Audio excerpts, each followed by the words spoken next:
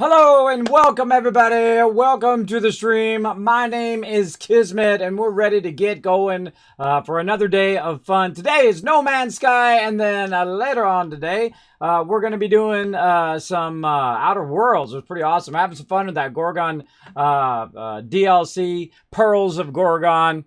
Having lots and lots of fun doing that. Just my lighting just a little bit.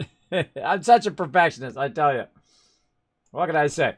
What can I say? I'm a bit of a perfectionist. Always tinkering. Always tinkering around with the stream. Always doing something. But we're ready to play some No Man's Sky. I hope you guys have had a fantastic week. Happy Friday! It's a Friday. It's ready to get it going on and have some fun. Hopefully you guys are having lots of fun on those battles. We crushed the battles. Holy mackerel. What tier we're on? We're on tier 44 right now. We have 9 hours and 58 minutes left. I'm going to try to run every single minute left of this event today. So we're going to be doing 10 hours of battles, or really 9 hours and 58 minutes of battles, depending on how the last battle hits, right, in the day.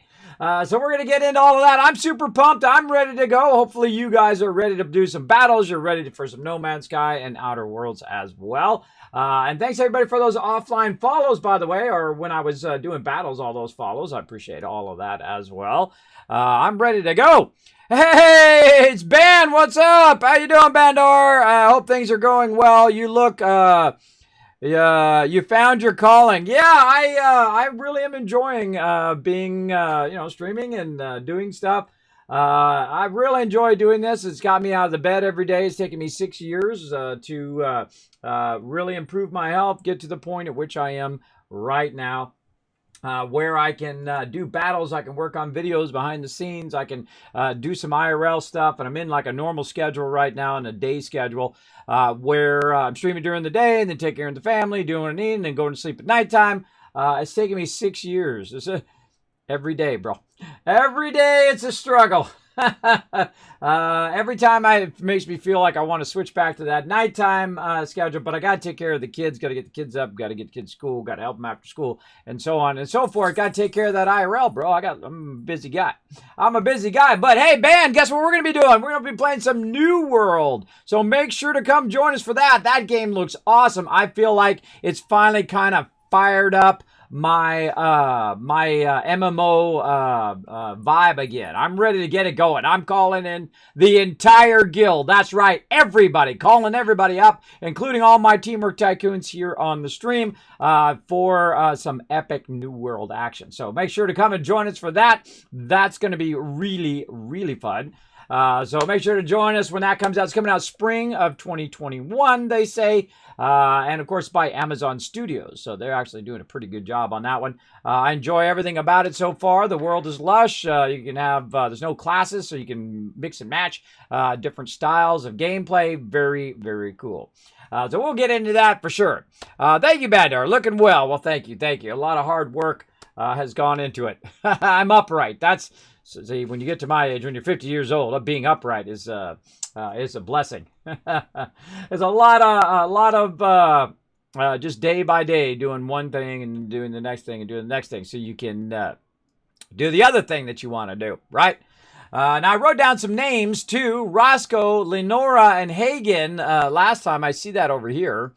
Up on my little notes, that we need to figure out who those people are and go talk to those people in Outer Worlds. Now, if you ever play Outer Worlds is like the successor to Fallout New Vegas. So if you love Fallout New Vegas, like I love all the Fallout series, then you will love yourself some Outer Worlds, that's for sure. We're going to be playing that later, right around 1:30 this afternoon. So in about let's say 4.5 hours from now, we're going to be doing that. But first, some No Man's Sky. Now, I've found a paradise planet at the very beginning. We're playing the latest update of course, Origins, where they've revamped the entire game. Incredibly fantastic. We're going to get into that. You know when we're going to get into that? Hold on. Right now. Let's go.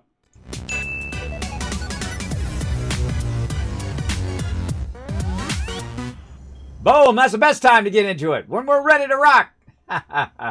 I see my bid cup's on fire already today. Hold on. Let's work on that a little bit. Whoop, there we go. Okie dokie. We're ready to fire this up. Now, we're in the space anomaly. We just unlocked it. And what we did is we came along, we got into the space anomaly. And it looks like it's rolled me back, so I have to go back and talk to the peeps again. Now, I've already been through the game multiple times, and they keep adding more and more cool stuff to this game. I never seem to get to all the new cool stuff, but we might try in this playthrough. We might try it. Now, if you haven't played No Man's Sky before, it is really, really improved over how it launched. There's a lot of cool stuff that they have done. Now, I'm just going to go through and click all the buttons because we've already done this dialogue last time. And I've already read it out. Because normally when I go to stuff, I will read it out first. Now, I highly recommend going to this guy first. Because he's going to, this is Nada. You talk to Nada, and he's going to tell you a whole bunch of stuff about the world and whatnot. And about your place in it. And then you go over here and talk to my favorite, Polo, over here. And then we go in and we're going to ask how and all of this stuff. There we go. Now, they're going to ask you to go do some other stuff. There we go. Speak to other travelers and whatnot. Now, you want to get to this point first before you go and talk to everybody else. Nearly every single time I do this, every single playthrough except for this one playthrough, I have talked to all of them first, even though I know that I shouldn't do it.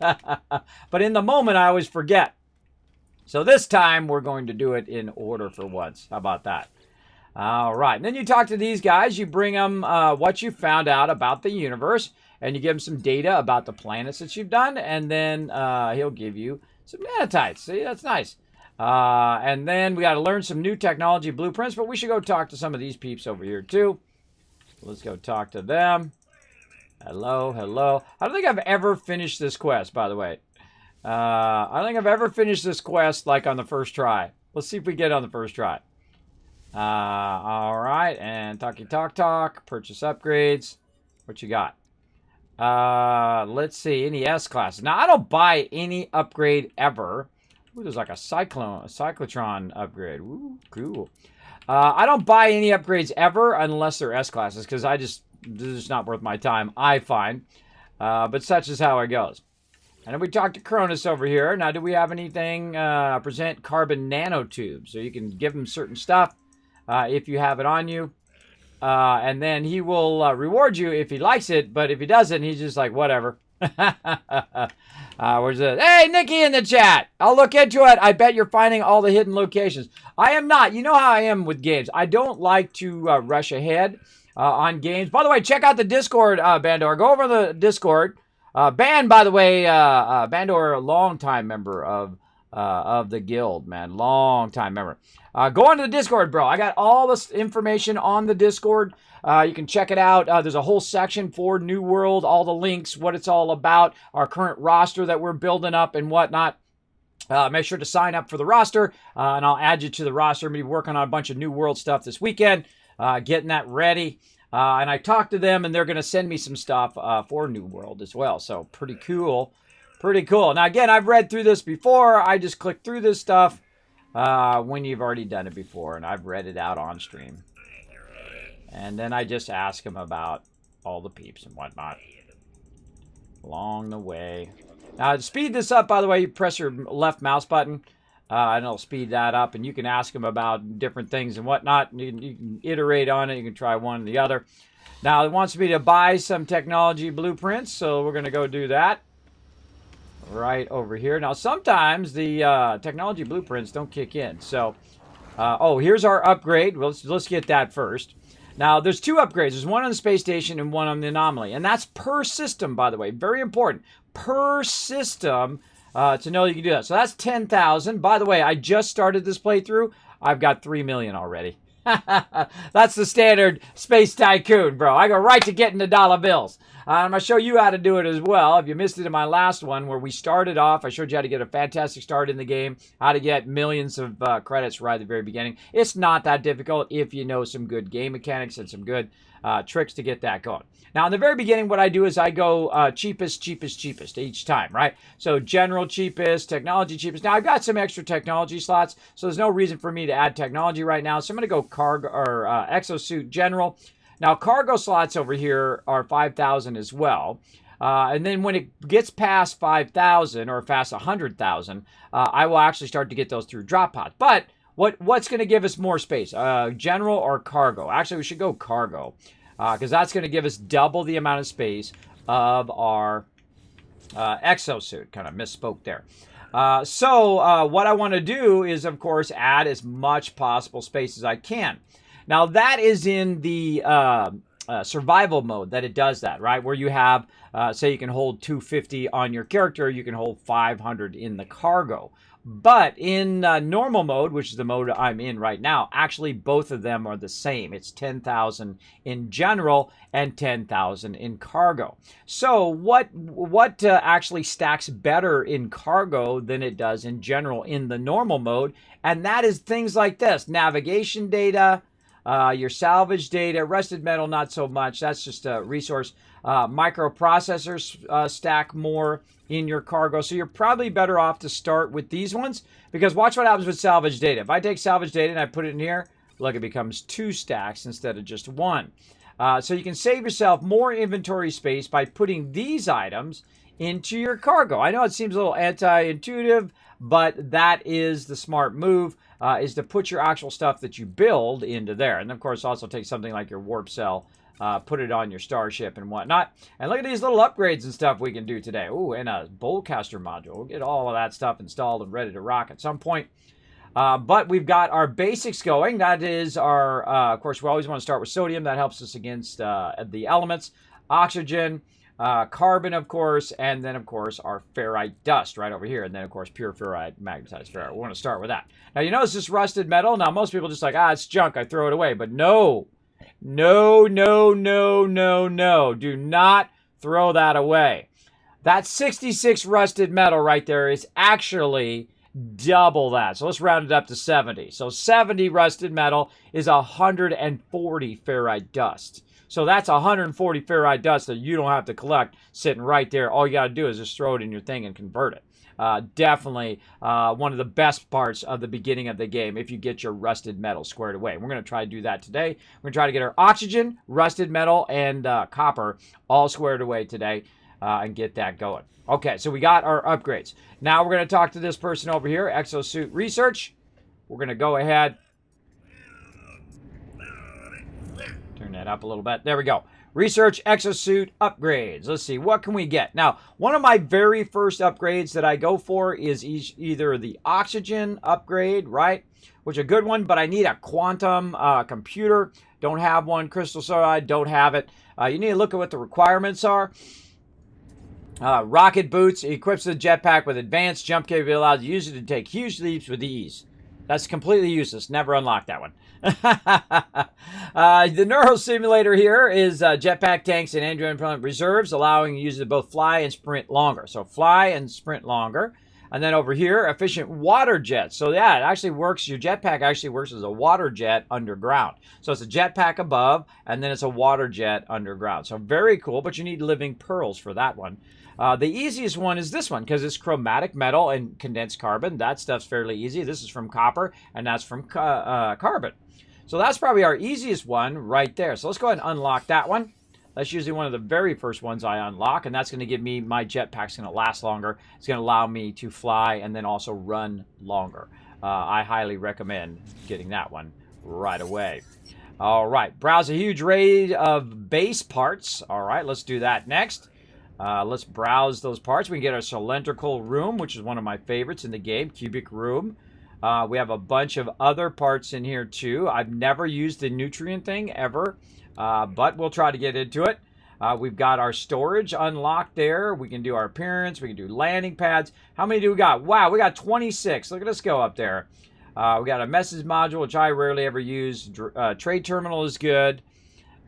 This stuff over here I rarely ever use or never use over there. Look at a sphere creator. We can create some spheres. Look at us. We look excited. Now we also want to get into our refiners, our medium refiners, into our large refiners. The great thing about the medium refiner is it requires no fuel. So we definitely want to unlock that. Boom. Because this way we don't have to keep collecting carbon to convert our material. So you definitely want to get those fired up pretty quickly in the very beginning. So let's go ahead and return, and let's see if it actually gives me the thing. I actually got it done! Look at that, everybody! I actually got that part of the quest done! The first time ever. The first time I've actually ever gotten that to progress. Normally it gets right there and it gets stuck. And every single playthrough I've done 10, 20 playthroughs.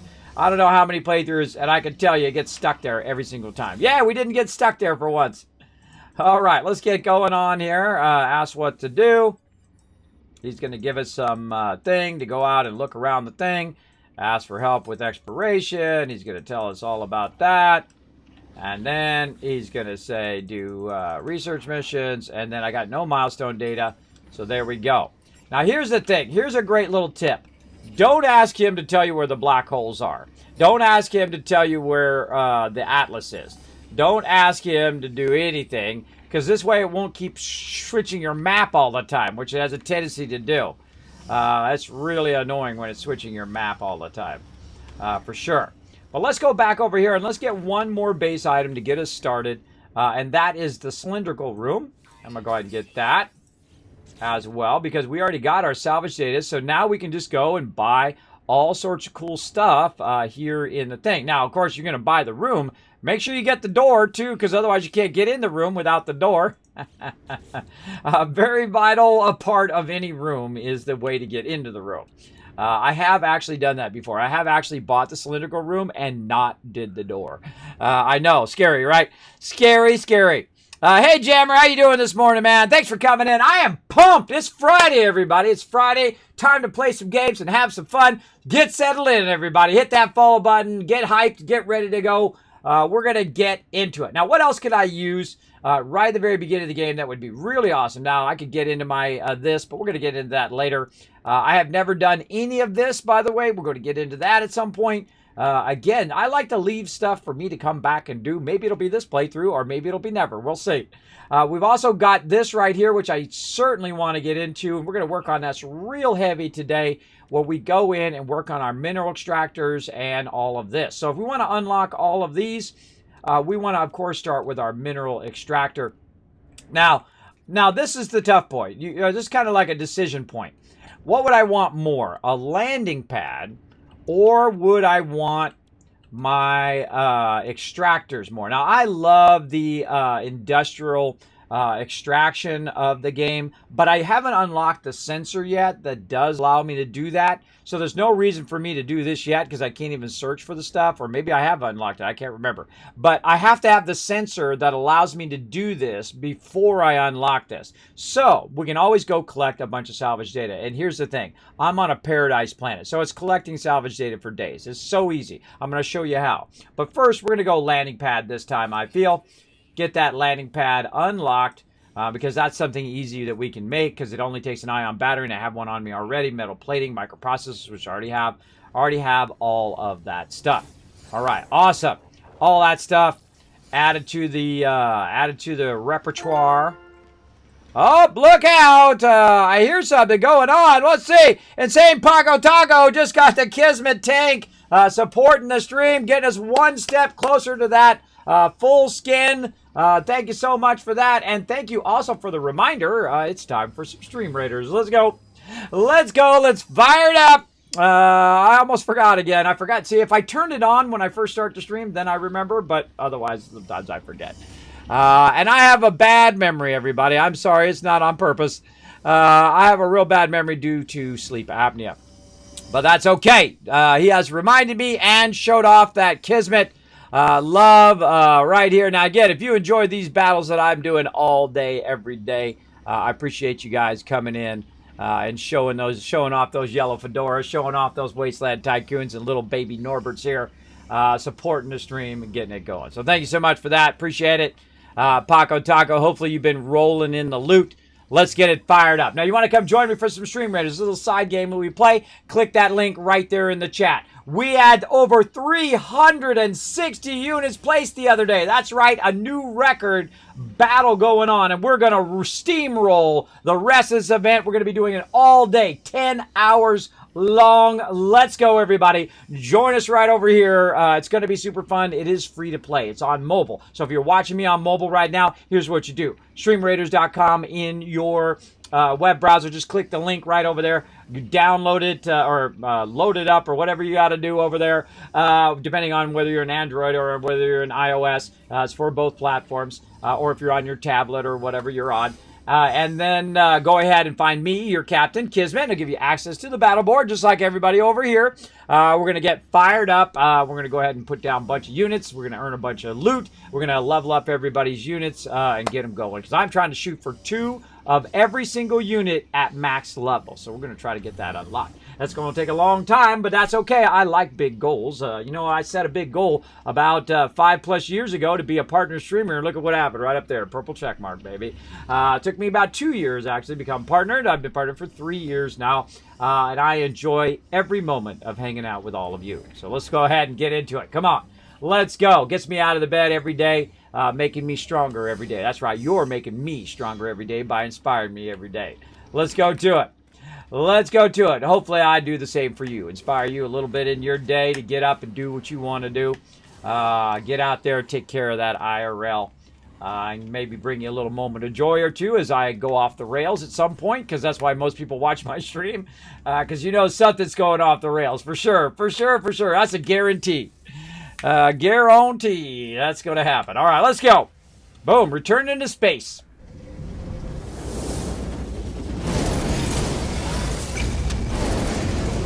All right, now we got our coming out of a space anomaly. That's our space station.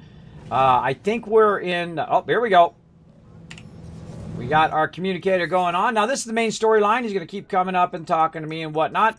Now again, I've already done the main storyline, so we're just going to kind of skip along a little bit, talk to Artemis here and whatnot, and kind of get this going. Say you found a crashed ship, and so on. That's where they are. Now, this actually has an effect on the later game. As you make these choices along in here, and then you make choices about NPCs, it actually does have an effect on them. Now, we need to go to the space station over here, so I can double check that I did get my backpack from here. Because every system I go to, the first thing that I do, name the system. Second thing I do is land on the space station, so it names the space station. Then I go and I get my upgrades, and I pull the anomaly. I go into the anomaly. I get my upgrade there, and then I'll go to each and every planet, at least in the first 10 or so systems. Wow, that was a fail. 10 or so systems at least, and I'll get all those upgrades going on for sure. Hey, Caveman coming in. Morning. Do you have a CPAP for your apnea? They work wonders. I have had tried the CPAP. I have a bit of an overbite. I get that question all the time whenever I talk about sleep apnea. I did go to 11 different doctors, by the way, when I did found out I had vertigo and sleep apnea. And I did get a CPAP machine. I've tried multiple ones, one on your nose, one in your mouth, one in the thing.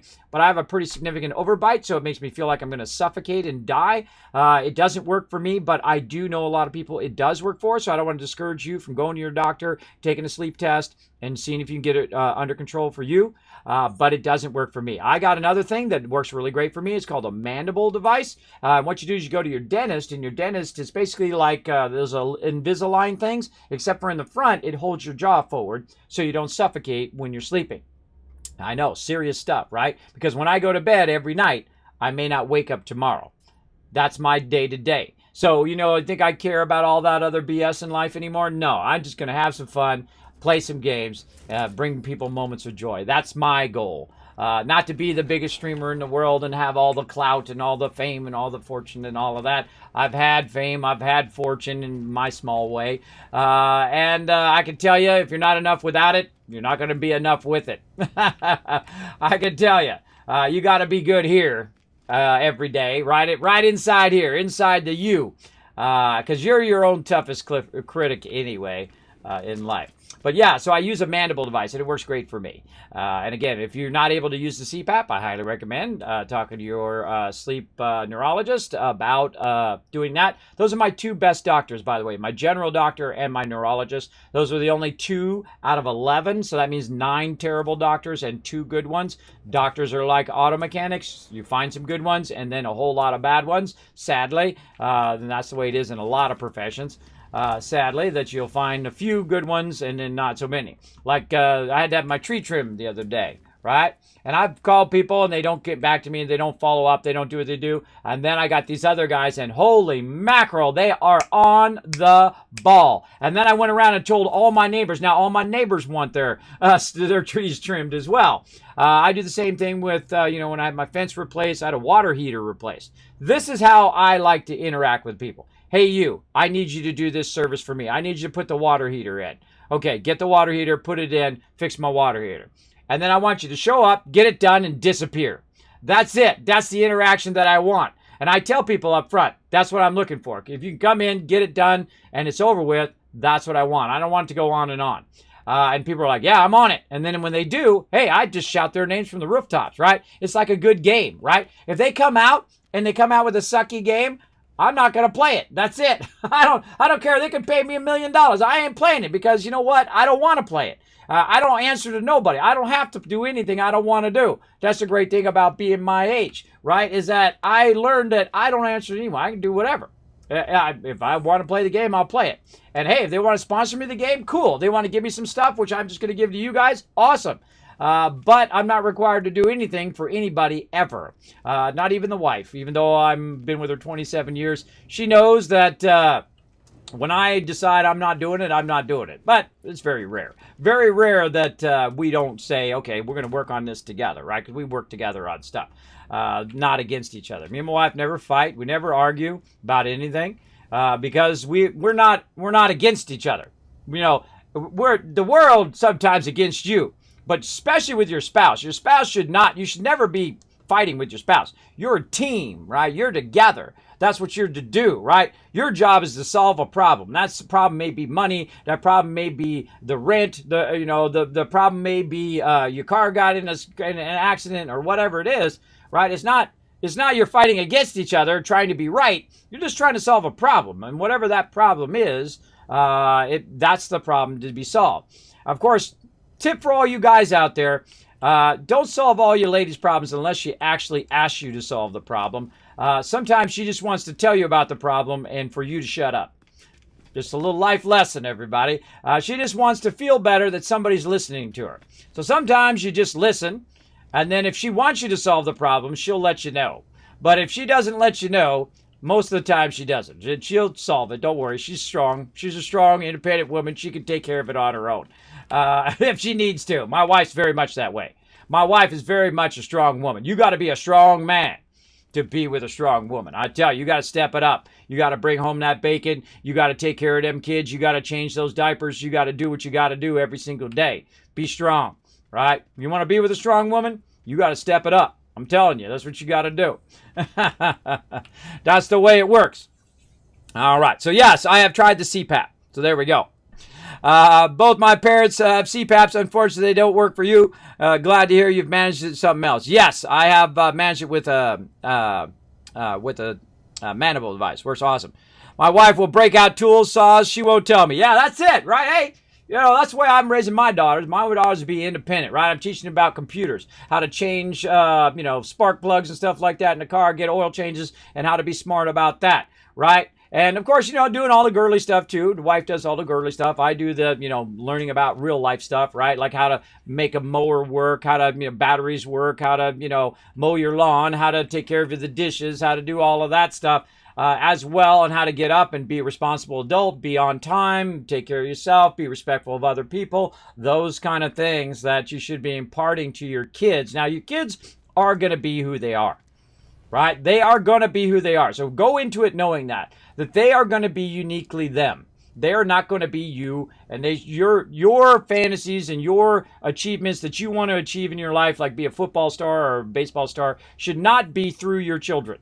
If it didn't happen for you, hey, I'm sorry. But then again, fate was probably having you do something else because that was probably more important to all the people around you. So never think. Sometimes when something bad happens, it's actually pushing you towards something good, which in my case is the same thing. I got sleep apnea and vertigo. I had the dream job. I worked for Apple. That's right. I was senior tech over there. I worked from home. I say everything you dream of, right? You work for the company, number one company in the world. You have all the monies. You're working from home. You can spend time with your kids on your breaks and on your lunch, and you can do what you love to do all day long. And I had to give that up due to my illness. And I can tell you, there's nothing more depressing than working your entire life for something and giving it up. But what happened? I had to find something else I love to do. And now I've spent the last 6 years creating moments of joy. And that's where I go in and I show some love here in the stream. And I go to TwitchCon and I give out all sorts of candy bars and free desserts and all sorts of fun stuff to create little moments of joy for random people. They don't have to follow me. They don't have to come in my channel. They don't have to raid me. It's okay. It's okay because I created that little moment, and hopefully they take that moment and make another moment and another moment, and that Kismet love train just keeps going and going and going. And it has an effect. It really does. It really has an effect. Like I had, one time I had like a Kismet after party, and there was like 50 people there, and they were all part of the Kismet love train, where I went and I helped this person, and that person helped this person, and so on and so forth. And all of those people had gone on to success. They'd gone on to be affiliate or a partner or whatever it was, as well as other companies and sponsors that I'd work with as well. And you could just see the effect. You could see the effect that some people went on and did what I do. That's go out and raid and show some love to random people on the internet without having any, expectation of return. And that's really hard to do as a person. It's really hard to have zero expectation as someone wants to give you something back. Now, my age is much easier because I don't care. I don't care if they raid me back. What I care is if they go on and pass it on to the next person, and that person passes it on. It's kind of like that movie, Pay It Forward, if you've ever seen that. That is a really fantastic movie and a fantastic idea. It actually does work if you put the effort into it, right? If you put in the effort and put in the love every single day into it, it does pay off. Now, is it paying off? Hey, man, I'm a rich, wealthy man. Nah, I don't make a dime doing this. I put every penny back into it. I hope one day it pays for itself. That would be awesome. But if it doesn't, oh well, I still get the other benefit of you guys getting free loot, of you guys having that moment like, oh man, I was on Kismet stream and I won this awesome, $80 Bethesda bag, or I got all this loot from TwitchCon, or I got all this cool stuff. He sent me Mountain Dew and all sorts of stuff, or I won an epic game that I wanted to buy, but I couldn't afford it, but boom, I won it on Kismet stream, and so now I get to have all that fun playing that game, right? That's the philosophy of my stream. That's what I do. Right? And you got to think about that if you're going to be a streamer. What is the whole purpose of your stream? Is it to make money and do all of that? I always feel like making money is a terrible purpose for most things that you do in life. Now, it's okay if you got to make money to, support your family and do all that stuff. You're in a tough position. There's nothing wrong with that. Don't let nobody bring you down no matter what you do in life. No matter if you're a dishwasher or janitor or whatever you are, or the CEO of some terrible company. I'm not going to mention those terrible companies, but you get the idea. You got to have more than just that money, because that money is an empty thing. It's not going to fill you up in here. Those moments of joy is what fills you up inside. That's it. Every little moment of joy when you're playing a game, when you're with somebody and you're laughing and you're with that special someone and time seems by like that, right? That's when you're playing a game and time goes by like this. Like every day when I stream, I'm telling you, it feels like 5-10 minutes. And it's been 5-6 hours like this. Bam! And I know some of you have had that feeling. Put a 1 in the chat if you've ever had that. When you're talking with someone like a friend, or if you've been playing a game, and all of a sudden, bam, 6 hours go by, 10 hours, 12 hours, like it was nothing. Like when I'm sitting there talking to my wife and we're chatting away, even to this day, 27 years later, I'm sitting there talking to my wife, we'll be eating, we'll go out, when we could go out to eat, or we'll order some food in, we'll be sitting there at the kitchen table. All of a sudden, an hour, 2 hours, 3 hours have gone by, and we just been sitting there talking and eating and just shooting and see what my kids have been doing the day and whatnot. Those are the very most precious moments in your entire life. Those are where it's at.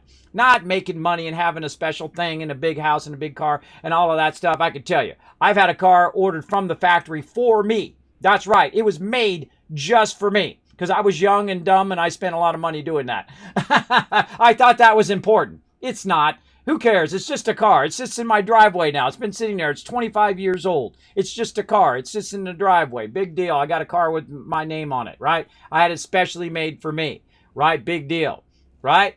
It's just a car. It's after a while, after 2-3 years, a thing is just a thing. Like when people first get their, like a couch, right? They get a couch and they're really paranoid. Don't spill on it. Don't get anything dirty. Don't get it dirty. In about 3 years, you're never going to even think about that couch again. People are going to have their shoes on it. The pets are going to be all on it and all of that. That stuff doesn't become as important later on. Like when you buy a TV, oh, it's so exciting. You get a TV. You got the brand new TV. You got the 73-inch on the wall. Super exciting.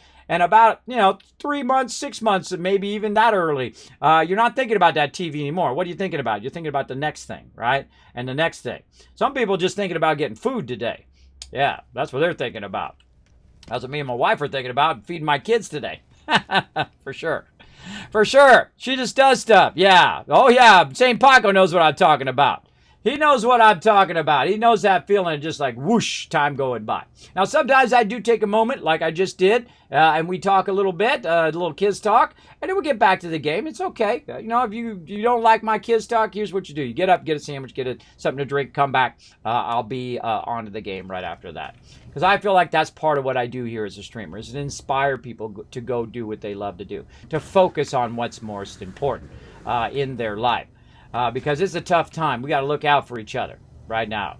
And always, actually. Not even just now. All the time.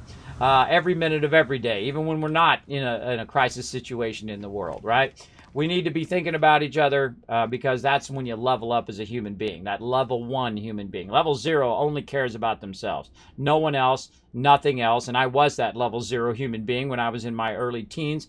All I cared about was me. Being a graphic designer and making money. That's it. That's all I ever thought about. And then, boom, leveled up, bro. Leveled up. You know when I leveled up? When I met my wife. And my perspective of life changed, right? She was my girlfriend at the time. And I'd already gone through a bunch of girlfriends that were crazy, though those are the best ones when you're young. Crazy ones are great. All you crazy ladies out there, much love. But after a few crazy ladies, and, I'm a little crazy too because I'm very obsessed with my work. So I met my wife, and I knew there was something different about her right away. And then, bam, that was it. Hooked forever. I still love her to this day. She's so amazing. So amazing and very strong. Very, very strong every day. She's just at it. She's like consistent to an ultimate level. She's always like every day, kids up, ready to go, off to work, get it done, come home, pick up the kids, get the stuff going. What are we having for dinner? What are we doing next? What are we doing next? Sometimes we call her the warden because because she's always on point, man. She's always on the schedule. She's always got it going. And I'm the whimsical one. I'm the one who's flighty. I'm the one who's messy and all of that. She's very organized and whatnot. We're a great balance of each other because she's sometimes a little too organized and I'm sometimes a little too much disorganized. So together, we balance each other well. And hopefully you find that person in your life at some point as well. Now, again, it's your life. They're all your life choices. They're all on you. I don't like taking people's choices away. I feel like you have those choices to make. And hopefully you make them some good ones, all right? And again, if you ever need some love, if some other people are bringing you down in today, you're like, Kismet, man, I need some love today, bro. I need a little bit of love here. Come on in, throw some love, say hi in the chat. We'll actually say hi back to you and hopefully make your day just a little bit better by hanging out in my stream, all right? So let's get back into some No Man's Sky. So we got to find the transmitter. Now, we went in and checked and see if we had upgraded our backpack, which we have. One of my very first biggest suggestions in the game is to take your technology items and take them out of your inventory and put them directly into your technology slots so you get some more inventory slots right away. Same thing with the starship. Take all of this stuff, like the launcher. Boom, put it in here. I don't have enough spaces. Don't have enough spaces in there. But the second you add more spaces, boom, put it in there. I kind of feel like we're going to take this radiant pillar and we're going to make it an S-class and we're going to upgrade it all the way up just for fun. Just for fun, we're going to max that one out. Of course, we'll look for another one while we're at it too. But we're going to max this one out in this particular playthrough. It's going to be super fun. All right. Also, in our starship, we can take our warp cell, put that in the hyperdrive. So that's not taking up an inventory slot. We've got some platinum. We've got silver. We've got all this stuff. I like to keep this in my exosuit inventory because I have a problem sometimes of duplicate things, right? You have like a stack of silver here and a stack of silver over there. So it's using up 2 slots instead of just 1 it should be using up. And now we've also got some upgrades here. Hyperdrive module, well, heck, what the heck? We'll just throw that in there. Why not, right? Put that by the hyperdrive. Well, except for we got one problem. We need to have the hyperdrive be able to be next to that. So we got to go ahead and take the hyperdrive and put it right there, and it gives it a bonus now, right? See, hyperdrive range now 182. And here's the cool thing about this, is you can move these around by hitting E. And you see I move it, and it actually tells you what the bonus is. And I wish it did this with all the stuff. And that's the hyperdrive range right now is 178. But if I put it together, it's going to be 182 because they're now bound together. So definitely want to do that. Let's take our deflector shield and put that up there. And I like to have all my stuff at the end of my list, right? And on a small ship like this, when you start adding a bunch of upgrades, you're going to downgrade how much stuff you can have on your ship very, very quickly. So let's go ahead and do defector shield. And we're going to go ahead and add a shield module. Boom. Now those are connected together, right? We'll move it apart. And we can see it's now 201 with both of these. By the way, before that, it was less, 200 less. And then when you combine them together, 202. So make sure that you are matching items together. Another fantastic tip for No Man's Sky. And then we have the bolt caster for our multi-tool. Now, I don't have the bolt caster on there right now because I need a much better multi-tool. And we're going to go solve that problem right now. Let's go. Let's go do it. Now, I did see when we first started here. Now, I'm actually on Tycoon System number 2. That's right. I actually name it after my Teamwork Tycoons. So every system I go into, I call it Tycoon S or Tycoon System. And the reason why I put the S there instead of the word system is so that it's smaller so it doesn't scroll. If I were to add the name system and then a blah, blah, blah, blah, blah, it starts to scroll. So I've truncated it down so it doesn't scroll. So now we've got this. So we've got Tycoon System 1, which we've gone to. Tycoon System 2, which we've gone to just one planet, but we don't know what's up with these other planets over here. We haven't explored those yet. So we'll take a look at those. And we'll go ahead and take a look at what we got here. Copper. See, if I see high sentinel activity, that's usually one where I just count it out, right? I just count it out and say, I'm not going to deal with that planet because I can always go find a planet like that planet without sentinel activity, I find. So let's go ahead and get into that. And we've got our upgrades. And let's go do our multi-tool first. So we need to go through our teleporter. Now, again, we go look at this multi-tool, or we already did, over there. That's a smaller multi-tool. And we have a pretty decent multi-tool in Space Station number 1. They've also upgraded all the interface, by the way, and the transport and all of that stuff. Very, very cool. I love the upgrades in this game, especially the Origins update, which really revamps all the planets and just makes it beautiful, beautiful planets. We're going to check it out. Let's go. We've also got 6 minutes left on our Stream Raiders battle. So we're going to get into that in just a moment as well. Let's go. Okay, let's see. Long miss transmitter. We're going to get into that. Where's our multi-tool? Other side. Other side we go. So we're going to use up some of these things. Now, I'm a bit notorious on saving these things for later. You really shouldn't. You should just use them up as quick as possible. If you can, because this way they don't sit in your inventory forever and suck up your space. Now look at that one. See, the other one was real small. This one's much better. It's not the best. It actually goes C class is the lowest, then B, then A, and then S class is the highest of the class, or uniques are actually higher than S's. But most of the time you're just looking for an S class of whatever it is. So this one's already got a mining beam, a scanner analysis visor, and a geology cannon. We can go ahead and compare to what I've got right now. Now this right now is going to cost 2.6 million, but I can trade in my current tool, which is 56,000, and get that going. And of course, I have an advanced mining laser on mine and a train manipulator and our analysis visor, scanner, mighty beam, which this already has. But these two things I've added, right? So I can say, you know what? Hold on. I would rather go back and decline. I can rather go back and dismantle those, right? So if I dismantle them, what happens? Boom. I dismantled it. Did I get that resource back? I did. See, look, there's my nanotubes. There's my stuff. So I got that back, so I can go ahead and make that again. It might be something that that I don't actually still have the resources for. Now, my inventory is getting full, so I'm going to hit X and move some of this stuff to my starship real quick. And we're going to see if anything shows up in these slots right here, right? We're going to go ahead and dismantle our train manipulator and then look at our exosuit. Aha! That's right. We're getting our resources back. So good idea if you don't really care about the cash and you're more interested in it, then you can get those resources back. So you can do this as well. And the scanner and the mining beam. Oh, I don't have enough room. I don't think. Nanotubes out of there. Carbon and multi-tool. Oh, that's just charging.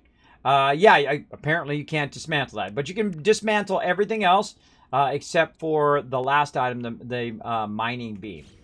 Now, again, I don't care that it was worth 56,000. You know what I care about? I care about having the resources for putting those things back from the previous one into the new one.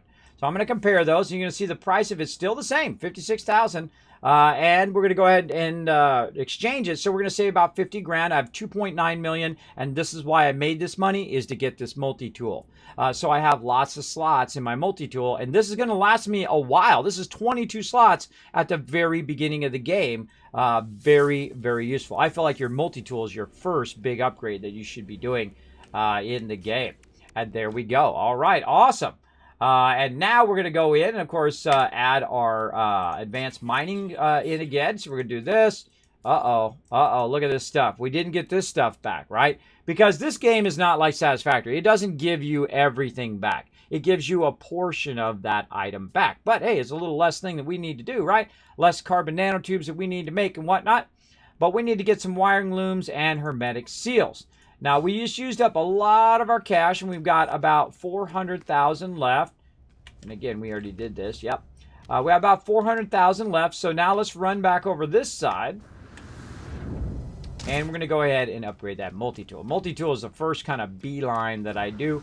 I try to get a multi-tool that is better than, of course, my starter one. And that's a real good jump. That's a real good jump in the very beginning. Especially since I already have the cash and whatnot. All right, wiring loom. I need 2 of those. So there goes 140,000. Just like that. So I can upgrade my mining beam. And let's get that in there. Very nice. Now we need hermetic seal. We need 1 of those. Now those actually I can actually make. So let's go in and let's make 1 of those if I have the resources. That's transfer items. Sometimes I do transfer instead of make. What do we need? We need condensed carbon. We have 19 of 30. Now, if you have lots of cash, by the way, you can just go in and buy the carbon if you want. If there's any in here. Nope. We got some uranium in there, though. That's a little tempting. Let's try that uranium. The reason why I like uranium early game is basically so you can power your ship with that. That's your landing thruster. So if you take your uranium and you put it in here by your thruster, you can just go like that. Boom. Every time it gets low, you can just pop it in there. Definitely want to get that uranium going at some point as well. All right, so we got that going. So multi-tool, I've already forgotten what it was. I needed hermetic seal. Okay, so we need some condensed carbon. Now, right now, we don't have the ability to get any carbon. We can't buy it from the thing. We can't convert it here. So it's time to go back and to work on our primary base, and that is the Tycoon HQ. So let's go back to Tycoon HQ, and we're going to revamp our base. We're going to get it started. We're going to get all sorts of cool stuff in there. We've already unlocked our first our fully powered converter, the medium converter, so we don't have to keep feeding carbon in there all the time. So it saves us time from collecting resources. Your time is your most valuable thing. It's the thing that costs you the most in game. So we try to maximize our time in what we're doing. Be very efficient in the game. Now, as you can see, we're inside this little space here. You're like, whoa, Kismet, what the heck? I've never even seen that before. Wow, that's neato. I know, right? This is a new thing that they've added to the game. Check it out. Let's go out here and take a little look around. Turn my light on. There we go. Out here, this is a gigantic tower that you can see right here. They've added these to the game. And I'm using it currently as my base. This is my primary base. Right here in the game. It's on my paradise planet where, as you can see, there's no toxic weather, there's no rainstorms, there's no nothing. I can just run for days and not have to worry about constantly collecting sodium and things like that, though you still do need oxygen.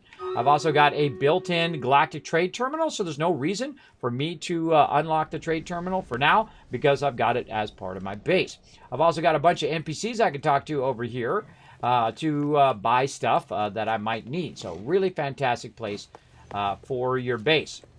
Now, one of the things about your base is you definitely want to get something going. Like I'm going to get something going right out the back here. And I'm actually going to build my base right out here. And I'm going to show you some tricks on how to do that. One of the things we want to do, of course, is hit that X and set up our quick keys and all of that. You can see I've got it set up to 5 and to 6 here for my life support and whatnot. And then we want to hit Z, which is going to allow us to build. And then we're going to go down here and we're going to go ahead and build our way up. Now I'm going to use walls to build my way up to this top part. And I'm actually have my base right here so I can jump out and go up to the top part or go into my base, do whatever I need to do in there. Now I could try to put my base in here, but it's going to be really awkward to try to put that base inside here. I don't know. Let's give it a try and see what happens. It's actually snapping right there. Look. Actually snaps. That's funny. That's funny that it's snapping right there.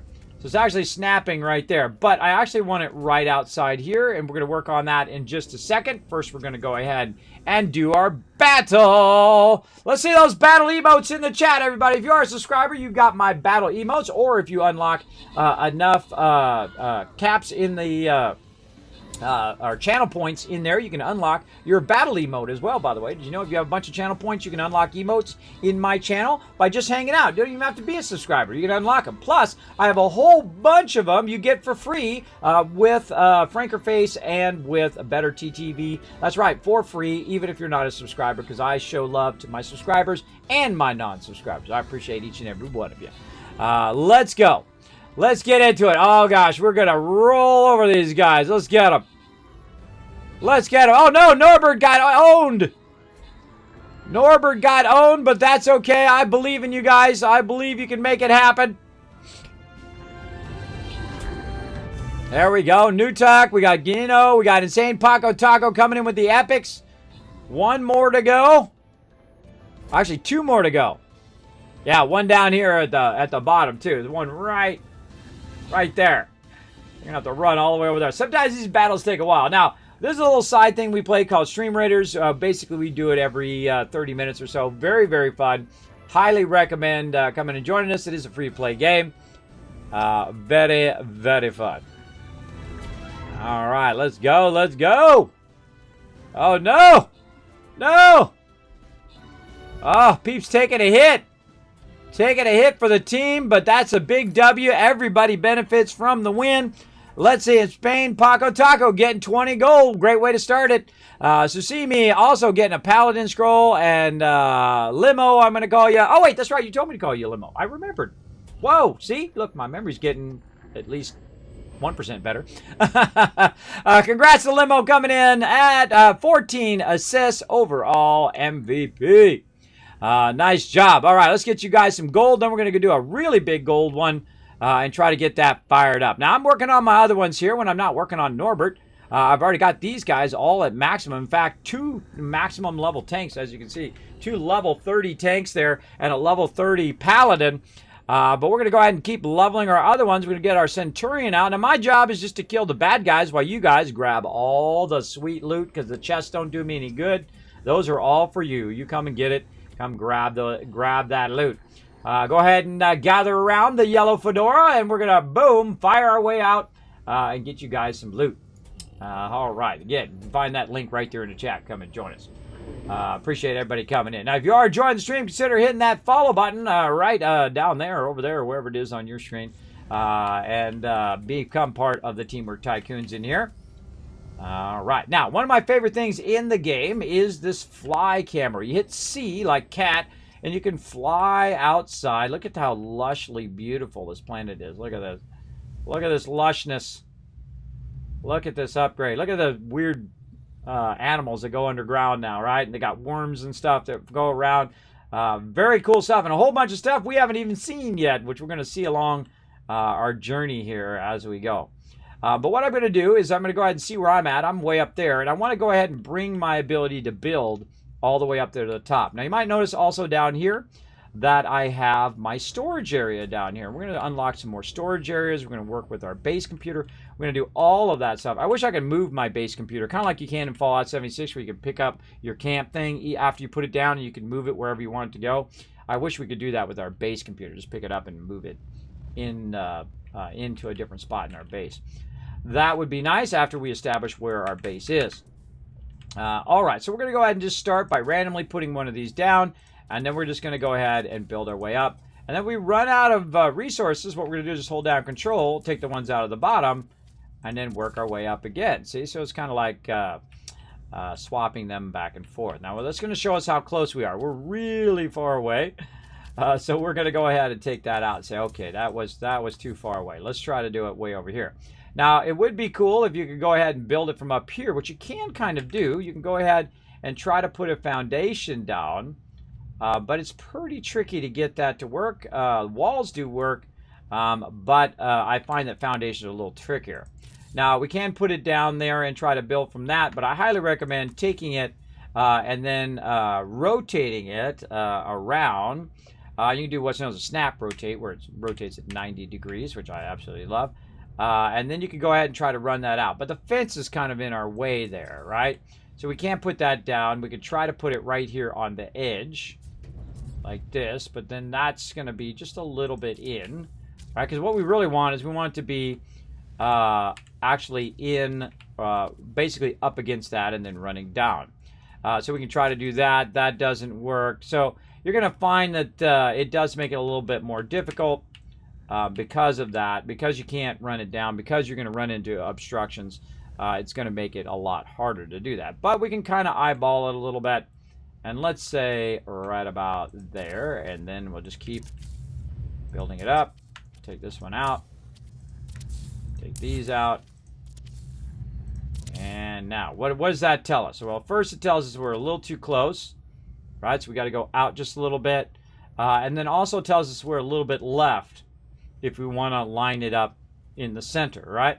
So that tells us a little bit of something, something. So we can go in, take this one out, and say, okay, we'll move it forward just a bit. What about right about there? And then we'll take these out. And again, because I don't have enough materials, it's a little bit tougher because you have to, take it out, put it back in, take it out, put it back in. You might end up doing the same exact thing like that because it's hard to see. But we can work our way back down again too. So we can work our way back down to where we started and then say, okay, now I have where I started last time. Let me go ahead and move it out just a little bit. It doesn't really matter if it's centered or not, but you can just kind of, now you have an idea. I want to offset a little bit. I want to move forward a little bit and then move your way back up. And yes, I do all this stuff on purpose because I pre-think out my streams on what I'm going to be doing today. Not everything, but most of it. So now look, that one looks like it needs to turn. This left side needs to turn in a little bit, right? It needs to turn in just like that. And then also needs to go that way now because it's too far in this way. So again, this is a really great way of trying to figure out what you want to do. And then work your way back down again, right? Now you know. Down into there. Take that one out. Put it back down on the ground. And now you know you want to go that way and you want to adjust it. Now, here's what I suggest. Leave that top one there and take the bottom one out. Now, because it sometimes snaps, it's going to be a little tough. But if you kind of work it a little bit and say, okay, what's my distance?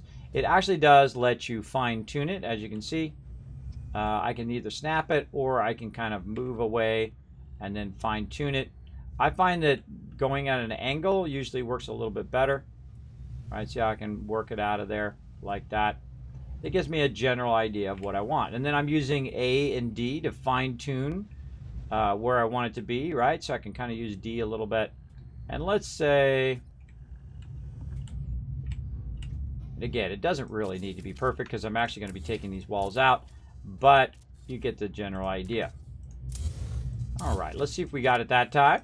I love building, by the way. It's my favorite thing to do in most games, is the building part. And that looks pretty rock solid. Pretty centered. Pretty good angle over here. Oh, I went back to my character. Pretty good angle over here. Pretty good angle across there. Pretty square. All right, looks pretty nice. And then what do we do all that for? You might be thinking, well, we did all that so we can go ahead and put down our circle here, right? And you're like, wait a minute, it doesn't go there. But I tried to put it there, it won't go on to the thing. Well, that's because you have nothing for it to go on to. And you need it to go on to something. So in this case, we now need to think about where do we want to put our foundation. So as you can see, I've perfectly made it where it is just above the thing. And that takes a lot of practice and just know-how that you can make that happen. So it's just above that area. So what I can do is just come with my guy, jump up into my base whenever I need to do, and then I can do a landing pad out here and have my ship there and all of that. And that is what we're going to work on right now. Let's get into it. Let's get into it. Now, if you do like this type of content, make sure to throw that one in the chat so I know that you are enjoying yourself. Now, if you notice also, by the way, I can make more foundations than I can make walls. It's because walls are 25 and floors are only 10. So that does help a lot when you use your walls to get to there. And then we're going to go ahead and put in our base like this. Now, what happened right here is that it's not letting me put my base down. It's acting like I can't put it down, but it's lying. I can put it down if I actually had the pure ferrite to put it down. It's not that I can't put it down, it's that I don't have the resources to put it down. So we need to make some pure ferrite. Now, I just happen to have some stuff over here to make pure ferrite. I have a portable refiner, but I unlocked my larger refiner. So I really want to get my medium refiner going on. If I can get into the right thing. There we go. I really want to get this going on, but I need 5 dihydrin jelly and I need 100 magnetized ferrite. So let's go ahead and start with that first. So we want to get our constant ability to convert stuff going first. We have magnetized ferrite. Do we have any pure ferrite? We have 2. We have 94 ferrite dust, but hold on a second. We got rusted metal. Hold on. We want to take that rusted metal first, and we want to convert that into ferrite dust so we can take it from ferrite dust into pure ferrite dust, and from pure ferrite dust into magnetized ferrite dust. We need 50 magnetized ferrite dust. That means we need 100 of everything else because it's 1/2 of that. So we got about 100 right there. So we're going to let that convert. Now, right now, this is using my carbon. And they also have a thing where you can add it to your backpack, by the way, your backpack thing that you use as a converter. So you don't have to carry this converter around anymore. And I'm definitely going to unlock that as soon as I can. But I like the one that doesn't cost any power. And you can just let it run and run and run without having to do it. Oh, look, we ran out of fuel. Okay, we'll go ahead and use our condensed carbon. Let that finish up. And we're looking good. All right, ferrite dust complete. Now, we need some pure ferrite dust, so we're going to go ahead and take what ferrite dust we have now. And by the way, they did add a function in here where you can pick this up. Oh, I'm going to try to anyway. You can pick this up and hit C like cat for cut. And now I cut that in half. And now I can cut it in half and create some pure ferrite. Now, notice that pure ferrite is 1-to-1, right? So 100 ferrite dust is roughly 100 pure ferrite, right? 113 in this case. But what's going to happen next, as you can imagine, what I was just talking about, is when I put this back over here to make magnetized ferrite, now 2 of these equals 1 of our magnetized ferrite. So 2 pure ferrite dust is going to be 1 magnetized ferrite. So it's good to know those conversion rates so you can do enough up front to do enough in the back end, right?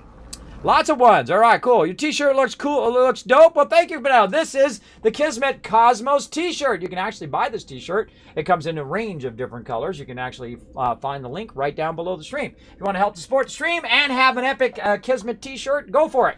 I call this the Cosmos t-shirt. Just rocking my logo on there, the Kismet logo. There I am. That's me. That's me, everybody. Know that every pity just goes right back into the stream anyway, in the form of giveaways and all that stuff. And sometimes I do give away t-shirts and stuff like that as well. So make sure to be around for those giveaways as well. All right, so we got that converted. We've got our magnetized ferrite, and we're going to try again. Okay, magnetized ferrite, good. Now we need some dihydrin jelly. Now how do we make that?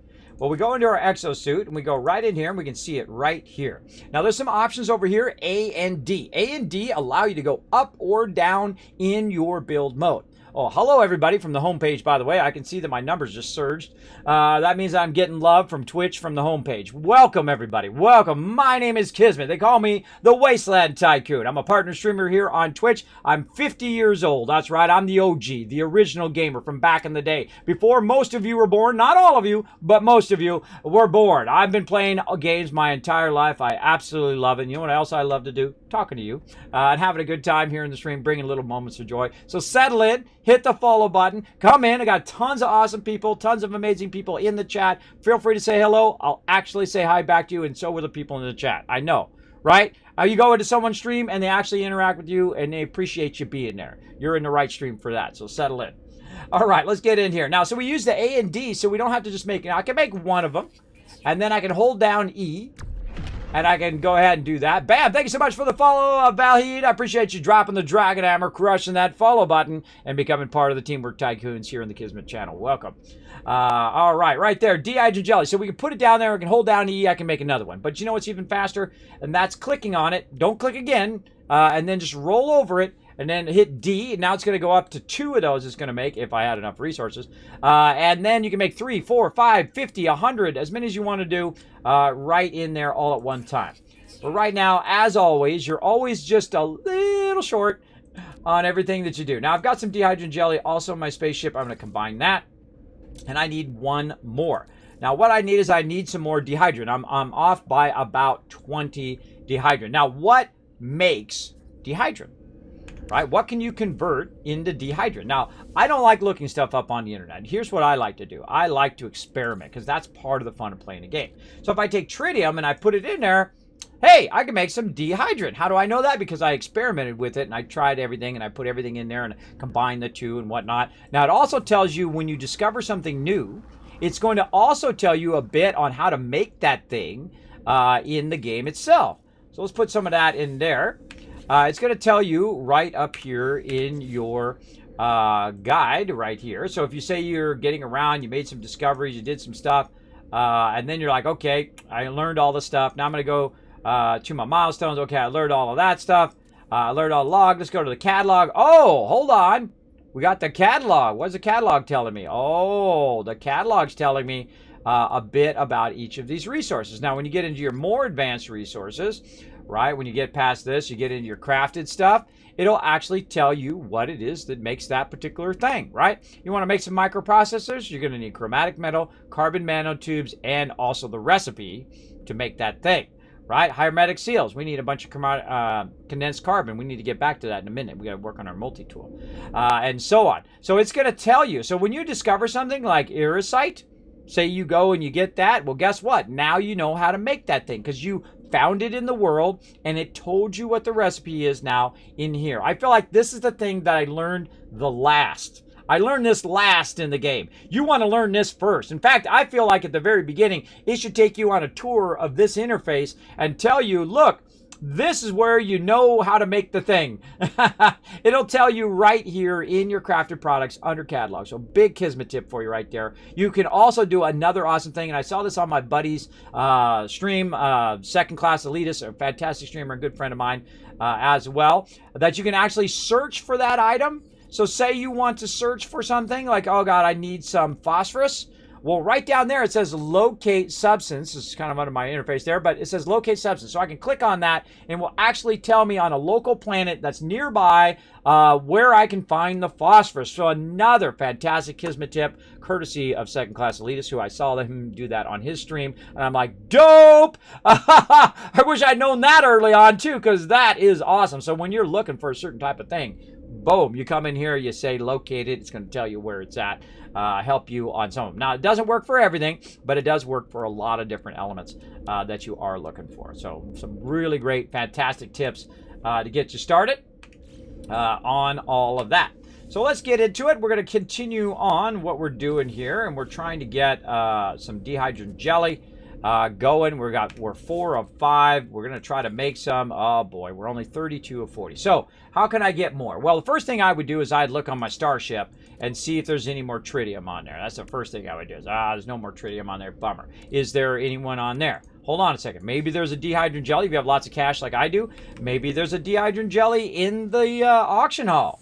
It's kind of a bummer to have to buy it, but hey, you know, if it saves me time, I go in and I can buy it. Oh, any dehydrogen jelly in here? No dehydrogen jelly. How about tritium? Is there any tritium in there?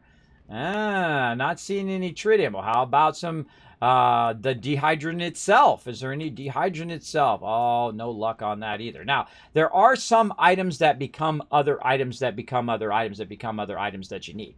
You know what I mean? It's like this becomes this, and that becomes that, and that becomes this, and this is what you need way down here. Something like dirty bronze here, you could go ahead and convert back to pure ferrite and perrite if you need, and stuff like that. You can convert those back from the higher end elements as well. But what we need is some dehydrogen, and that's actually fairly easy to find because you can just go ahead and hit C to scan for it. And now I'm also doing a quest for my Hollow Terminus. But we're going to go ahead and look around and say, okay, is there any out there? Okay, I see some oxygen out there. That's what that little symbol is. Anything else out here? Let's go look. Now, another cool thing that this game has, and this is how they got me right away, is they have a jetpack. I love the jetpack. Another great, fantastic tip for No Man's Sky. By the way, the Origins update is second to none. Incredibly well done. This game is one of the great comeback stories of all time. I highly recommend trying it again. In fact, you already paid for it. If you already own the game, you already paid for all these updates. And I tell you, all the updates are for free. No microtransactions, no DLC, no BS. You bought the game, you own the game. You own the original game and all the updates. That's right. That's how to do it right. That's how to do it right, baby. And I don't have any problem with cosmetic microtransactions and all that stuff. But these guys said, you know what? We want to make a great game. We want it to be awesome. And that is very rare. That people don't just say, well, thanks for the money. Bye. Right? That's kind of scummy style of being a dev. No, you want to be awesome, bro. You want to make a great game. I don't know why you would start making a game if you didn't want to make a great game. That's just my mentality. But then again, not everybody thinks like me and all of you who want the game to be great from the beginning. And sometimes, it's not. Sometimes it's got to grow to be great. Very rarely is any game perfect on launch, because I know I was there, bro. I was there for all of them. Pretty much. I've been there for all the games launching. All right, here we are. Here's what we're looking for right over here. This blue stuff. Let's grab it. Oh, and that's the moment in which my headphones die. Now, I have some wireless headphones that I'm using, and they will die every few hours, which is kind of good because it kind of reminds me to swap them out with my other ones. Now, I have ones that look exactly like those ones. And why do I have wireless headphones? So when I stand up, the cord doesn't go, and get me, which does happen all the time. I have a tendency to pull them right out of my head, and ow, does that hurt. All right, there we go. So what I do is I keep one charging while I'm using the other one. Really smart way of doing it. Also, I keep one case plugged in while the other case is charging, and then I swap them around and so on. So I feel like that works pretty great. Right now, you get some wireless headphones for pretty cheap. Get yourself, for $30 from Walmart or whatnot. If you're not an audiophile, it's good enough for playing games, that's for sure. Especially you got Bluetooth built into your machine or into your laptop if you're playing mobile. Also, you can, sync it with your mobile. You can even sync it with your TV now. A lot of TVs have built-in Bluetooth. So you can just switch between your TV, your phone, your computer, whatever you want to do with those headphones. What I do with my kids is I buy the $30 ones, and I buy a couple of them. So one, because they're going to lose them at some point. But two, so that if one dies, they can just switch to the other one. So if they're doing their homework and they want to listen, it does help a lot. All right, so we got some dehydrin jelly there. Did we get enough is the question. How much dehydrin jelly do we have now? Oh, we got 69. All right, let's get into it. Let's get it going. Whoa, did you see that thing? It was like a giant fish. Jump past there. Giant fish went flying by. Okay, so we'll get back up into the base. There's all these little lower rooms too, by the way. Definitely want to check these out in here. There's a little bit of stuff down here, right? You go in here, you can do some artifact exchange. That's new. All sorts of neat stuff. We'll get into that later. We're at the beginning of the game right now. I have played through many a time, by the way. Many times through. And we're checking out all the new stuff, the new update. Now, whenever they come out with a big major update, it just inspires me to do a brand new playthrough, and that's what we're doing. And I'm showing you all my best tips along the way on getting your base started and using the new items and using all the new stuff as well as part of your base. Okay, so we got that going. Now we need to go ahead and get our medium thing. Now, here's the thing. I took over this base. It's my base now. I own this. So I can go ahead and put stuff anywhere I want if I have enough resources, right? So I need to go ahead, one more dehydrogen gel. I'm just going to hold down E there.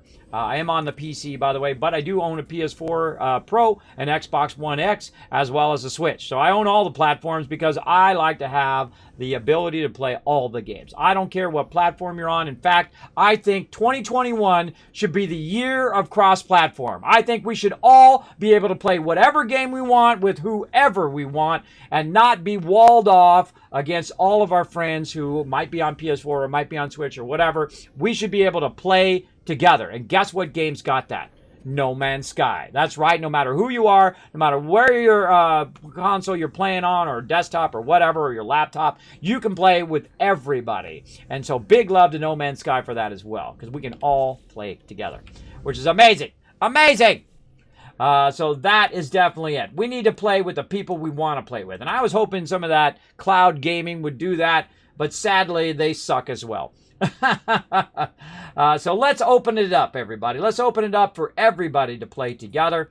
And then I feel like that's when gaming's really going to take off. When you stop playing the walled garden, and you know people still going to buy your platform anyway, because you got your exclusives, which are your primary games, which are fine. But if it's a third-party game or more of a universal game or a universal franchise, it should be on every platform because they're going to make money anyway. They're going to make money putting it on there. Like Xbox just got Bethesda, right? So if you take Fallout 5 when that comes out, or Starfield or whatever, and only put it on your platform, they're actually going to lose. They might sell more Xboxes, but I can tell you, they're going to make way more money putting it on every place they can possibly sell that sucker, and that sucker is going to sell a lot. I'm telling you, it's going to sell a fortune of that. And so it's a win-win no matter what they do now, right? They put Starfield on just Xbox, they win. They put Star Wars on PC and Xbox, that's a win. But if they put it on Xbox, PS4, Switch, your phone, your tablet, everything, and have the ability to play it everywhere, that's really the big thing that the gamers want right now. They want the choice to play it anywhere they want. And I love the idea of the fact that I can be playing it on my Xbox, right? Playing on my Xbox and playing my kids sitting here in my living room having a good time. And then the wife wants to watch TV. Then I'm like, okay, you watch TV. I'm going to go up to my computer and continue where I left off. That is awesome. Now, if you make that work, you're going to be the richest person in the gaming world. That's it right there. You make that happen, bam, you win. That's it. Because, PS5 came out very strong. I love the games they got coming out. Love the console. Great idea. I love the design of it, all the styling of it and everything. They were very bold on it. Very smart move. And then Xbox came out with the thing, which I like too. I like that kind of minimalist stuff as well. I'm a graphic designer, so I like that kind of design. But their games are pretty weak right now. Just to be honest. I'm just going to be honest. The games are pretty weak, right? They don't have a big, awesome lineup like PS5 has right now. But they got great technology and all of that. But what they did do is pull the big boy move, and they bought ZeniMax with all of those huge IPs, and they bought them out and said, you know what, you're coming out with a console, but we're coming out with the games. That is the most important thing, is the games, not the platform. I don't care about the platform. I have every platform. What I want is great games. That's what gamers want. You produce great games and give us those great games. We're going to shout you from the mountaintops. We're going to show you all the love, right? Called money love. I don't mind dropping money on stuff, and I got barely any money as it is, but I don't mind dropping money on great games. Like No Man's Sky, like Outer Worlds, like Satisfactory, Astroneer. Oh, gosh, just so many great games right now. I wish I had more many minutes in the day. I could play more. Because right now is a great time to be a gamer, because I'm telling you, I got a backlog of games. I don't even get to play the games. My kids are playing my games now. My kids are off playing Spider-Man. They're off playing Horizon Zero Dawn. I set it up on my TV so they can play all of it on there as well. Because I basically, I feel bad. I got an Xbox sitting over here. I got a Switch sitting over here. I got a PS4 sitting over here. And I know somebody out there would love to play that sucker a lot more than I do. So I let the kids play it, but only on a limited basis, though. They can't play it 12 hours a day. They got to get their homework done first. Does anyone know what they're doing when they do the devs intend to fix ground inside base problems? I'm tired of doing levitated bases to avoid that, like making underground bases and stuff. Yeah, here's the thing. Whenever you have a problem with something, give respectful feedback. Say, look, I would love it if it did this. It does this now, but I think it should do this. That's the only way to get stuff forwarded. That's the only way to get stuff better down the road. You just say it sucks, it doesn't do any good. It doesn't do any good. You come up with a solution, because obviously it needs a solution. Maybe you're the one who's going to solve it. You never know. You know, everyday people solve big problems, because the important thing to remember is that everybody else may not think of the solution. You may be the one that thinks of the solution to that particular problem. Now, of course, also don't get pissed at them if they don't do it, because it's their choice to do it or not do it. I give back feedback, and if they do it, awesome. If they don't, well, that's their problem. If they don't want to improve their game and make it better, then that's on them. But I do give suggestions. I do give feedback from time to time on games. And then if they implement it, awesome. And I was like, great example, YouTube. YouTube has been doing a lot of stupid stuff for a really long time. I'm sorry, I'm going to call them out. They've been doing lots of stupid choices. Their comment section, when they changed that, it was a train wreck. They changed just one thing in a train wreck. Another thing, train wreck. Another thing, train wreck. Train wreck, train wreck, train wreck, train wreck. Stupid choices, stupid choice, stupid choice, stupid choice. Penalizing your smaller creators because big creators do stupid stuff. That kind of stuff. Not having good support. And then they did the ultimate stupid thing, and that is they made it harder for me to upload my videos to YouTube. And that's where I draw the line, bro. That's where I draw the line. I suffered through all that other stuff. But when you make it cost me hundreds of extra hours to upload my streams onto your platform so you can make ad revenue, then you've done it wrong. Right? Because I ain't making that much ad revenue. I make like $5 on YouTube. At best.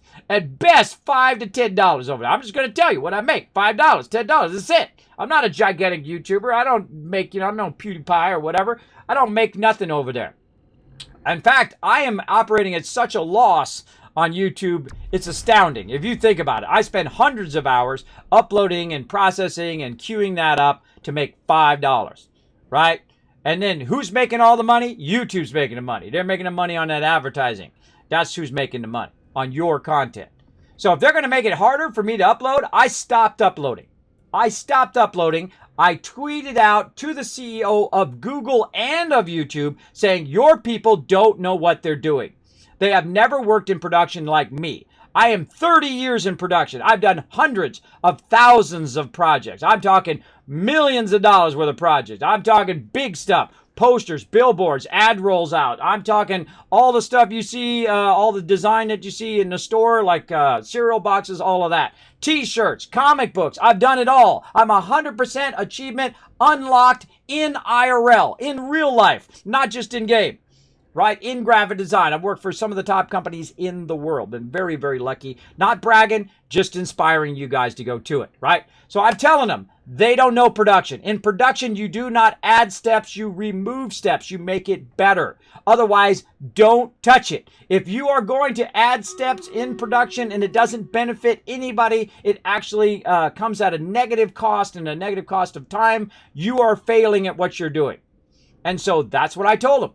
I told it to him straight. I told him respectful. I said, hey, what you're doing is not smart. The people don't know what they're doing. They're causing me hundreds of hours of more time by their upload structure that they've just made. And I said, here's how to fix it. Step one, make it where I can just upload the videos. And I can upload them, let them process, come back to them later, queue them up. Awesome. Now, I record 200 gigs every single day. Every day. And then take that 200 gigs, take it over there, reprocess it, compress it down to about 25 gigs. And then I send it up to YouTube. And it used to take 8 hours to upload, but then I got fiber. Now it takes about 8 minutes. So yeah, very much worth fiber. So upload that in about 8 minutes, and then I queue it up. But to get to that 8 minutes of upload, it's about 3 hours of copying, processing, sometimes 3 hours, sometimes 5 hours, sometimes 10 hours of processing, and then uploading, and then queuing it up. So that takes 10, 15, 20, 30 minutes of video to queue all that stuff up. And then you've done it, right? So all that production time for $5. Now, that's just one video. I'm talking about, hundreds of videos that I upload every single month, a lot of them. And I have so many videos queued up right now, they're going to run till April of next year. Yeah, that many videos. That's how many I got going on YouTube. So make sure to follow the YouTube over there. I work very hard on that and on my stream as well. But you get the general idea. So I told them to do that. I said, look, this is the only way I'm going to start uploading my videos again is you guys fix this problem. And you know what? They actually did it. They actually did something smart. They made a smart choice. They went and fixed it. They went and fixed the problem. That is a smart choice. That is when you know that you're listening to feedback. So they went in and made it where I can just drag my videos in there now. A whole bunch of them. Drag them in there. They just sit and upload while I'm off having dinner or doing something else. It's just uploading and uploading and uploading, getting all the videos up there and then processing all the videos when I'm not around, when I'm asleep, when I'm streaming. Like right now, I'm uploading videos and they're processing right this moment while I'm streaming. So I'm doing two things at one time. You know what else is going on? My stream from yesterday, that one's processing right now in a program called Compressor, which is part of the Final Cut Pro editing.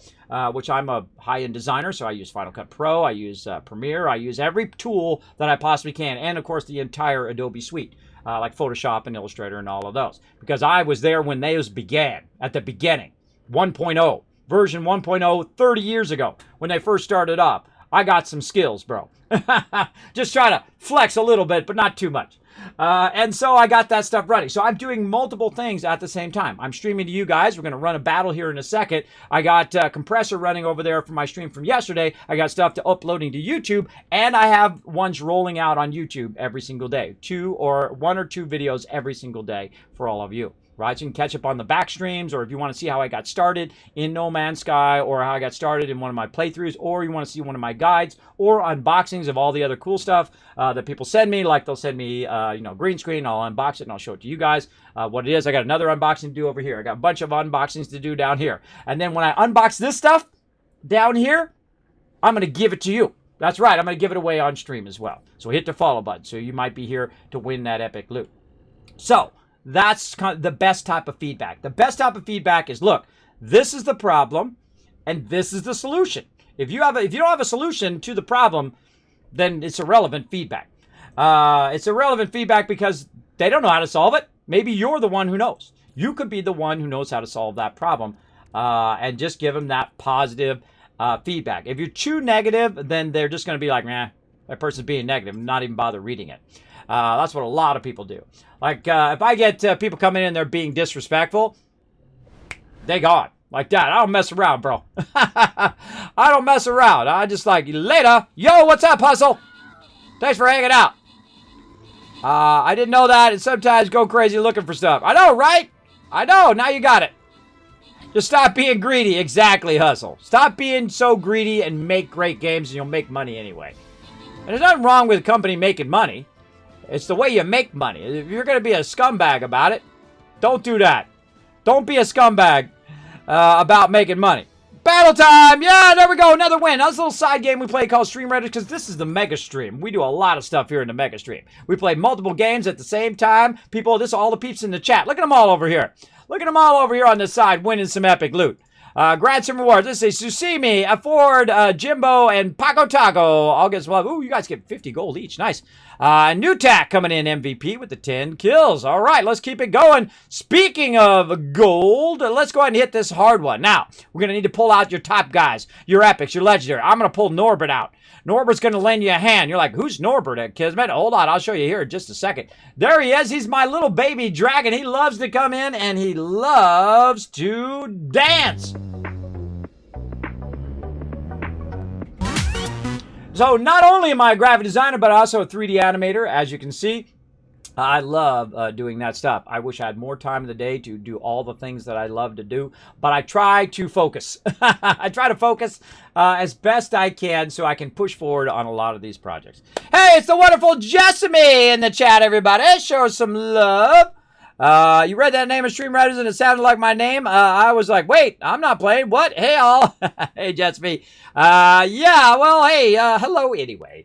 You know me, I butcher names. I butcher everybody's name in game. Okay, let's get back to it. Now, why were we making this thing in the first place? I actually remember everybody. I'm telling you, you guys are helping me get better memory and helping my health tremendously by inspiring me to be awesome every day, just like you guys are awesome. So we want to make this base right out here, but we can't because we don't have enough pure ferrite. So before we get into making pure ferrite, we want to have a converter that can just convert without me having to burn up all my carbon all the time. So we want to go ahead and take our ferrite dust right here. We want to make a bunch of pure ferrite. Now, I saw some pure ferrite in there. Let's see how much we got in there already. We've got 2. I don't think that's going to cut it.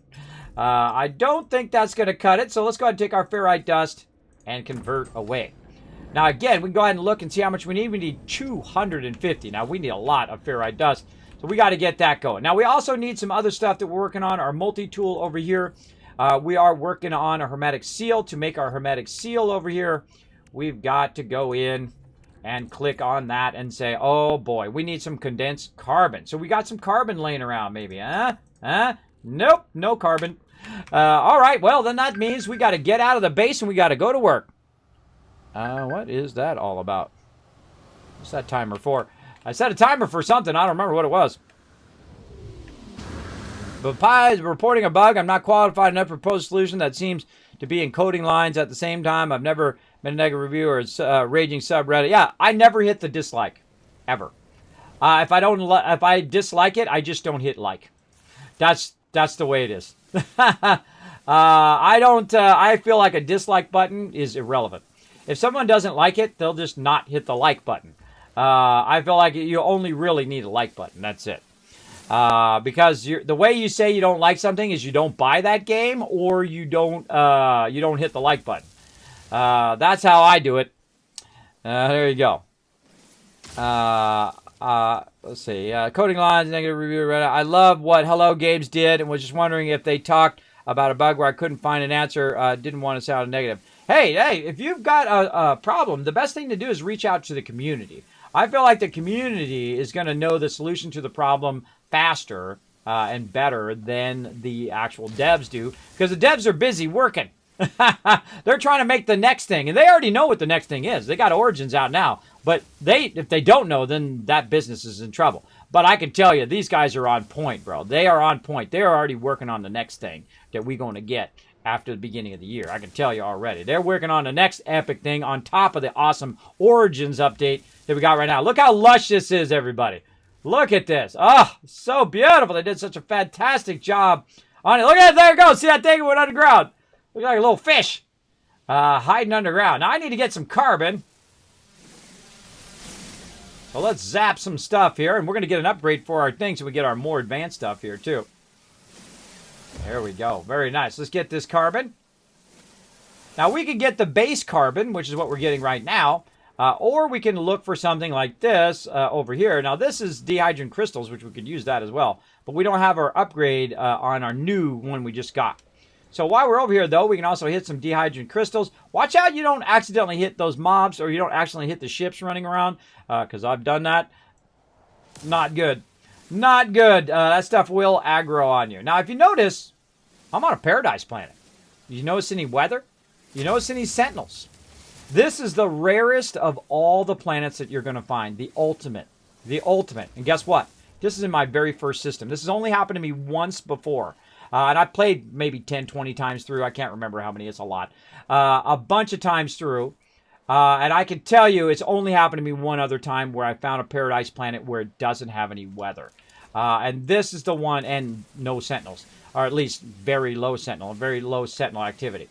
Look at that worm under there. Look at that worm going across. Trippy. Trippy stuff.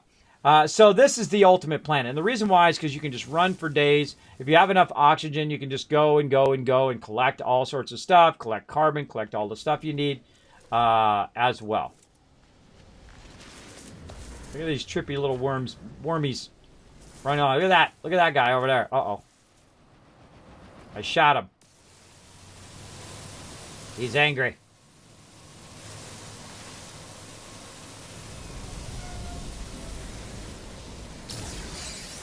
Oh, I killed that guy. All right, I want to know if I could kill him, and the answer is yes. All right.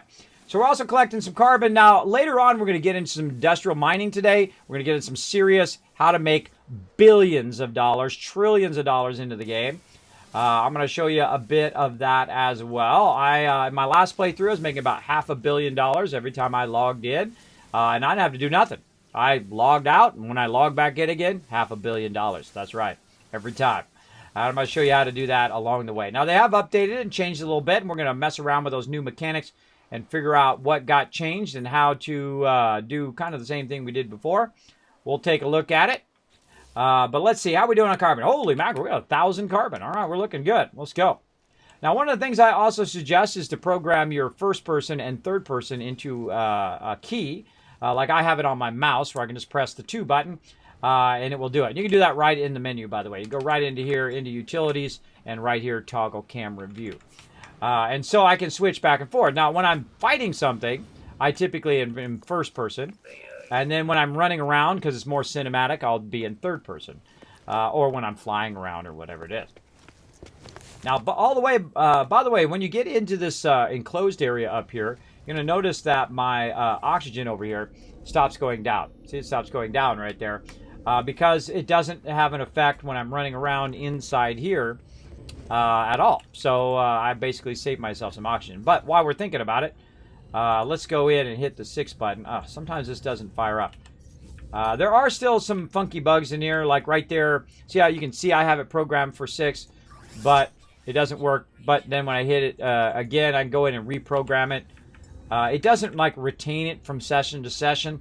So very often I have to go back in, hold down control, hit 6 right there, and then go in here, hazard protection 5. Go do that for those ones. So the other ones seem to remember.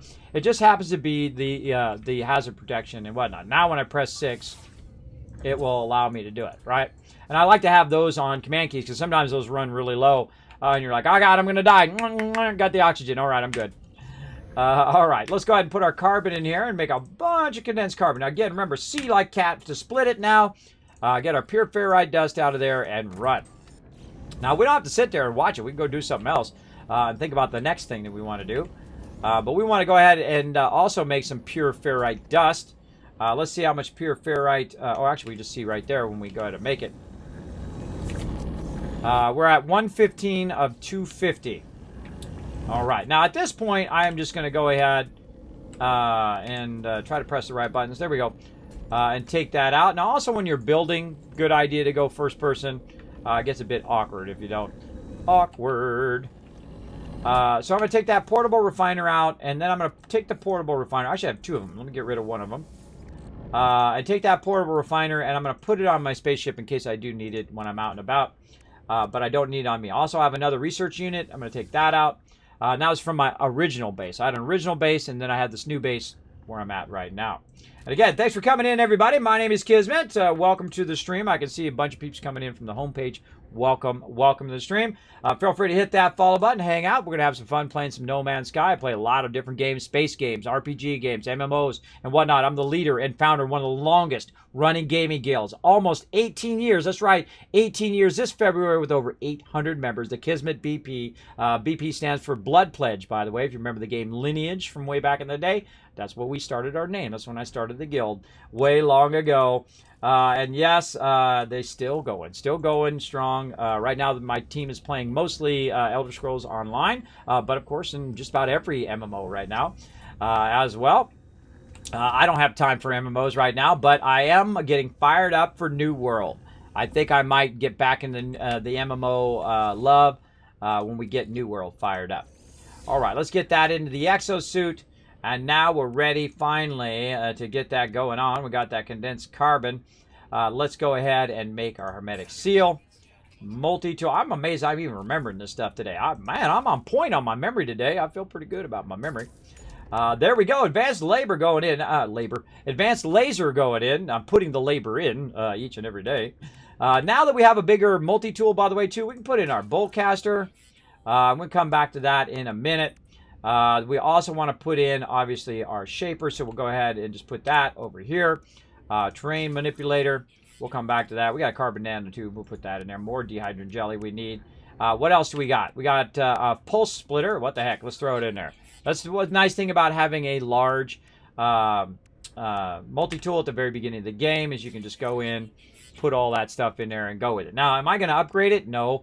But am I going to start with some stuff? Yeah. Now, also, by the way, when you have this in here, you can't move it until you actually add it. And then later on, you can move it, right? When it's fully upgraded, you can move it. Like, I actually probably should put my bolt caster over and then my manipulator here and take the geology thing and move it over there. I'm just a stickler as to where it is. Now, before you do it, you can actually just say dismantle and take it out and then tell it, okay, hold on, now I want to start it there and whatnot. So before you start to put your resources in, you can go ahead and readjust those, right? Same thing with our pulse splitter here.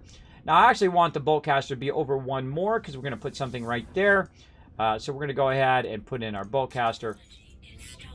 There we go. So great little thing. Now we need ion batteries, wiring loom there, but this is the thing we want because we want to be able to manipulate the terrain. So we need to get that back in again.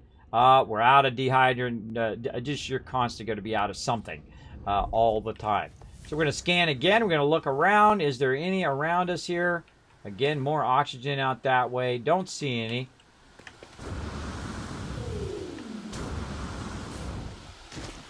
We also got upgrades for our jetpack. We got our base quest to do. We got so much to do in this game. I love to have lots to do in any game. Big time. Big time. Saw people say next update would be concerning water, but no solid source. Yeah, well, I have no special insight, everybody. Hello Games, don't call me up on the phone and say, hey, Kismet, this is what we're doing next. And even if they did, I'd say, don't tell me. Don't tell me. I don't want to know. Just come out with it when it comes out. I want to be surprised just like everybody else. I typically don't do betas for games anymore. I feel like the only game that I would do a beta for right now or an alpha for would be New World. So we could make a really great next generation MMO.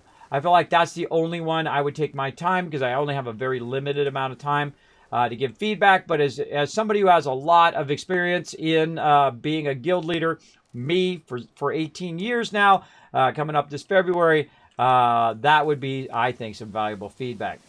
As well as I've played literally thousands of games and tens of thousands of hours, maybe even hundreds of thousands of hours if I really want to date myself, a lot of hours. Side-by-side related mods will give boosts in performance. They do, Video Guy. I was talking about that earlier. As you can see right in here, we've got our hazard protection together.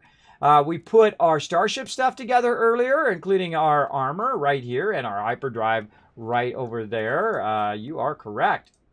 And I was talking about how you can see it on some things, and then on other things you can't see it. Now, I wish they did this with your exosuit, right? It'd be nice to, on your equipment here, that when you're putting in a connection to your life support, it'd be nice to say life support. Life support 100%, life support 150%, the 130%. It'd be nice to have all of that same stuff over here so you know how much of a benefit that this is giving. Now, in this case, this oxygen reciter is giving me plus 10% life support tanks. So it should say life support tanks, 100%, 110%, right? That's what it should say over here along with that when you combine those together. I think it'd be much easier visually and much easier for people to understand, especially new people who are at the game, understand that a bit better.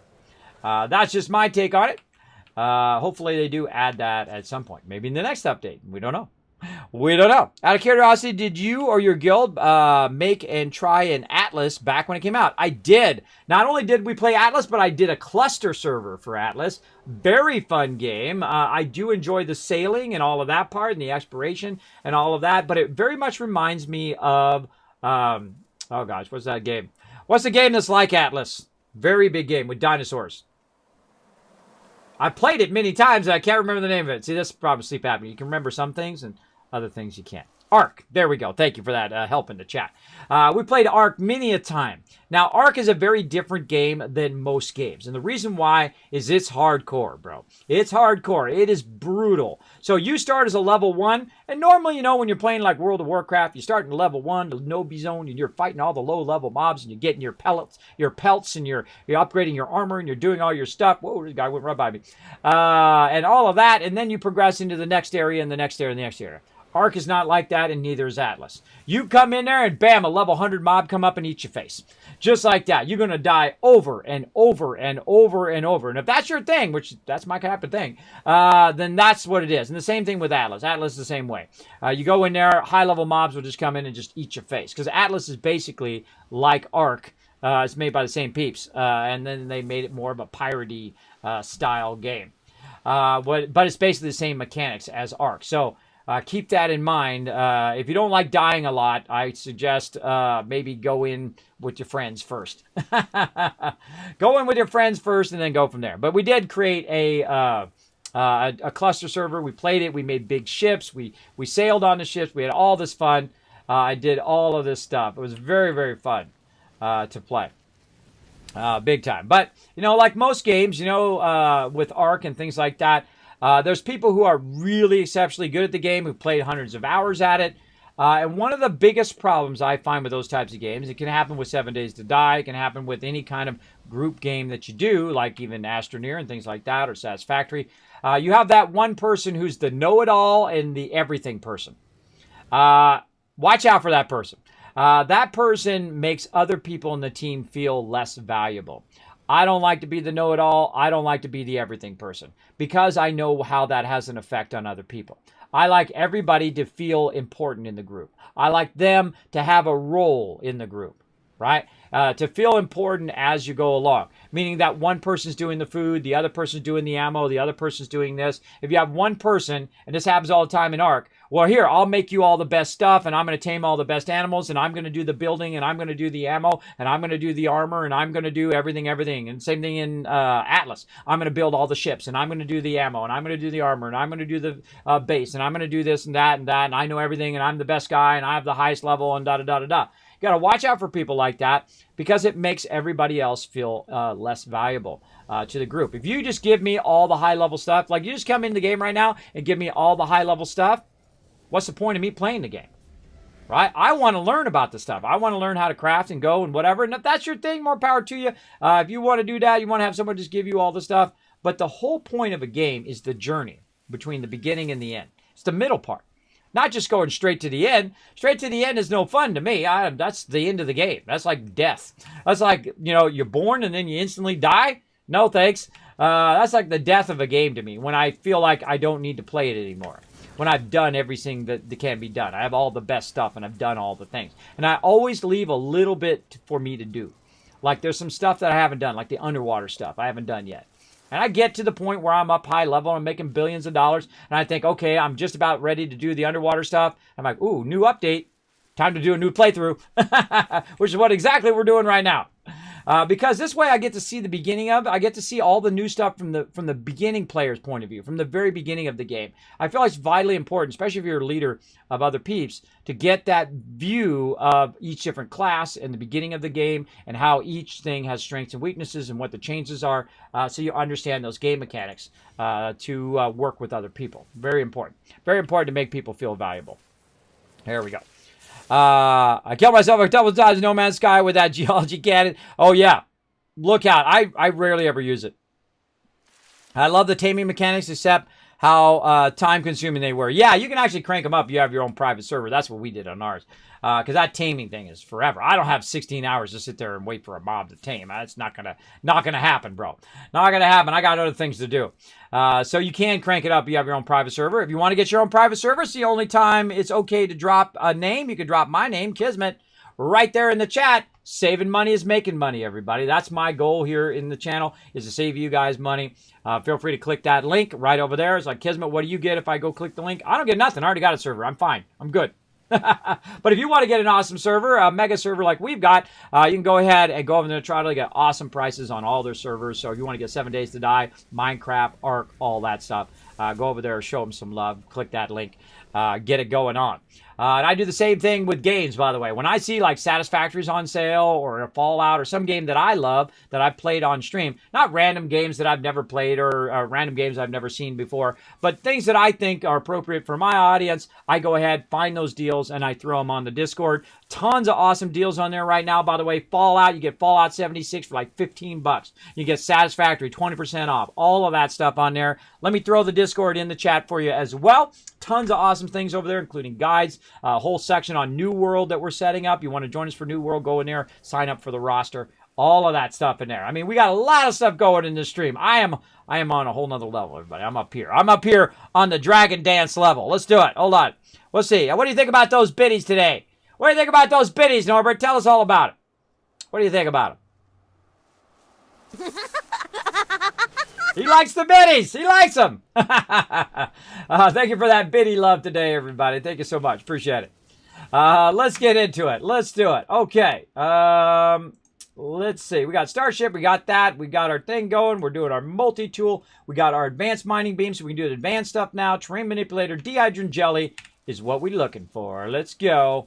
All right, there's some over there. H for hydrogen. Let's go. Now, when I'm flying, by the way, you've noticed I'm flying, I'm running, and then I'm Q spacebar. Right? Oh, man. Well, the second you learn Q spacebar in this game, it is the greatest thing. You're like, Kismet, what's Q spacebar? What are you talking about? I'm on PC, but you can also do it on console and whatnot. And that is you have an attack mode. Your attack mode is Q, right? So you're attacking. You're like rifle butting, right? That's when you run out of resources. You want to rifle butt, quick before you die.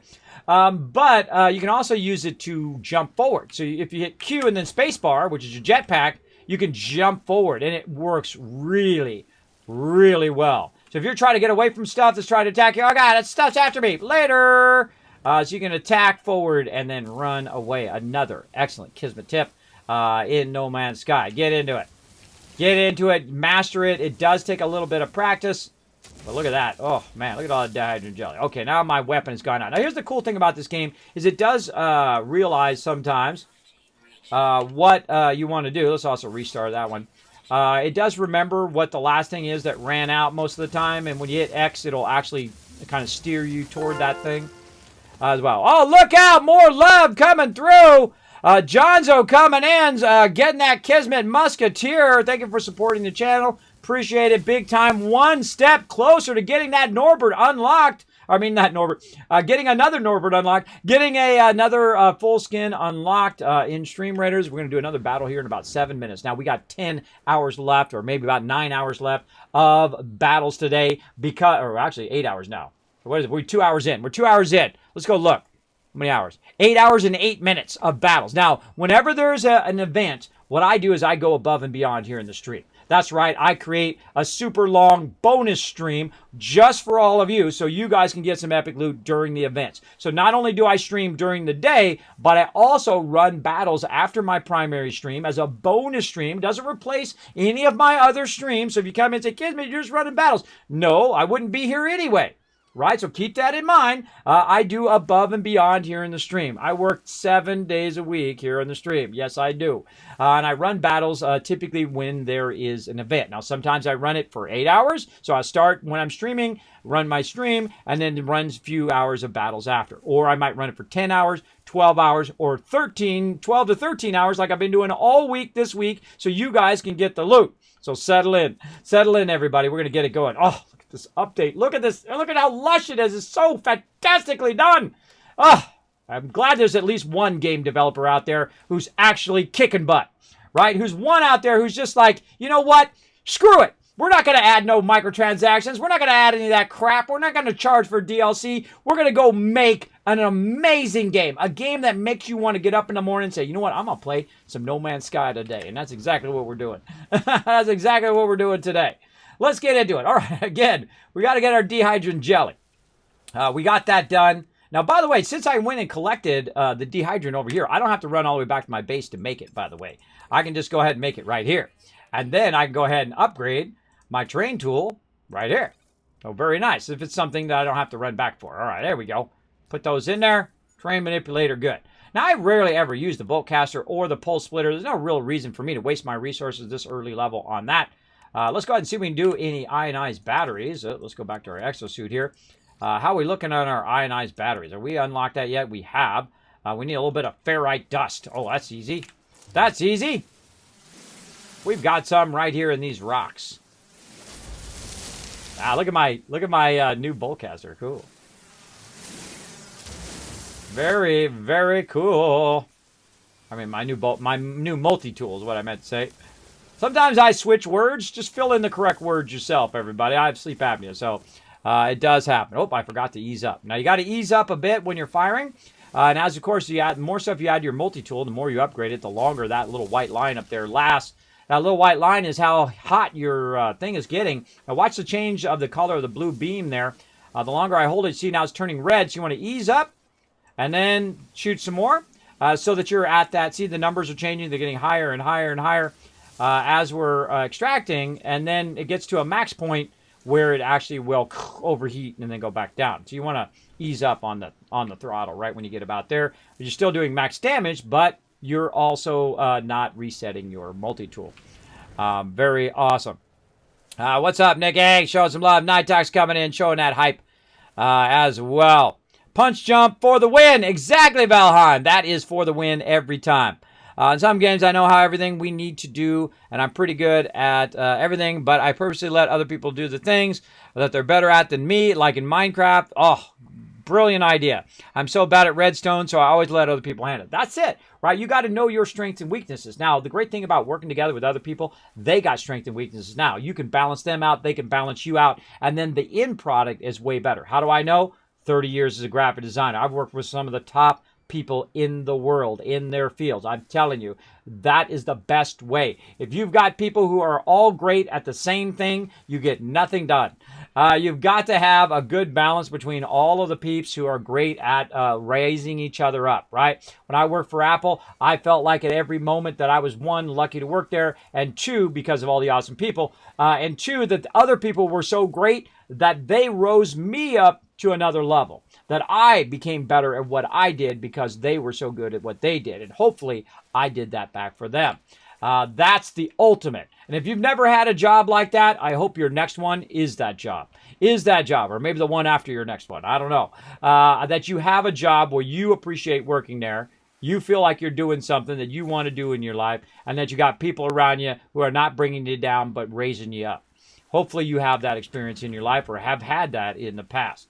I know I have. I've been very lucky in my career. I like to work with excellent people. I don't like to work with negative people, the people who say it can't be done. I'm a 50-year-old, partially disabled partner streamer on Twitch. Try to get that done. Try to get that real-life achievement. That's 0.05% chance. I'm talking less than 1% chance of that happening, but I'm relentless. I never give up, and that's why I typically succeed at everything I try to do.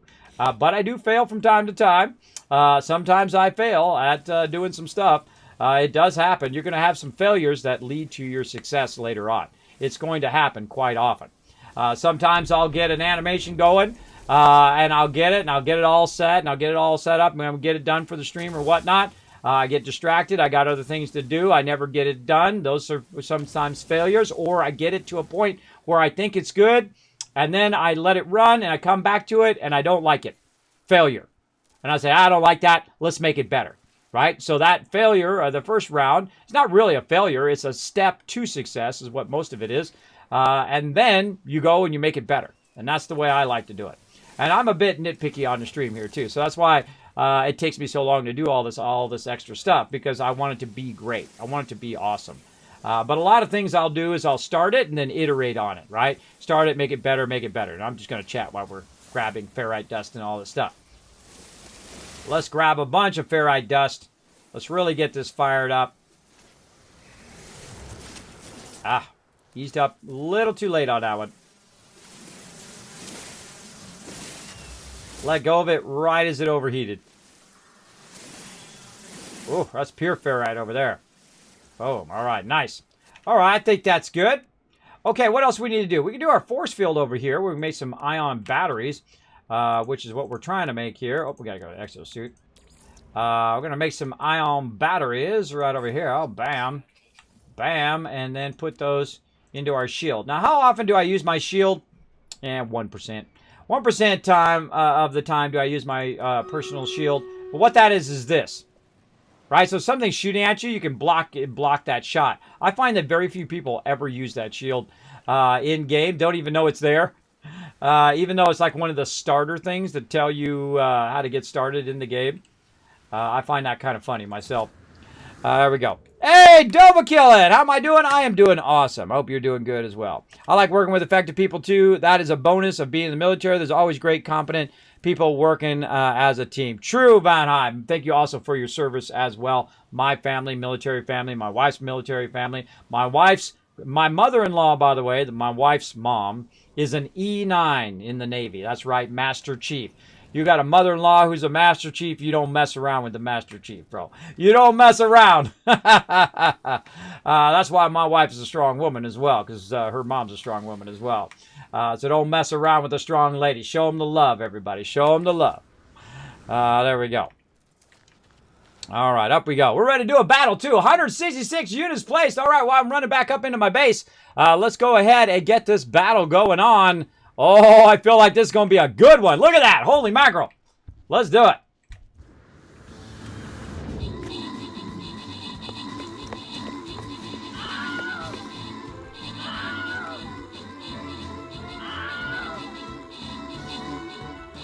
That's some serious battle action right there. Now, again, the other day we had 360 units placed. We had a lot of units placed. Pretty amazing. Pretty amazing stuff. And thanks, everybody, for the follows as well. Let's see, let me catch up my follows a little bit here. Sometimes I get behind. Valheim, we got Adam, we got Video Guy, and Dovahkill. Thank you all for dropping the Dragon Hammer, crushing that follow button, becoming part of the Teamwork Tycoons right here in the Kismet channel. Let's do it. What do we got? Just a few. Oh my gosh, look at this gigantic arm. Look at this gigantic army coming over there for those poor guys. I feel a little bad for them. Not that much, but a little bit. That's what they get for being evil. Let's send the peeps in. You got this. They think they got it easy up there, but then they should have been watching over here. Look at this. Norbert coming in. Look at Norbert with those epic heals. Look at those epic heals with a healing love. Later, suckers. They are getting annihilated. Oh, man. Look at that. Wow. Look at that massive heal. Nice. Now, watch this gold, everybody. Watch this gold you're about to get. Boom. 200 gold going to a bunch of pieces, bunch of epic scrolls. Bam. Right there. Jonzo, Nitox, 200 gold, bro. Upgrade those units. Get them rocking. Buy yourself some epic stuff. Paco Taco coming in. Fordzy coming in. Jimbo. All getting some nice Centurion scrolls there. Nuna Tack coming in overall MVP with a massive 25 assists. Wow. Nice job. Now we're going to work our way to the boss. We're going to be doing battles all day long. We might even loop today. We don't know. We're going to find out. Now I'm going to go ahead and use my Flying Rogue since my other ones are on cooldown. I'm going to put my Flying Rogue right about in the middle. The reason why you put your rogues back is so that your DPS or your melee can get up in there and absorb a lot of that damage, and then you sneak with your rogue in there and gank them. Gank them at the end. So feel free to gather around the yellow fedora right over here, and we're going to get some battling going on. I suggest both sides, side over here and a side over there. Now, I can actually put that in-game as well. They added this awesome, I love this thing, added this awesome planner in there, where we can go ahead and put that in there. And then, of course, we call this the H formation. Bam! We got our support in the middle with 2 lines of defense on both sides. We all gather together, we win. We spread out too much, we lose. That's how it goes. Now, it's okay to spread out a little bit, but we don't want to let our support here in the center get damaged, get taken out. As long as we got our support most of the time, we do win. In fact, we've won literally thousands of battles here in the stream. Thousands of them. A lot of them. Because I do play a lot of Stream Raiders. Very fun. Very, very fun. All right, let's keep that going. And now we're ready, I think, finally, to make our little thing up here there. But we got to make some pure ferrite, and that's okay. We got a lot of ferrite dust from that last round. We got 154 there. Where's our ferrite dust? Where'd you go? Right there. There we go. All right, we got a bunch of it. Now, again, remember that from pure ferrite dust to pure ferrite is a 1-to-1 ratio. So we're going to get all of that as pure ferrite. Now, again, how much do we already have? We have about 154. We have 154 exactly. We need about another 100. So we don't necessarily need to run all of our ferrite dust. So we go ahead and stop that. So we have a little bit of ferrite dust for something else, and then get our pure ferrite out, and we're good to go. Now, when I'm in normal mode, and I have played the survival mode all the way through as well, and we crushed that as well, made billions of dollars in that one. I do have a tendency to keep all of my resources in my exosuit, and then all of this stuff in the cargo slots. And that's because they stack better in the normal mode in your cargo slots than your resources do. Your resources stack up to 10,000 in your regular inventory, so you're fine. you're fine. Now, things like this, dirty meat and stuff like that, if you've got a storage unit, that's a good place for that. Star bulb's going to need those later. Get rid of it. Mortite, out of there. Cobalt, paraffin, do I need that right now? Probably not. Get rid of that. Platinum, don't need it. Silver, don't need it. Put that away in your storage. Don't need it right the moment. Keep your inventory nice and clear with just the stuff that you need in the moment. Now, I like to organize mine based on the materials, so I can very easily just look at the materials and see what level I'm at, right? How much carbon, how much dehydrogen, how much sodium, how much oxygen, pure ferrite, chromatic metal. Now, with carbon, you can also go ahead and swap those. By the way, if you didn't know, they added swapping. So you put it over the top of something, it'll swap across, which is great. You'd think that would obviously be in the game, but they did add that in one of the more recent updates. Now, we also got dioxide and cobalt. Now, dioxide is great for your oxygen. So when you go in to refill your oxygen, and here, actually, if I press the right button, there we go. I can use dioxide instead of using oxygen. And that's found typically on your colder planets. Or in my case, I just bought it from the auction hall. That works great. Or the Galactic Trade Unit, as they call it in this game. The Galactic Trade Network. All right, so we got that going. We got all this going. We have our item in place, and now we want to go ahead and put in our door. Very important to make sure that you unlock the door, not just the building. Otherwise, you'll have no door.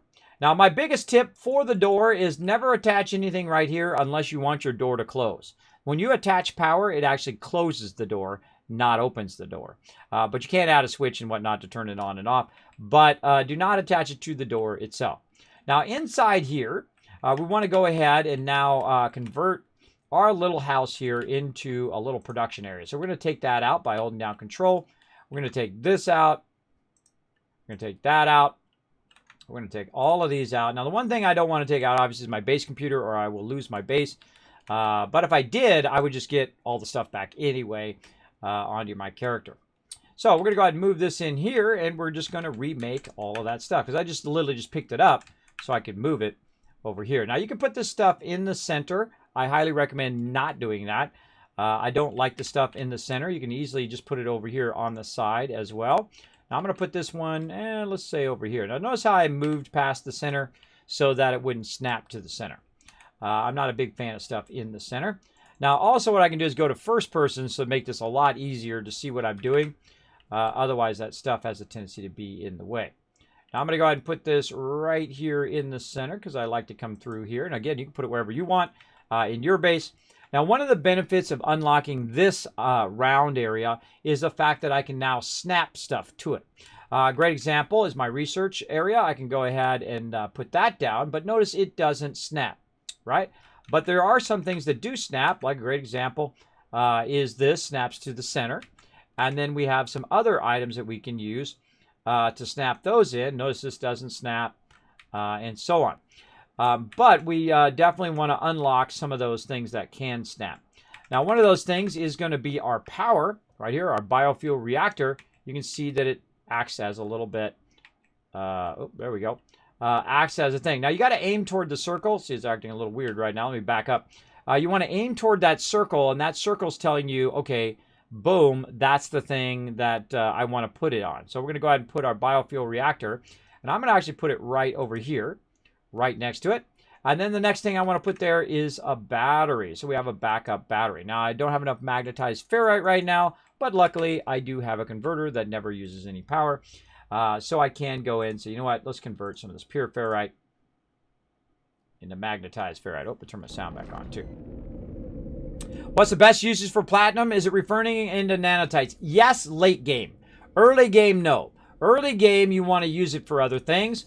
And there are other uses for platinum. I don't really want to spoil it for you, but there are other uses. I would suggest the best way to find out is to go into your catalog and then go ahead and look at your platinum. Oop, I just told it to locate that. I didn't mean to do that. Misclicked.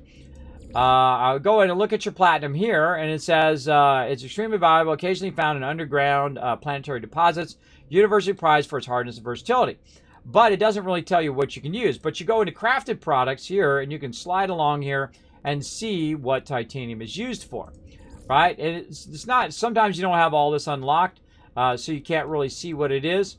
But mostly what I use it for, if you're asking me what I use it for, is for making nanotites. It's not very efficient. It's not the best way of making nanotites, but it is the easy way of making nanotites. There's the most beneficial way, and then there's the easiest way.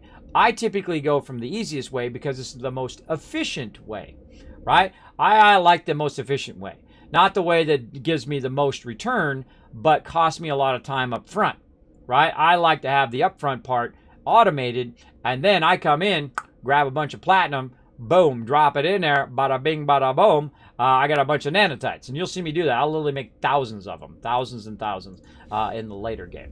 But I don't do it early game. Early game, because you got to have a lot of gold and you got to have a lot of silver. You combine your gold and silver together to make platinum, and now platinum then becomes nanotites. But that's a lot of work early on. Right now, we just got to get our oxygen, ferrite dust, and our stuff squared away. We're going to try to get it done today. That's our big goal. Let's go ahead and see if we got enough now. We need 60 magnetized ferrite. So let's get out of there. And let's keep working toward our 60 magnetized ferrite. I don't think we're going to have it, but we're going to try.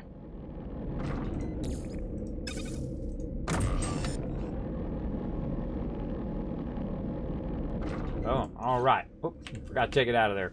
Sometimes I do. I forget to take it out. Okay. Now, again, we'll go in. We'll look at it again. Okay, we're 38 of 60. What can we do? Well, we can go collect some more. Or we can go ahead and just run right out here. Now, eventually I'll add a Galactic Trade Network over there so I don't have to run over here anymore, even though it's literally right here.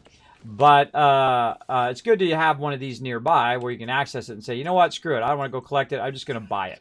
Because, you know what, I got a 250,000 on me right now, and I'll be making $500 million every time I log in later on.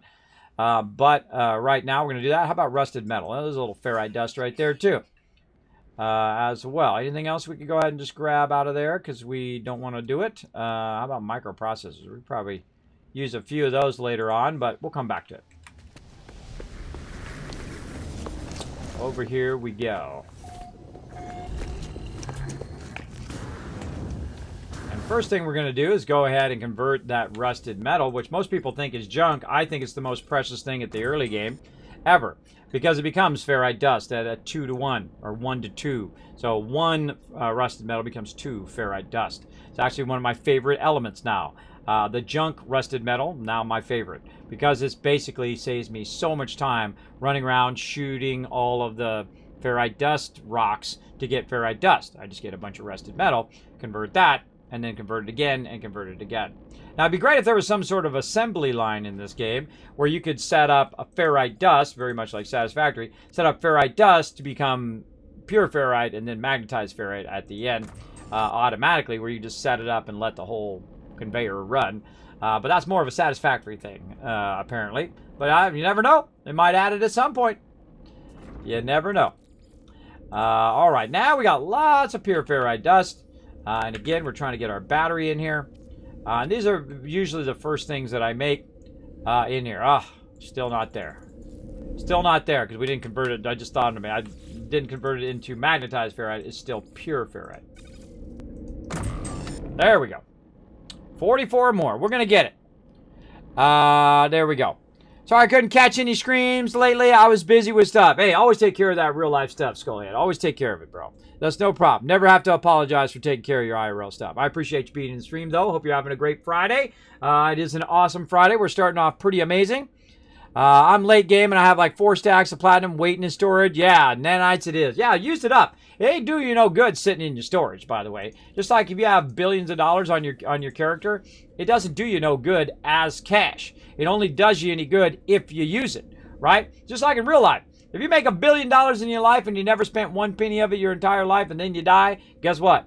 That $1 billion didn't do you any good. That's why I feel like it's a good balance between spending and saving. You need to find to improve your life for the moment, but also not be foolish with your money where you end up losing all the things that you bought in the first place, right?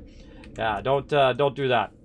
All right, there's our battery. All right, awesome. So now we got a little backup battery going on there. We got this all rocking. This is a really good start. Now, one more thing we do need to add right over here, and that's our ability to save right here. Now we can go ahead and just try to snap that in. You can see that doesn't snap. So usually I put that right here in the in-between. Oh, I need some sodium nitrate. We got to convert some of that as well. Now you know why I made this thing. So every time I'm doing this, it's not costing me carbon. The amount of carbon that this saves you by doing this first is in the tens of thousands. If you're using that small converter all the time, it will cost you a lot. All right, sodium nitrate. There we go. Okay, sodium nitrate. We got that in there. Now we can save our game, so we don't have to do all that over again. Though it's pretty fun to do. Fun to do anyway. All right, so we got that in. We got our research thing we need to put down. Let's get that in next. Our little research computer also doesn't snap, as you can see. We'll put that down right there. All right, we're creating a nice little base, getting ourselves started. Is there anything else in here that I haven't created? Aha, signal booster. Let's see if the signal booster snaps. Well, no snapping for that. But again, some things do. Some things just snap right onto those plates. So, speaking of items that we need to make, we need carbon nanotubes. And bam, there we go. All right, we'll get our scanner in as well. And we'll use our scanner later on. What else do we got? We got our upgrade to our exosuit for our jetpack. So we got to pull our... Actually, no, we can just move our life support over. There we go. Oops. Move my life support over, and then I can go ahead and click this right here with our new technology of our jetpack. Bam! We're going to go ahead and use our chromatic metal that we got earlier, carbon or copper into chromatic metal, and then carbon into condensed carbon. We need to leave 2 condensed carbon. I think we might be able to do that. Let's go see. Watch this. I could literally just change it down. I can put it in there and say it's 2 to 1, so I need 4. I just keep hitting C until it gets down to that level. Right? Pick it up, C, C, C, C, and it will go ahead and split it. Now, here's the thing. You might want to split it up here because it's going to split it across. And then if you right-click that, it puts that away or puts it in there. So what I like to do is just split it ahead of time, or even smarter, just take it out and then act like you're going to put it back in. That's a much better way of splitting it, by splitting it before you put it in, right? Right there. Before you put it in there. Otherwise, it'll start doing that split thing that you saw it was doing.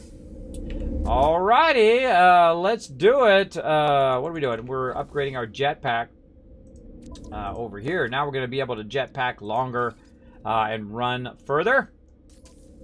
Bam. And then, of course, we attach them together right next to each other. This is going to give them a boost. My jetpack tank's now plus 20%, sprint distance is 10%, recharge rate plus 10%, sprint recovery time plus 21%. I feel like this is the #1 thing you want to upgrade in the game, is your running and your jumping and your jetpacking early game. Very, very important, other than getting your basics going here. All right, we got all the basics going. We got all that stuff going, so we're crushing that. Now, we probably want to go into working on our upgrades, because we have a bunch of cash right now we could use. Oh, we can go ahead and use our bolt caster now. Let's go ahead and install that on our bolt caster.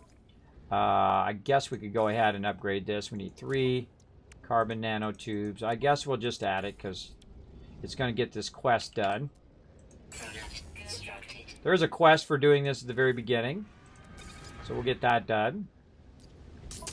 There we go. You see those 2 are linked to each other. So now I'm getting plus 1%, burst cooldown minus 15%, shot burst plus 1, clip size plus 8. And so on. Now this is deuterium here, so I'm not going to do that one and waste a wiring loom on that right now. Typically the geology cannon I never use as well, but I should probably get into using that, I guess, in the long run. We also need a wiring loom, so let's go ahead and get that going on. See, and the less running back and forth I have to do, the more it is to my benefit. So that's why I like to have all my stuff together. Wiring loom is what we need. Do we have a wiring loom in here? No. Okay, well, here's a backup plan. You can't find it there. There's a guy right over here. Oh, wrong guy. Wrong guy. Not this guy. Not this guy. This guy. Over here. There we go. Technology merchant is who we're looking for. We can purchase some components. And he's got wiring loom right there. Boom. Nice. Now, sometimes they're more expensive and sometimes they're cheaper. I rarely ever look at the plus and minus percent, only when I'm selling large quantities of stuff. I never worry about the cash because I know I can go get tons and tons of cash. So we'll go ahead and get that wiring loom over here. What was I using? Oh, for my force field. Force field right here. All right, force field installed. Everything looking good. Now what we can do is go over here to our log, and we're going to go ahead and switch back to our base computer. Boom. Right there. Search the base computer archives. Now, your base computer in the very early game is something you want to do right off the bat, right? You want to constantly be working on your base computer because it takes a long time for it to cool down. So typically when you see me play from now on, the first thing that I'm going to do is my base computer. So we go ahead and search the archives. Data recovery, new available, new data available. So I search the archive or search the construction database. I feel like we'll search the construction database. Downloading plans. Save points, plans restored. So now I've got the other save point. Very nice. And then we can go ahead and wait for it. There's always like this really weird long pause. See that pause? That's not me doing anything. It's just pausing in between the thing. I feel like it's going up and checking with the server. And then that's why it takes a while. Okay, now we're going to search the archives.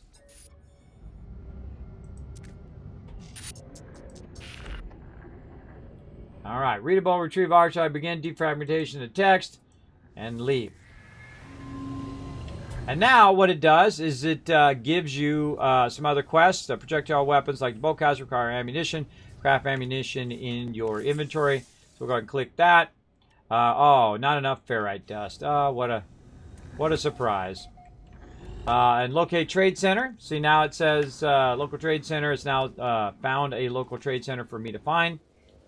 Way off somewhere. I actually don't see it. Might be up or down from my location.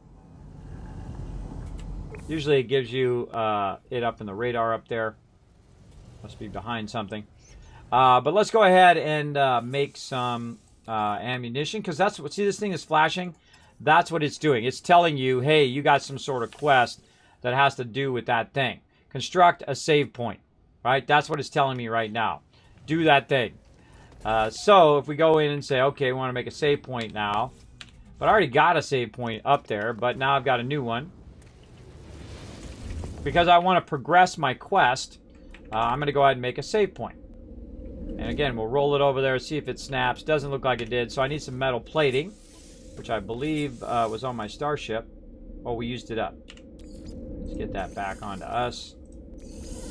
Alright, so we need some metal plating, and we need some whatever the other thing is. I've already forgotten. Ferrite dust, we need some of that. But metal plating and dehydrogen jelly. Okay, dehydrogen jelly, we could probably make that. Alright, dehydrogen jelly done. Metal plating, we're going to need ferrite dust for metal plating. We need 50 per plate, and we need 2. Okay, well, let's go get some more out here. Now, again, we go look at the auction hall again. Wrong thing. Hit G to switch, by the way. So that's carbon. This is ferrite dust. Now, by the way, if there's sentinels way out there, here's what you do. You shoot from really far away. All right, now there's not too many sentinels on this paradise planet. It's so nice. This planet is awesome to run around and just grab whatever you want. You don't have to worry about toxic levels. You don't have to worry about mobs attacking you and all of that. You can just run around and grab stuff. I also like to grab stuff while I'm moving forward. Now, why do I like to do that? Well, then I'm moving towards something.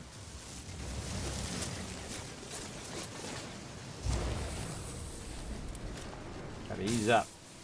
So I'm going to go ahead and keep collecting this while I'm moving. And then when I get there, look at this. I can just go ahead and learn a new word. Boom. There we go. We learned some Vakeen. One of my first times that I have my my base, by the way, in the Vakeen system versus the Gex system. Normally, I find my primary planet in the Gex system. All right, so we're getting lots of loot over here. And our laser working a bit better. How we doing? Ferrite dust 253. Now again, remember, we don't have to run back if we have the actual resource. So now we can go ahead and build some of that. Boom, we'll build 1250 just to say that we did it. We'll build 2 of those. Very nice.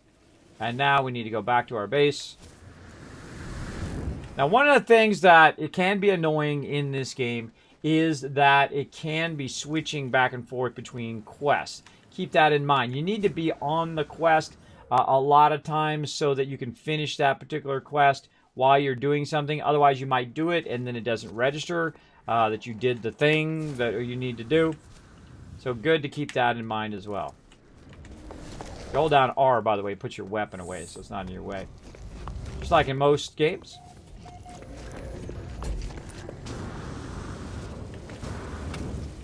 Okay, now let's try this again. Let's put it over on this side. I should put it right here. All right, bam, base computer archive done. We constructed that, and now guess what it's going to do? It's going to forward the quest, except for it takes a while. It's got to go communicate server. It's got to do the whole thing, back and forth, back and forth. And I have a really fast internet. I have fiber internet, so expect it to take a while. Do its thing, and then once it's done, then you go in, you talk to the base again, and you say, is there any quest in there? Oh, I don't see any quest in there.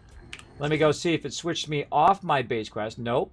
Wait for additional data to be restored. Automatic recovery process attempting to restore additional data. So what I do is I click on it again, and then I tab out, and it will tell me how long it's going to be, an hour and a half. Let's see, we're going to be doing an hour and a half. We're going to be playing some Outer Worlds in about an hour and a half, but we'll remind ourselves to do our base computer before we go.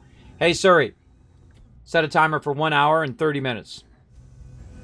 Okay, your timer is set for 1 hour and 30 minutes. All right, she's going to remind me, everybody. She's going to remind me to do that in 1 hour and 30 minutes. Timers are great. Use your timer in your phone. It works great, or in whatever you got, your computer, whatever. It works great for all this type of stuff. You're waiting for cooldowns. Now, we're ready to move on. What else we got? We got our base archives. We got to build a pulse splitter. So we got to refine some deuterium. Now, to create deuterium by processing, see, it even tells you how to make stuff. Create deuterium by processing dihydrogen in a medium or large refiner. 2 separate dihydrogen inputs are required. So we got to have 2 sets of dihydrogen to make the deuterium, and then we need a wire and loom from one of the space station trade terminals. So let's go ahead and do that. Oh, I was running back that way. I'm actually just need to turn around over here. And get it going. All right, there we go. So we need 2 dihydrogen stacks. Oops, we're going to try.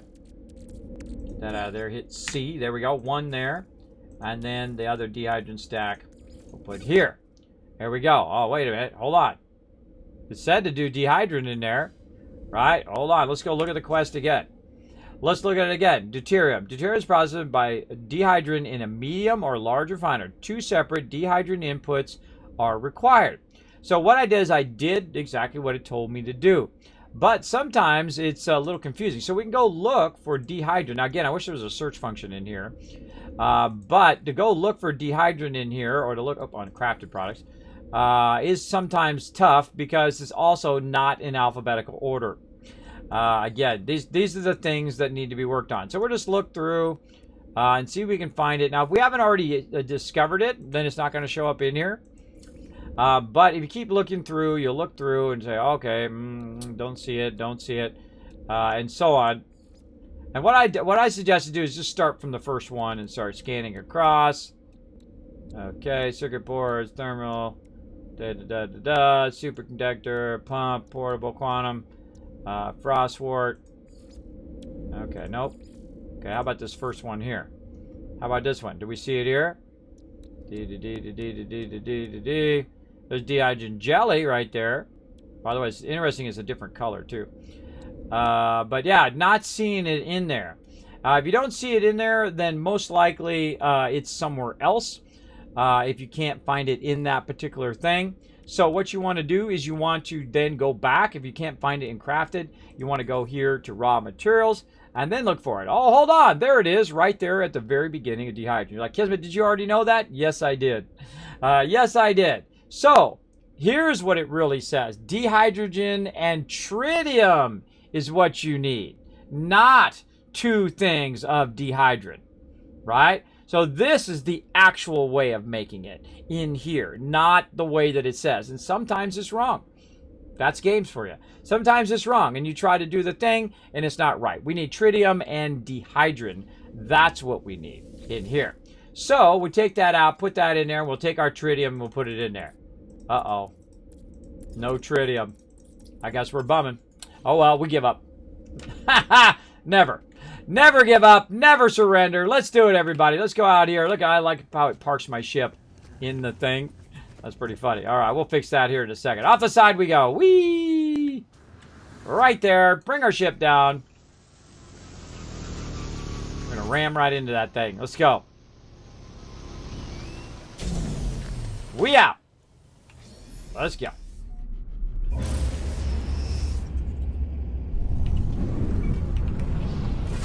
There we go. All right, into outer space we go. We got to get some tritium, everybody. Now, this game is both a land-based game and a space-based game. So you can go up into space and do some pew-pew. Notice I'm getting tritium up there. And some silver. I could actually hit the thing. There we go.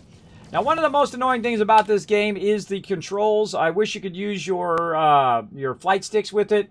That would be awesome. They don't have direct support to that. I have tried to jury rig it to work, and it works okay. But it would be much better if it had built-in support for those flight systems. It's a space game that doesn't have built-in space game controllers. I don't understand, but that's just me.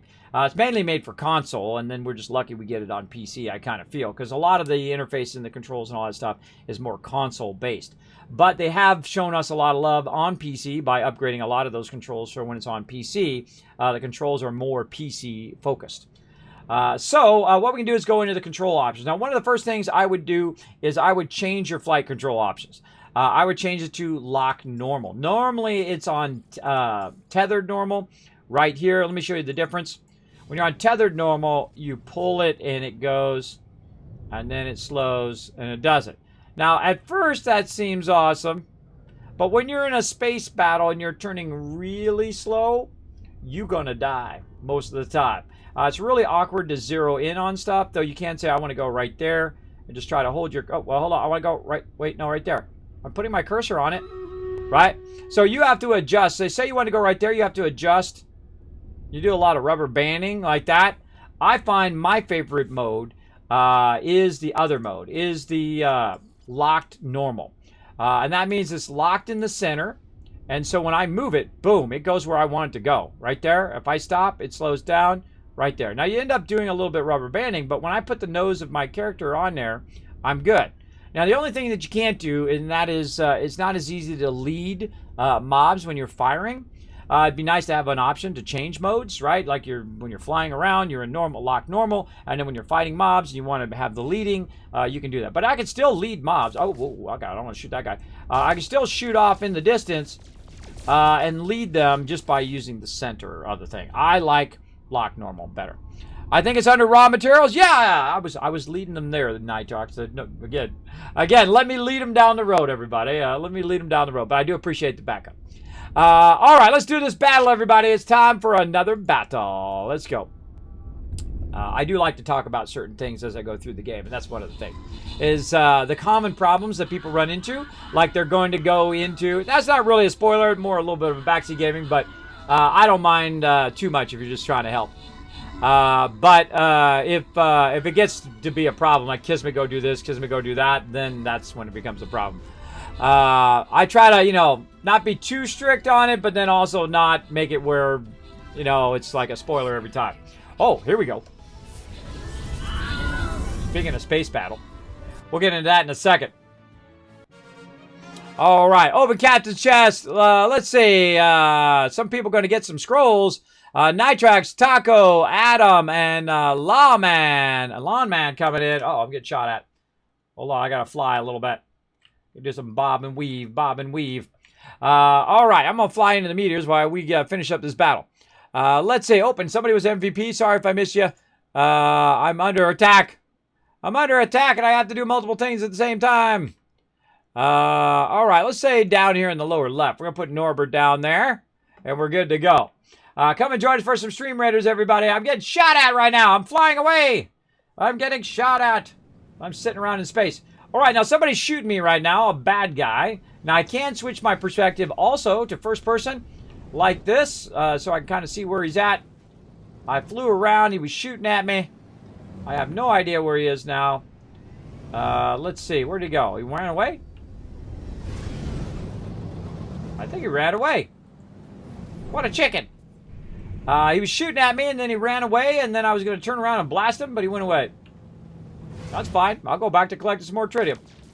Now, what happens when you collect it? I feel like it, like, triggers it. The second you come up here and you start shooting something, typically you'll get some sort of encounter where mobs will come and try to shoot you. Also, watch out for your overheating as well on your little blasters. And you can get a whole bunch of upgrades for this. You can notice that you have different types of meteors. You have the kind you just shoot. You have these kind, which are usually your more rare resources, and also an anomaly detector. We'll get into that. That's actually fairly new. We're getting platinum. We're getting all of that. And then also you got your big boys. Let's see, we got a big boy. Big boy right over here. You got your big boy meteors where you can actually just blast your way right through that sucker and fly out the other side. Isn't that cool? Those have a tendency to have a bit more rare resources, and you can shoot them a whole lot more than the other stuff. And ease up when you get up to the top. You can also just go pew pew, right? You can just, instead of holding it down, just press the button. Pew pew. Pew pew. Right? You don't have to do that much. Just press it a couple times. Now, you don't want to do it too much. You're going to get carpal tunnel from that. But you just press it a couple times instead of overheating your ship. And then just keep flying forward, as I like to do. And then when I'm like, oh, God, I'm going to run into the thing. Look out. Woo. Shoot my way through. Always a very fun thing to do. Now, I have vertigo. And if I do this too much, it makes me really, really dizzy. But I managed to get by anyway. If you have vertigo, the thing to do is to learn to manage your conditions like I have learned to do mine. And then it's a little bit better. Life's a little bit better. You're able to get around a little bit. I still do fall. I'm dizzy every day, every minute of every day. I'm dizzy right now. And it will never go away. But I do as best I can. As best I can to get by and do what I need to do. Now, some of the stuff that we just got there in our starship, if we get it back, there we go, is our tritium hypercluster. Now, these hyperclusters you can expand. You can see that my tritium goes up. Or you can keep those for later. Ooh, we got some antimatter there. Ooh, nice. We got some gold nuggets, so we can also extract those. And you can take your gold and put them into gold nuggets instead, so you can store them in large quantities if you so desire. I feel like we're going to do our large quantity storage a lot more in this playthrough. We'll try to get into it. And we'll put our projectile animal over there. Same thing with the geode over here. The geode actually converts right back into cobalt. I believe cobalt was what it was, right? Tritium. Let's see. It's the last thing, whatever the last thing is. Ferrite dust. Ferrite dust is what it was. All right. Now we're going to go ahead and refine some deuterium. And where we're going to do that? Well, we're going to do that back at our base. Let's go. Get a few extra materials on our way back to our base. And activate warp speed.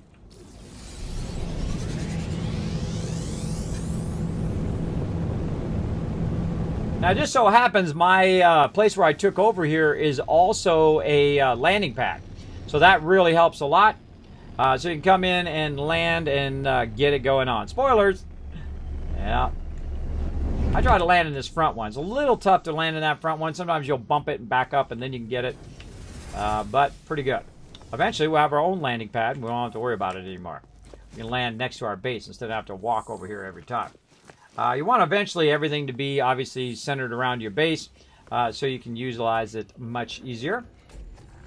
Okay, and we're going to try to play our way through where when we unlock something, we're going to try to make that thing that we're unlocking. All right, let's try this again, but this time with tritium. All right, let's try it. There we go. Our tritium is not on us, it's on our ship, and our ship is too far away. What a bummer. I forgot to get it off my ship, everybody. It's my bad. My bad. Now, here's the thing you can do. Take a ship and land it right underneath your base.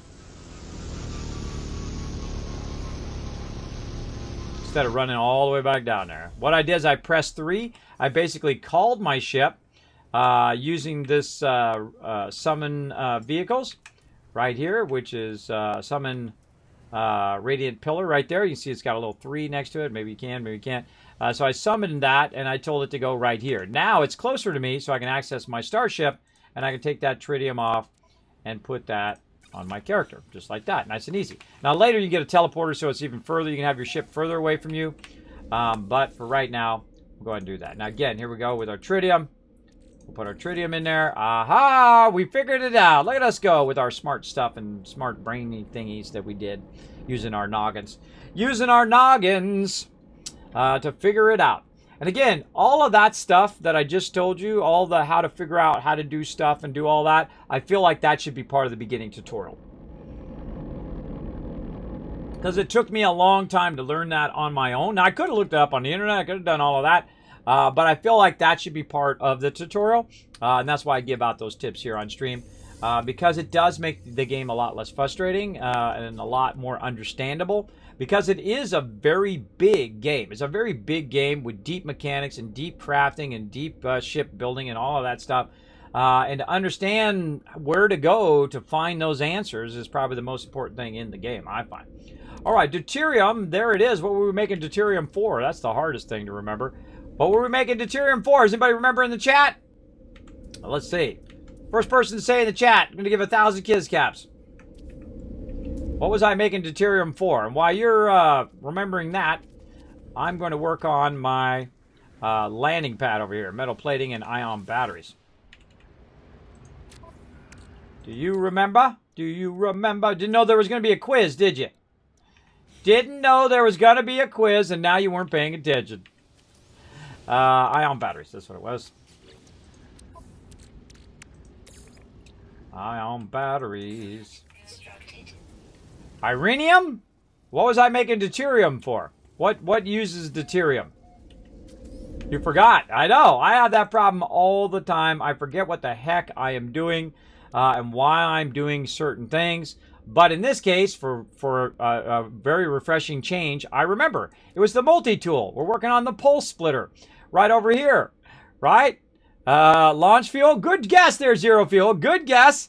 But it actually was the pulse splitter that we're working on. That's the quest. And that's the hardest thing in this game because you're going to get distracted like crazy. Like crazy you're going to get distracted. Now, if you can't remember, hopefully you got it as a quest like we do right here. We have it as a quest up here. So we just click on it again and it will give us a little bit of reminder down there in that upper bottom right corner. Now, I need 103 and 200. I have 103. I need 200 deuterium so I can work on that pulse splitter. And I do not have enough deuterium. But that's okay because I have some tritium. And if I know earlier, we can take, say, half of our tritium and convert it into dehydrogen so we don't have to run out and get some more. We go ahead and convert that at 5-to-1, by the way. 5-to-1. So it actually burns up a lot of tritium to make a little bit of dehydrogen. Is that the most efficient thing? Probably not. But look how easy it was to just go blast some meteors, right? You go blast some meteors that are orbiting the planet, get yourself some dehydrogen, saves you from running around, and then take some of that tritium you got left over, and let's convert some more. Now we're at 57, so I really need to make some more. So let's go ahead and take that out, and we'll cut this. So we'll just run this tritium down to what we need in tritium. How much do we need in tritium? About 100. We need about 100 tritium. So we're going to use this. Now we got to make sure we stop it in time. Otherwise, we're going to go collect some more tritium, which may or may not happen here in a second. Let's err on the side of caution. Run all the tritium as much as we can into dehydrogen, and then we'll go ahead and take our dehydrogen and put that in. Not enough. Not enough. Error occupied. Oh, we got to get that out of there too. Not enough. We're at 93. I knew it was going to be pretty close. But let's see.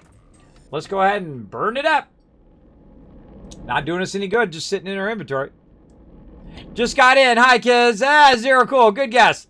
Reactor. Another good guess there, Bandor. You know what? I feel like you guys participated in the chat. So you know what? 1,000 kids caps anyway.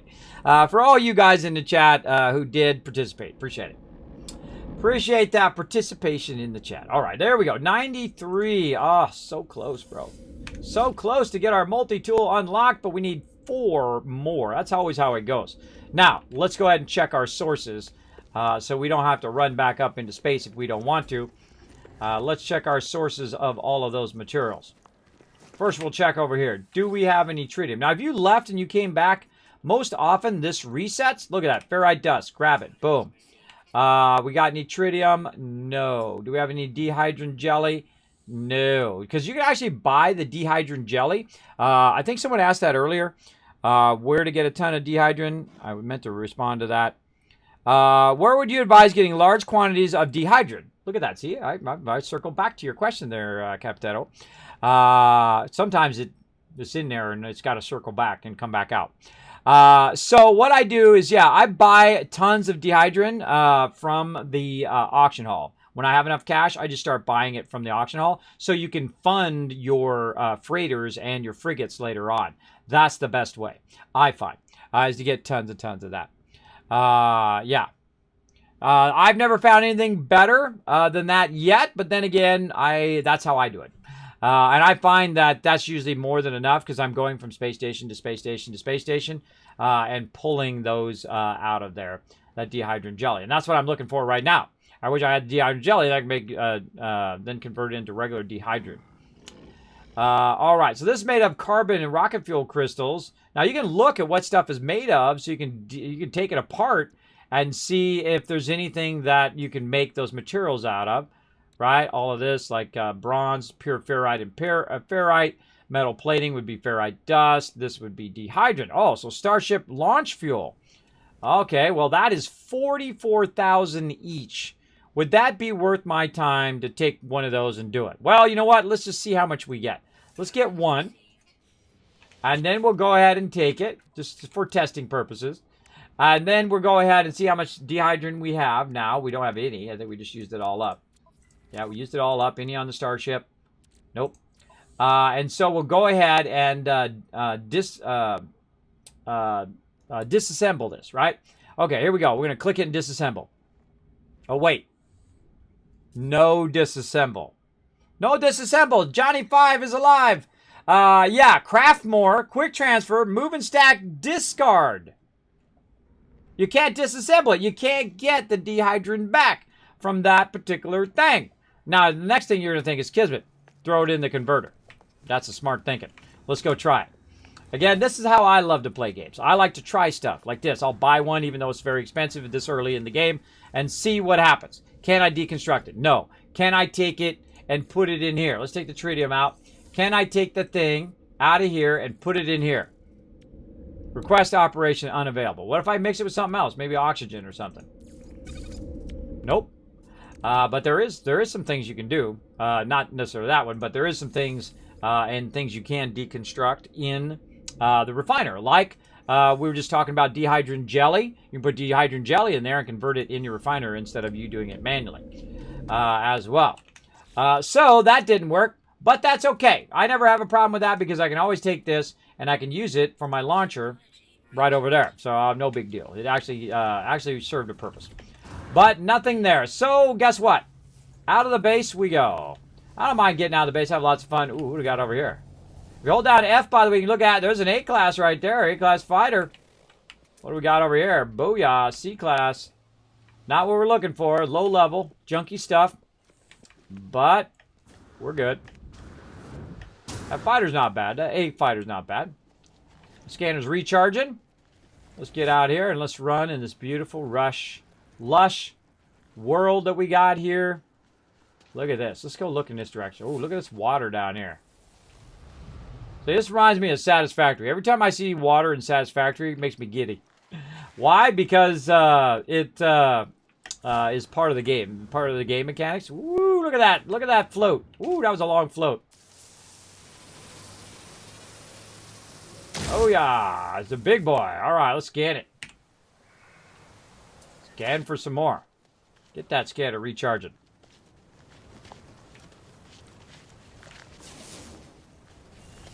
I just have a tendency to run in one direction.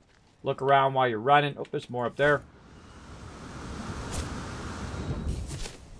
And what I do is I start where my base is, and I start to span further and further and further out from the base when I'm collecting materials. There's one thing that you don't want to do early on, and that's to get your nodes right by your base. It's usually best to get your nodes further away from your base. Ooh, bad guy. Oh, I'm by a bad guy. Something hit me. Get that bad. Oh, I forgot to identify him first. Oh, and there's a mob underground there, too. There's an underground mob. See that little red circle? See, I can't get him unless he's in line of sight. Or he's just on the other side of the hill. Oh yeah, get those units. Later, sucker. Ah, some sodium. And there is our dehydrogen crystals. Now, obviously, if you get the big one, you're going to get a lot more than if you get the little one. About 15. Now, as you upgrade your tool, you actually get more and more and more, basically upgrading your multi-tool as well. Okay, multi-tool. What do we want over here? We need deuterium. We need a bit more of that. How much did we get?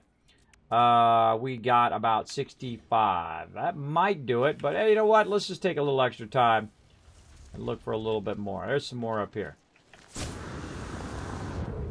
Now, these are little nodes. Try not to hit the mobs. Unless you want to. It's up to you. Now, while I'm running around shooting this, I'm also moving toward this. So I can learn from the Knowledge Stone. Knowledge Stone is going to give you words so you can understand what the heck people are saying to you. I've never unlocked all of the words in this game, ever. Because I usually end up restarting. But maybe we won't restart this time. Maybe this will be the one. This will be the one where we don't restart. There's a crystal fragment there, too. Very nice.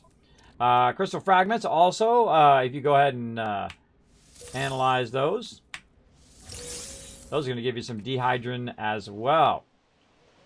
So if you find crystal fragments, also a great way to do it. Or if you want to store a lot of dehydrogen, you can convert them into dehydrogen. Look at him go. Already scanned that guy. Already scanned him. All right, back to the base. Or actually, I don't. Yeah, I need to go back to base because I got to use the converter. Eventually, I'll get the one unlocked. There's one that's on your backpack. That's the greatest thing ever, bro. Greatest thing ever. Oh, what's going on with my command keys? It went off again. I don't know. My command keys get confused. There we go. They get confused quite often when you log out, log back in again. All the command keys for your life support stuff is a bit funky. Look, I deselected it there or changed the key to something else by mistake. Alright, where am I going? This way.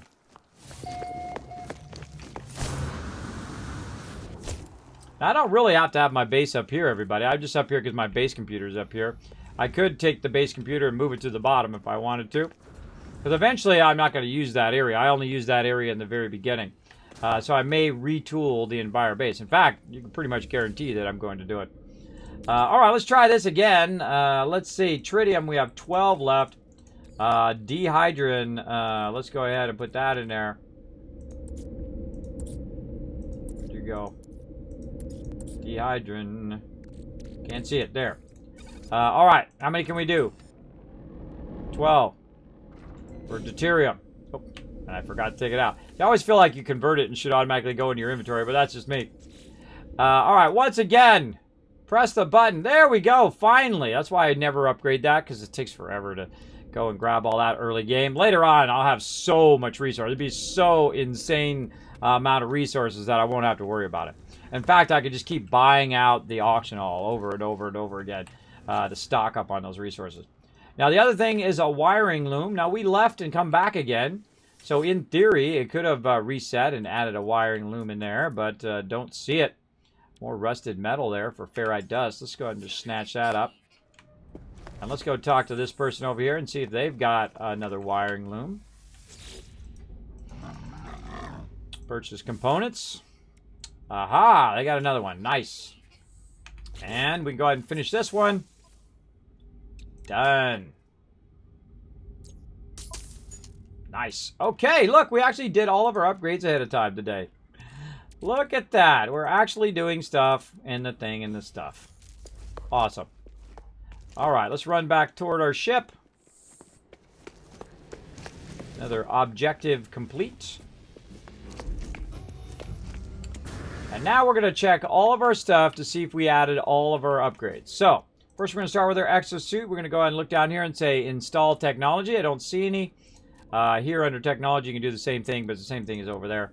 Cargo slots, nothing to be done there. Starship, let's roll over that. No technology to install. Multi-tool, no technology to install. So we've installed everything that we can install right now. Now over here, we have our construction research unit, which we're going to take a look at. Over here. So we got buildable technology and structure. So we'll go buildable technology first. And you can see we've unlocked a lot of these basics, right? Transport, wiring, solar panels, and all of that. Now I can actually make some solar panels right now. That's right, I can make some right now and utilize those, but I do need some metal plating, which is why I bought that rusted metal, so I can take the rusted metal and I can turn it into ferrite dust. So let's do that. While we're sitting around here, let's make some more ferrite dust. Now we might have enough to make a plate. Let's go see. We're going to click this. We got our plate. Nice. And then we want to go ahead, run out here. Oh, it's nighttime, so it's not going to be very effective. But here's the cool thing. The cool thing about this type of building, using this round building, is the fact that it doesn't require you to run lines. So I can literally just take this thing, set it up here at the top, and when the sun comes up, it's going to start collecting power, run it into here, and run it into my battery. And what's that battery going to do? That battery is going to keep my teleporter working all the time. Right over here. Right? So it's going to keep it running. Oop, I think it just came up. Fire up yet? No, it hasn't fired up yet. The way we can tell is we can go to our battery and we can say, okay, battery, oh no, yeah, it has some in there. It's actually getting a bit of light right now. So it's actually stored 21,000 already. Now, how did it store up all of that extra power? Well, that most likely was from what, actually? What is that from? I didn't run my biofurnace yet.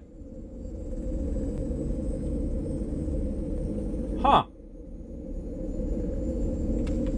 I was going to say it's from my biofurnace, but then I just suddenly realized I haven't run my biofurnace. Oh, no, it is from the solar. The solar is gaining. Wow, you got like dusk solar panel going on. So yeah, it's generating it right now. So that solar panel is working and backlogging power. Now, if the power is going down, obviously you're using too much power. If the power is going up, then you're not using enough power. So there we go. So yeah, it actually worked at night on this planet. Normally it doesn't work at night, but I can see the sun's coming up, so it's already triggered the thing. Also, by the way, since I'm up so high in the tower, because the sun rises on the horizon, it's actually going to get solar power earlier because I'm up so high as well. So a little smart thing about your solar, put it up real high. Just same thing in Astroneer in this game or any game. If you put your up higher, obviously the sun's going to rise, and that sun level is going to come down and hit it much quicker. That angle of the sun when it comes in over the horizon. All right, so now we got that powered. We got all that stuff working. Man, we're cranking today. Cranking. We'll go ahead and look again in our stuff. Now, I like to unlock all of these as I go. I typically won't do buildable technology, or structures, I mean, very early.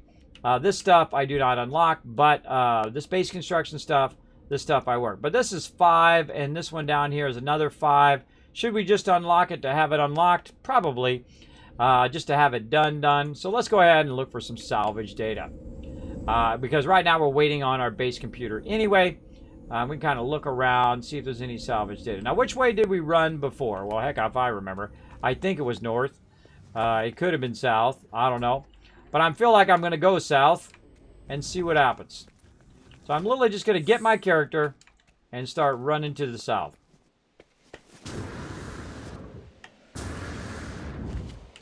All right. Now, is there any of these out here?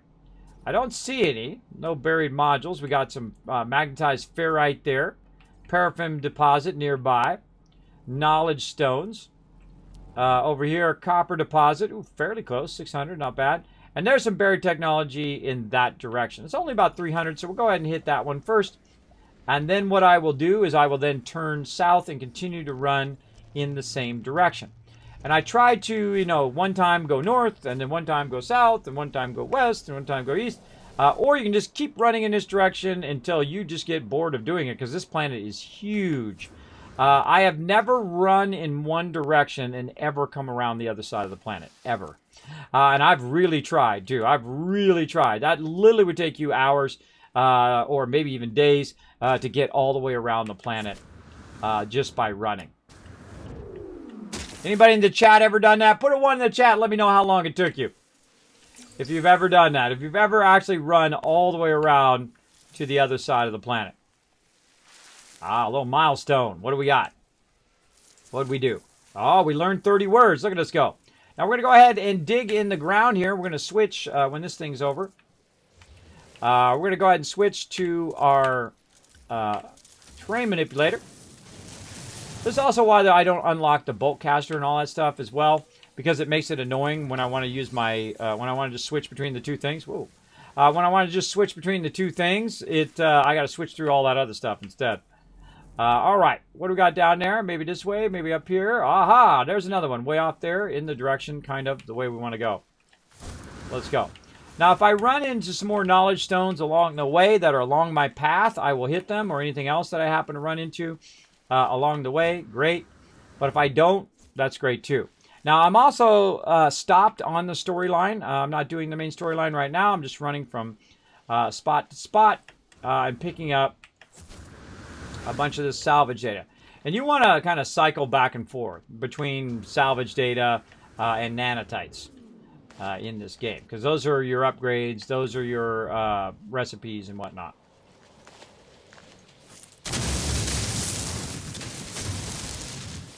Now again, remember, this game also has the cool thing. If you're building a base and you want to go, oops, no, it was my bad. I actually want to change this and put this back in.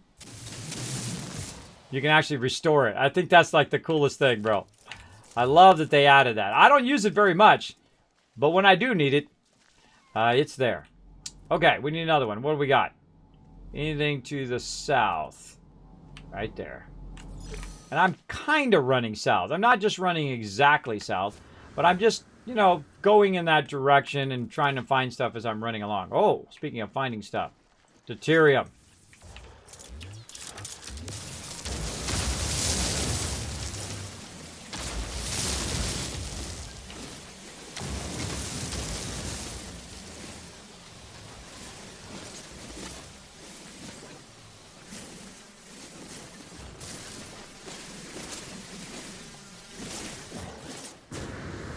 I was going in the direction while I was taking that out as well.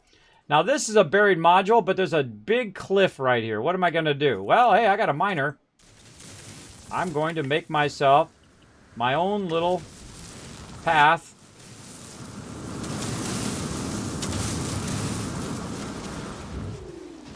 Through the mountain. So we just flew through that hole over here. We just made our own little tunnel through the thing, which I think is really fun. Now, by the way, if you are, you know, a perfectionist, you're like Kismet, fill that back in. All right, I'm on it.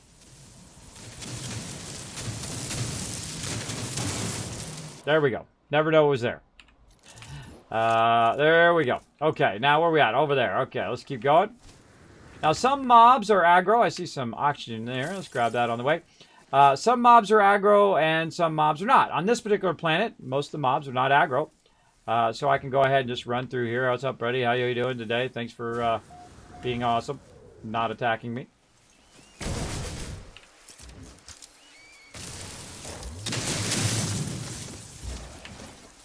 Oh. Now, I don't sit there and restore that because, you know, that's what the Sentinels are doing, actually. They're restoring the world back. Again, look, I had to switch through all this stuff every time I want to get to the mining beam. I'll have one of these that is just mining beam and train manipulator. Because you can have up to 3 multi-tools now. Which is cool. And we're just going to grab a lot of dehydrogen jelly. Make sure, a lot of dehydrogen. You're going to need a lot of that. So anytime you run into that, make sure to grab that. So looking south. Got to look down a little bit. Try to find yourself another one. Again, this was so awesome about finding a paradise plant. It's just, especially early game. There it is.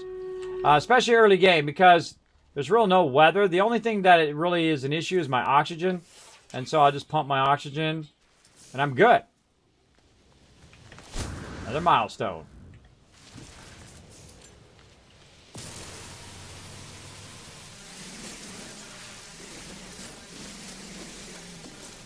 So what do we got over here? Condensed carbon. All right. So whenever we see these larger nodes, you might want to stop depending on how much of that particular thing you got. And grab those larger nodes. Those will just save you time. And here we are. We're going to do that battle here in a second. I did hear it go off. Boom. All right. More salvage data. All right. Easy, easy, easy. All right. What about going south? Wow. One right there in front of us. All right. Awesome. Again, you just keep running and running and running. Never done it myself, but when the first game first came out, someone did it and journaled on rental. It took them 12 days. 12 days? Holy mackerel. Never done it. You get distracted. True, Nitrox. I'm that way. Always fill the divots, right? Morning, Raz. Kiz is, when are we going to play Outer World DLC? I'm going to tell you, and it's going to be exactly the same every single week, Raz. The exact same time as last week at 1:30. So an hour and a half, whatever local time it is for you, every single Friday. That's when we're going to play some Outer Worlds DLC. So if you want to write it down, or you probably have a good memory, you can probably remember it. I have a terrible memory, as you know. You will know exactly what time I'm going to do that Outer Worlds DLC. So we're going to do that in about an hour and a half from now. So now you know. Oh. Always the same every single week. Half of it is No Man's Sky, and then half of it Outer Worlds DLC, because there's only so many minutes in the day. I wish I could play them all day. But IRL, everybody. Balance that IRL. Keep it going, believe me. Gonna make you a better gamer by having a balanced IRL. All right. So whatever time it is for me, it's going to be 1:30 p.m. Eastern Standard Time. So whatever local time it is for you in 1.5 hours, that's what it's going to be. Each and every week. All right, let's do it. Start battle. Let's go. Battle time. My schedule stays the same unless I change it. And so it's going to stay the same for a while for now, while I help out with the IRL, with the kids and all of that. Let's do it. Blowing it up. Oh, man, look at this battle. Holy moly. 170 plus units. How many got placed down? 185. 185 units. We had 360 the other day. It was insane. Insanely awesome. All right. Open captain's chest. Grab some reward. Jonzo, Nitox, Insane Paco Taco, getting the love. Me, I'm MVP. Norbert came in MVP. Look at him dance. I'm MVP. I'm MVP. We don't count me. Wes Montooth, we're going to call you MVP. 11 assists. Nice job. Let's get into it. 2 more battles to go. We're just going to go into a tough one here. 4 skull. Pulling out the Centurion for this one. Let's see. I feel high side. High side we're going to go. Yeah, right up here. Let's do it, everybody. Come and join us. We are playing some Stream Raiders, a little side game we play while we're playing our primary game, No Man's Sky. It is free to play. You can follow the link right there in the chat. You can watch yourself battle it out with everybody else in the chat. Right down over there.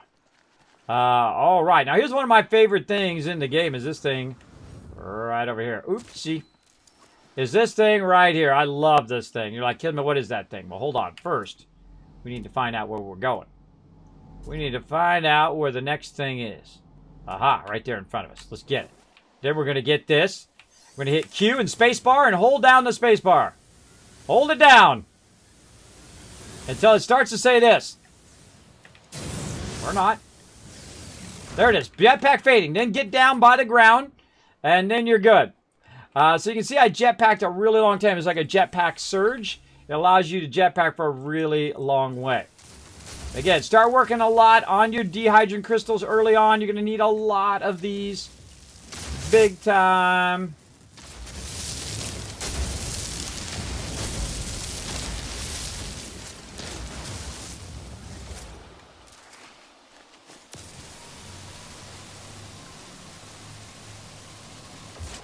Boom. Nice. Oh, look what we found here. Now, again, if I run into something, I'll take a minute or a second. Get some of that. I'm going to need some of that later anyway. That's a weird perspective. All right, some pure ferrite, some ship launching stuff there. Very nice.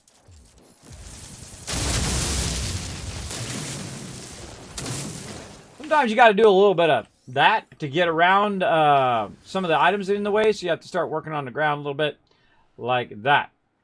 All right, so there's that. Let's see if we've got any more ahead of us. Now, if I don't see any ahead of me, there's one over there.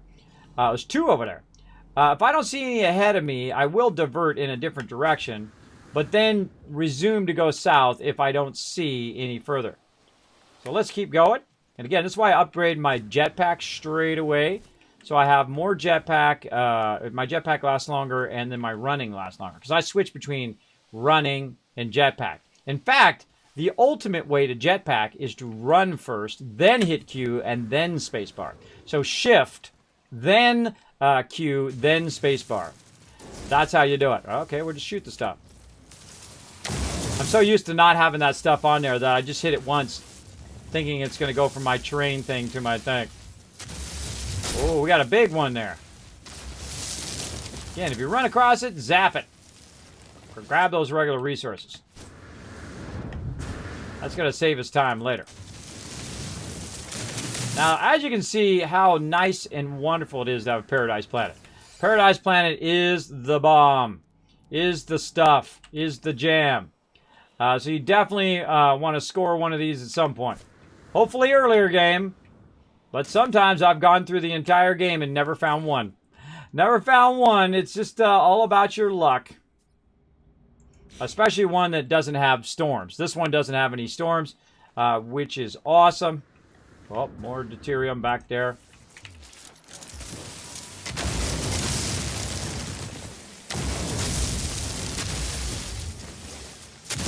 I like to move and shoot for some reason. I don't know why. You can stand still and do it too. I don't know. It's just more fun to move and shoot. Sometimes. Held it down too long.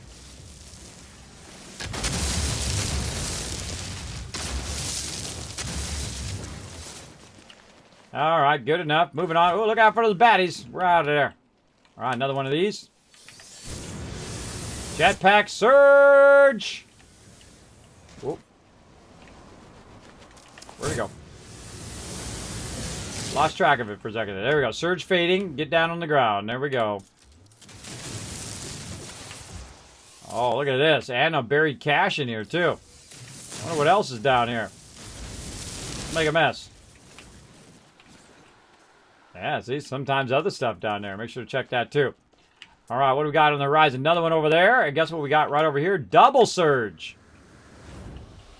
Now, I'm most likely not going to come back here to this particular spot. So I'm actually going to double surge this baby. There's no reason to, by the way. It doesn't do you any better, considering I'm only like 40 away. But sometimes I just do, because it's fun.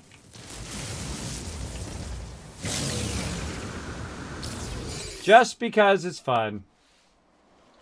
All right. Oh, there's another surge there. Where's our next one? And we go that way if we can't find one. Now, if I can't find a salvage unit in the direction that I'm trying to go, like I'm trying to actually go south this way. If I can't actually find one, what I do is just find something in that general direction, like say one of these knowledge stones, and then I'll just go toward the knowledge stone.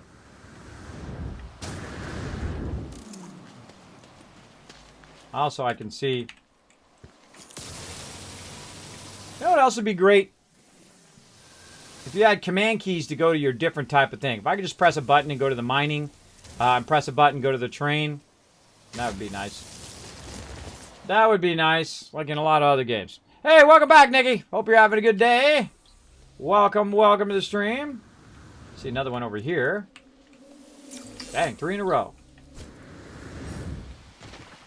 And I can just do this all day, too. Just run around, learn a bunch of free words. Instead of talking to the people, I can just go ahead and just run around and get all the words from these various knowledge stones here on the awesome Paradise Planet. All right, now once I run forward, I usually run into another one. Actually, there's 2 of them. 322 and 368. So this one's the closest one. Let's go to the closest one first. Whoa.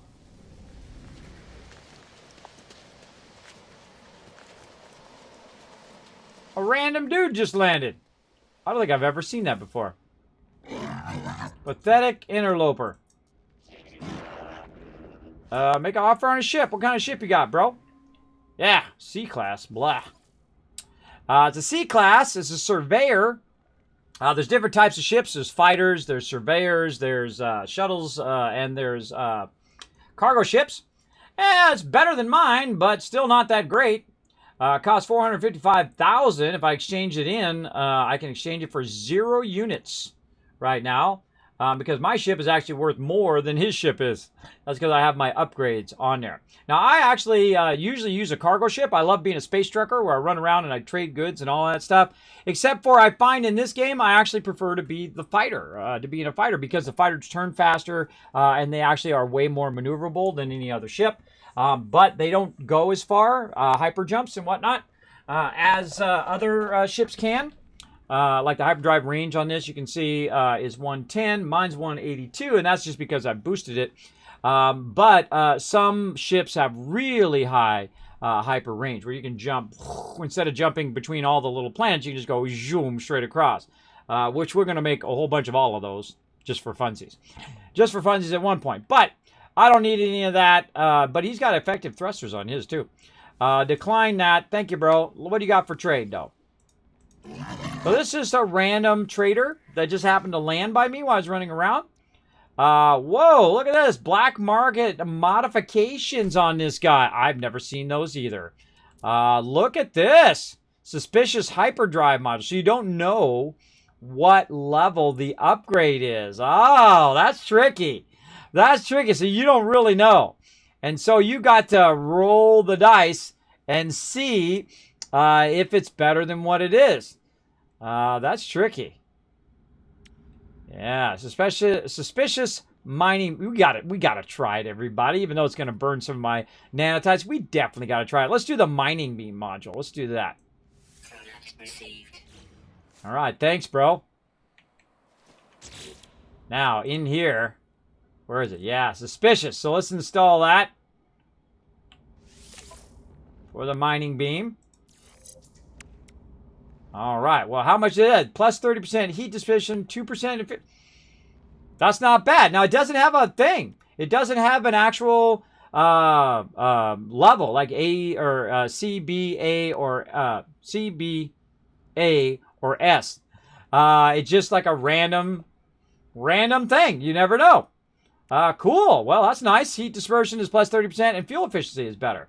That's actually a really good upgrade. Hold on, bro. Give me some more upgrades before you leave. I like that upgrade. Pretty good early on. Let's see. Offer to trade.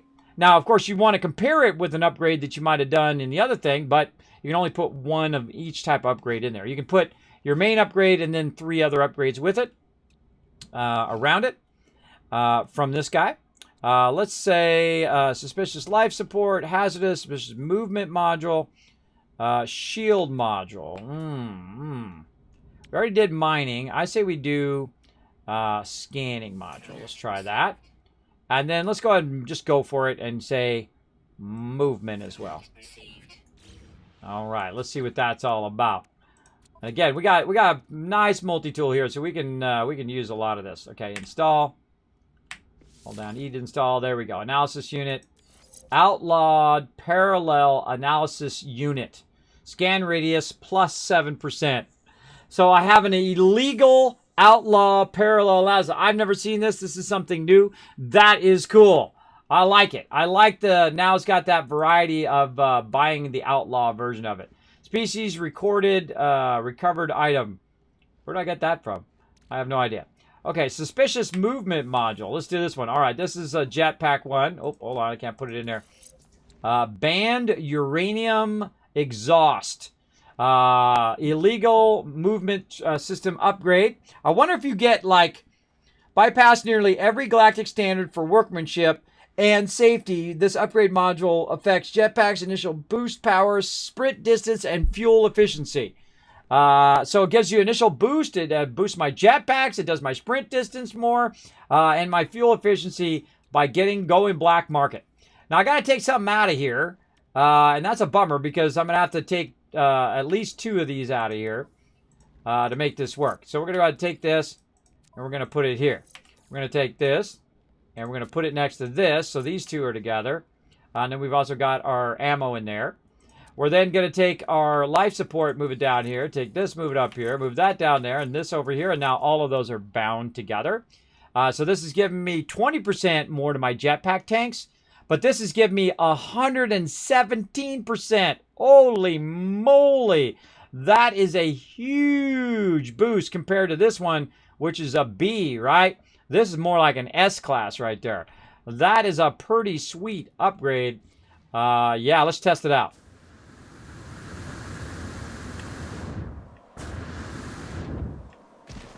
Oh, I like that guy. I like you, dude. All right, what else you got for me? I'm already starting the game and I'm already doing illegal stuff. What are these things you're getting and what do they give? Those are hold on, let me get in my inventory. Those are salvageable modules, and those are for getting recipes in the game. So you can get recipes for making stuff. This stuff I'm doing right here, this is upgrades for my equipment. These are upgrade modules. So yeah, man, that's pretty rare that I found this dude. Wow, what else should I get? Movement module, probably. I should probably go heavy movement module. So let's just burn it all. Oh, of course it's full. Hurry up before he goes away. Battery into the starship. Oh, my starship's too far away. Get over here, starship, quick. By the way, while it's landing, you can put stuff on it.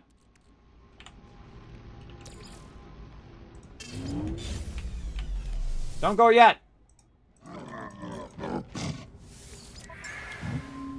Okay, let's try another movement module.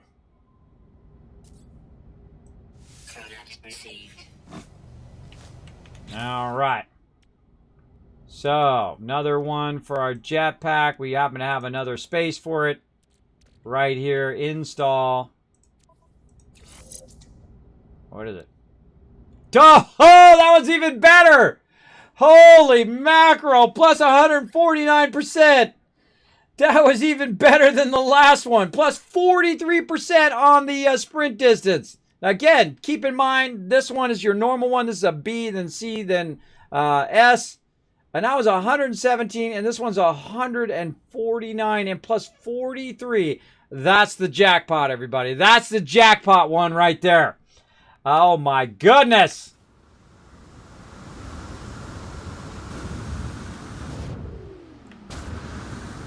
Now, imagine we had that with regen right now, where it regens while you're jetpacking. Let's go. I feel like it's going to take longer to fill back up, though, because the tanks have so much in the tank. Definitely. Let's just go ahead and start running this direction.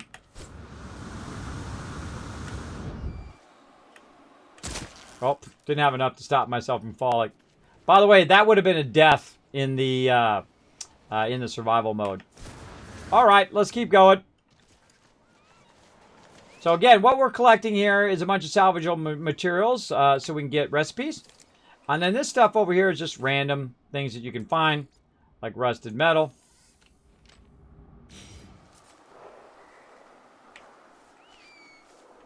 We have enough room in our inventory? Probably not. Oh yeah, see this we can just take, put into our launch thruster wherever you went, right there. Ship out of range. Get over here, ship. I need some inventory space. Alright, take this out. Alright, platinum. Alright, ferrite dust on us. Let's actually consolidate this if we can. What I do is I pick it up and see if there's anything. I compare it and see if I can stack it in my inventory, then that means there's another one there. If I can't stack in my inventory, it means there's not any more there. There's actually one to be there. Okay, so what do we want to do? We want to go ahead and convert down our crystals to get our dehydrin going. Rusted metal we're going to convert later. Put that on the starship. This we're going to use later. This item right here is A fragment discovered on planet G Mouth concerning local fauna. Now, this is a technology thing that we recovered. And I believe this is the thing that we can go ahead and either process the nanotites, which you can see, analyze data, or we can go ahead and turn it in. Don't tell me. We'll figure it out. I believe that's what that is. So we'll see. But for right now, let's go ahead and get this together. Now, antimatter, can I put that in my ship? Yes, I can. All right, get that out of there. What else? Paraffin I don't need on me. Oh, no more room in my ship. All right, we'll keep this down here to be worked with later. But all this stuff on my starship is typically something I don't need in the moment, like gold and antimatter and all that stuff. Antimatter is for making hyperdrive stuff. Uranium is for our thrusters. This is for anomalies that we'll get into later on.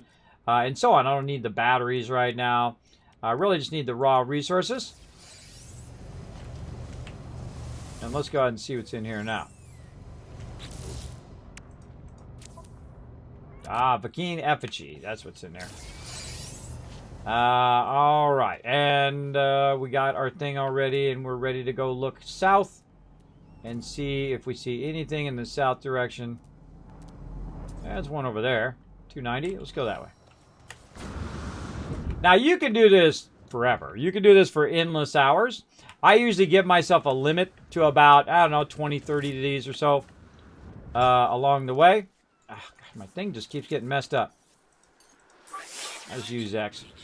I'll just use X because my command key keeps getting messed up. Wow, see, that felt really long to me. I actually stopped a little early there. I had so much thrust for a really long time, especially early game. So I'll go for so many of these. Now, here's the thing. See, I got salvage data in here. I got 30 salvage data in my backpack. When it starts to go into my main backpack, that's when I know I'm good. So I'm about 30. That's probably good for right now. Now, it seemed like we went really, really far away from our base. But by ship, it's not that far. So we get on our ship. I call my ship back. And then, boom. Back we go. How about some inverted flight?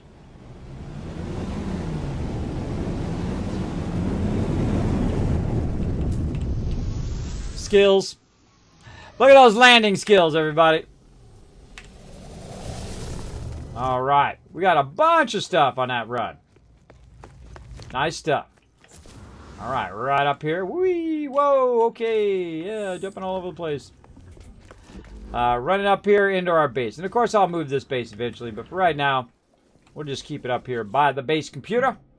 Okay. So we got that going. We got a terrain manipulator in there. We're getting a bunch of other resources that we needed. We need to get our starship probably a little bit closer. And so we need to work on our landing pad. Way over here. What do we need? Metal plating, ion batteries. Okay, so we're going to need our ship over here again. We'll call our ship underneath.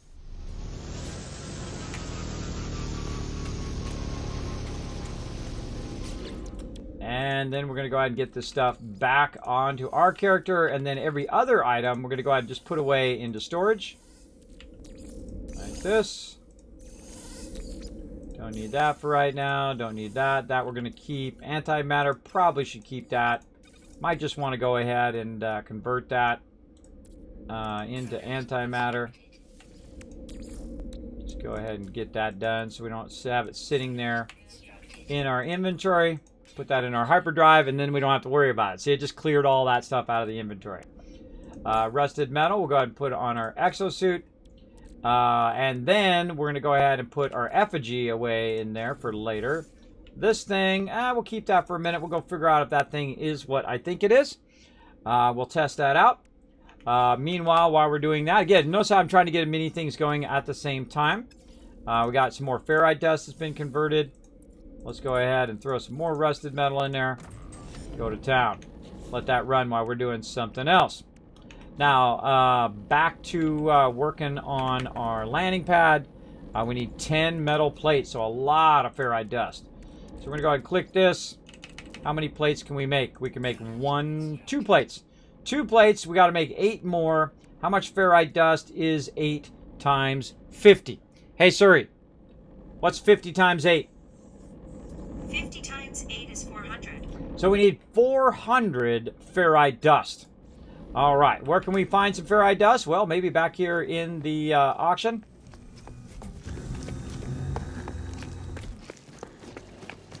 Let's go ahead and grab some of that. All right, where are we at? Yes, there we go. There's 40. Well, that's 40 less than we need to collect.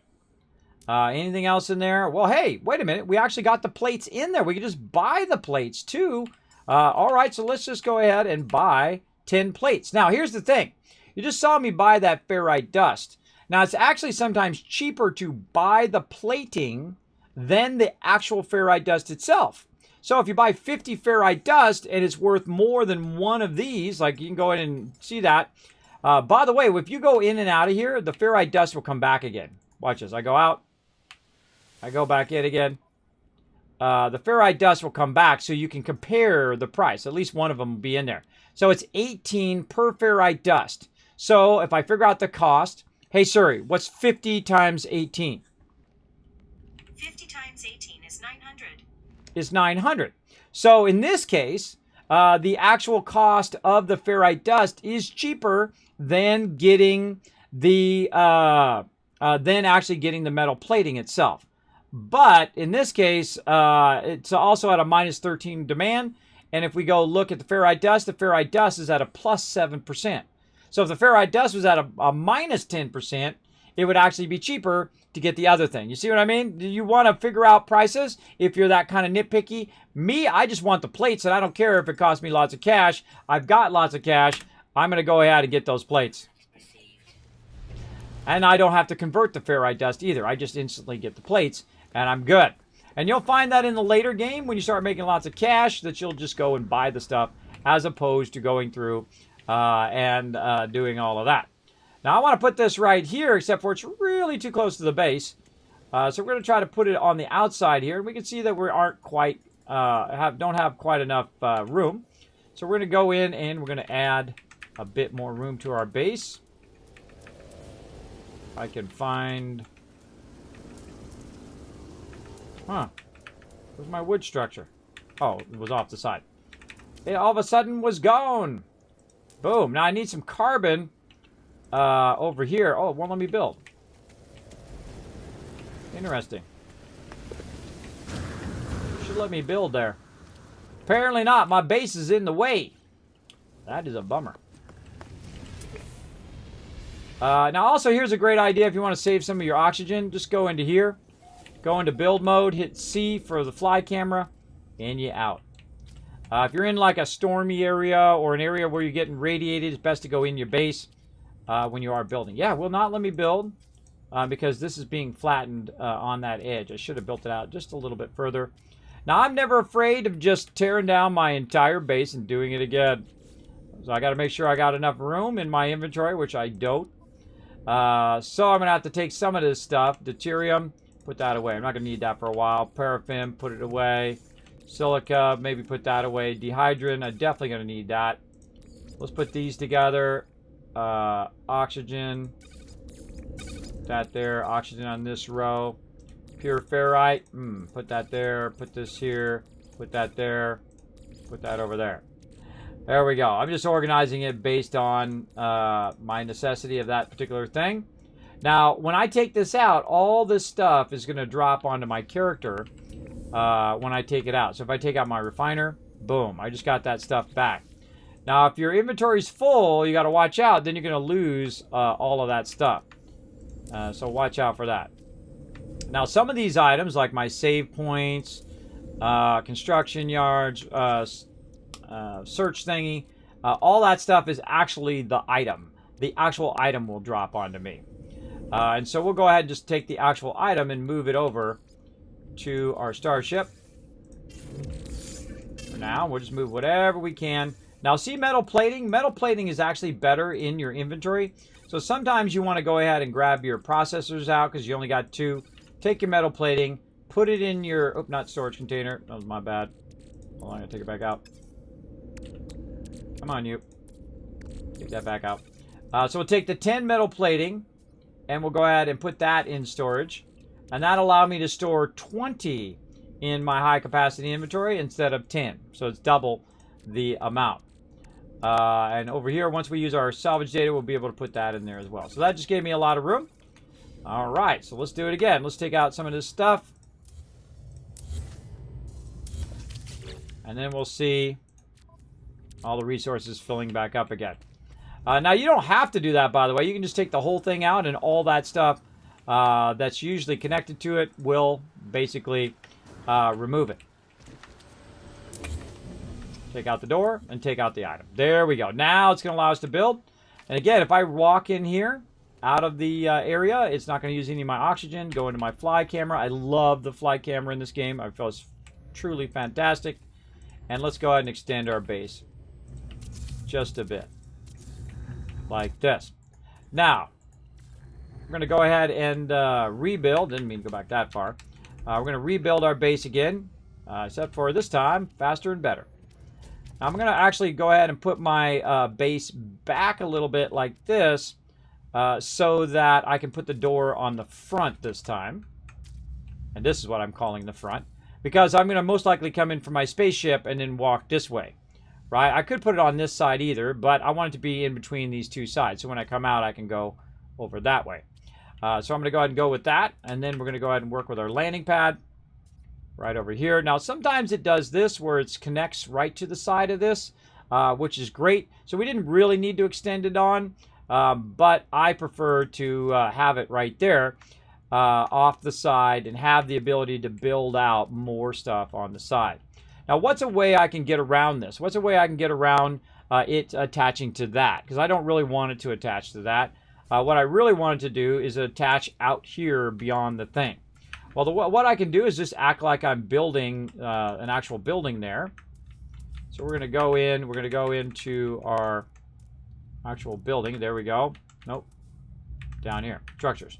Act like we're actually going to build a doorway there. And so I can go ahead and put a doorway, say, right there. And it's just another great Kismet tip for you. And then actually have it try to act as a doorway. Connect to that doorway.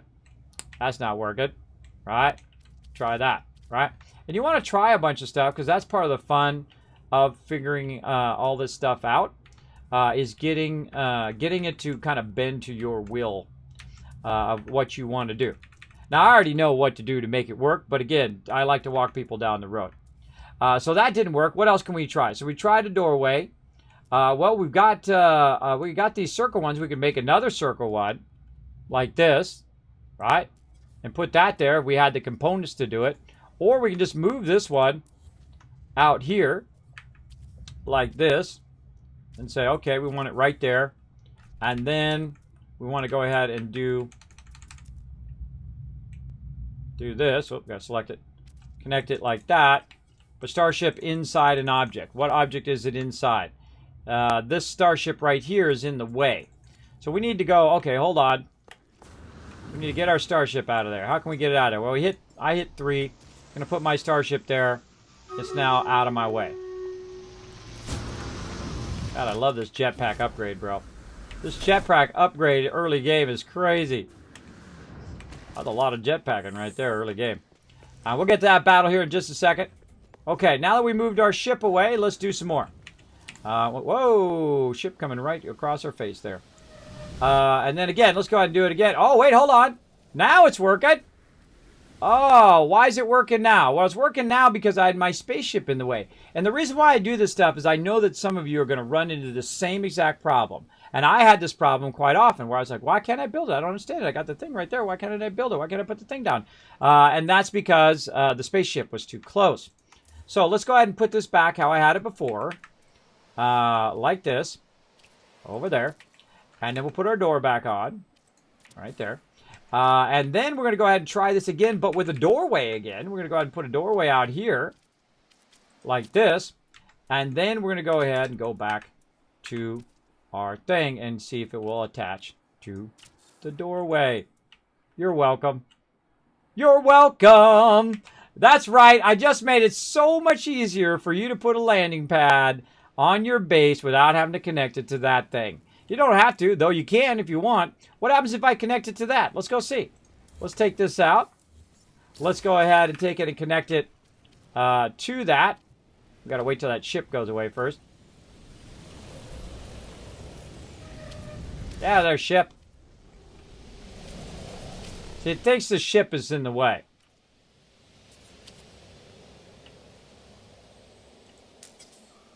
Invalid position. Oh, now it won't. Oh, because I have the door. Hold on, I got to take the door out. No, it won't let me do it now. Yeah, I think it's still too close to the thing. But you get the idea. So, let me get my guy out of there. Let me put him in here. And we'll do our fly camera.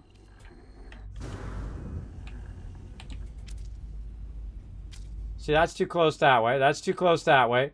That way's being blocked by the ship. So, yeah, see, you can't build because it's invalid position because the other items are in the way. So we go ahead and take those out and re-put it in. But I feel like the best thing to do, if you want to do that, if you want to connect these together, is to let it overhang. Right? To let it hang over the structure and then put it outside. So say something like this. And then you go in. Again, there's 1,000 different combinations that you can do. There we go. So now we got it connected that way. And I suggest to do what I'm doing and experiment a lot. Now look at this. No way in there. How do I get in there? Well, you probably guessed it. You're going to have to stick in the door there. Make sure you unlock the door when you unlock the circle thing.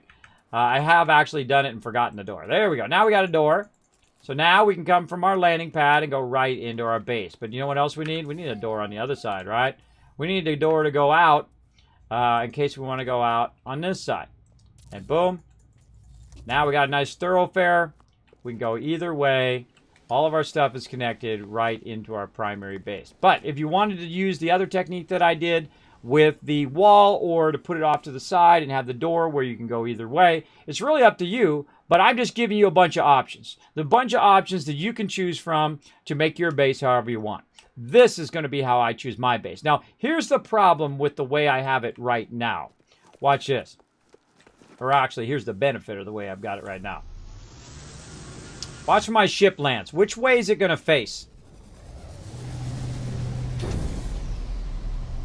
200 IQ move right there, everybody. Did you see that? Did you see what happened? It's aiming away from the base.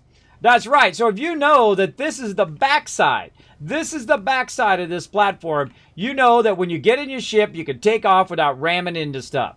So watch out for that 200 IQ move there. So you're welcome on that as well. There we go.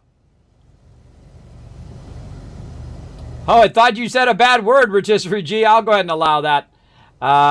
There we go. Yeah, almost out of world time. Exactly. Knocking. There you go. Knocking. You want some knocking there, Raz? All right, let's troll the chat. Who's that?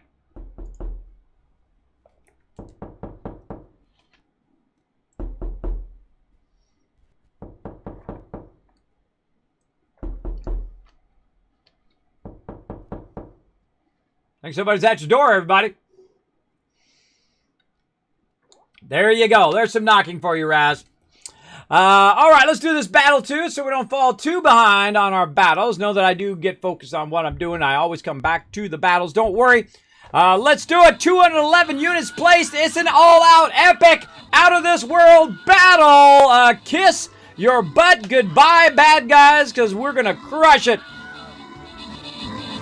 Holy mackerel. These guys are getting destroyed. No chance, baby. No chance they're going to get us on this one. We got this one on lock. Let's do it. Come on. I believe in each and every one of you.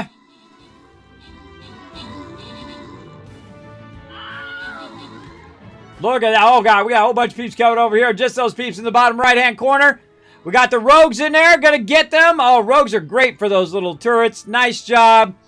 And that is another big win for all of you guys. Nice job. Boom. Netox, Ketchups, P Daddy and Rotisserie G all getting some love. Jonzo coming in overall MVP with the 18 kills. Nice job, Jonzo.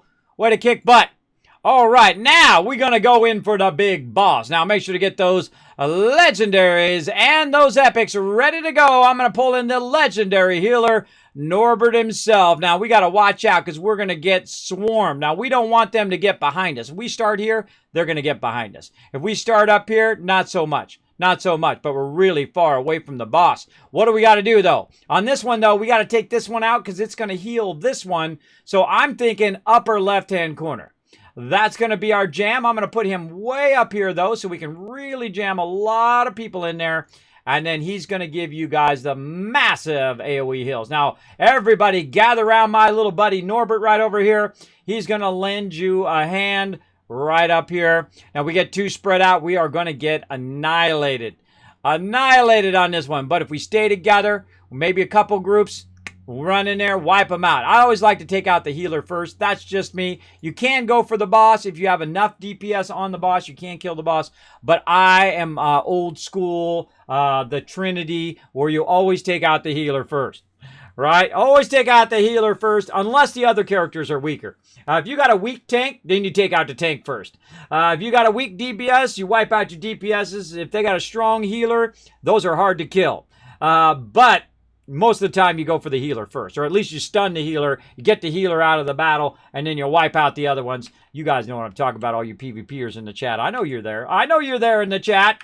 You're like, that's right, Kismet. That's exactly what you do. I do that all the time, bro. I do it all the time. I pwn all those noobs. Let's go ahead and get our stuff back in here again.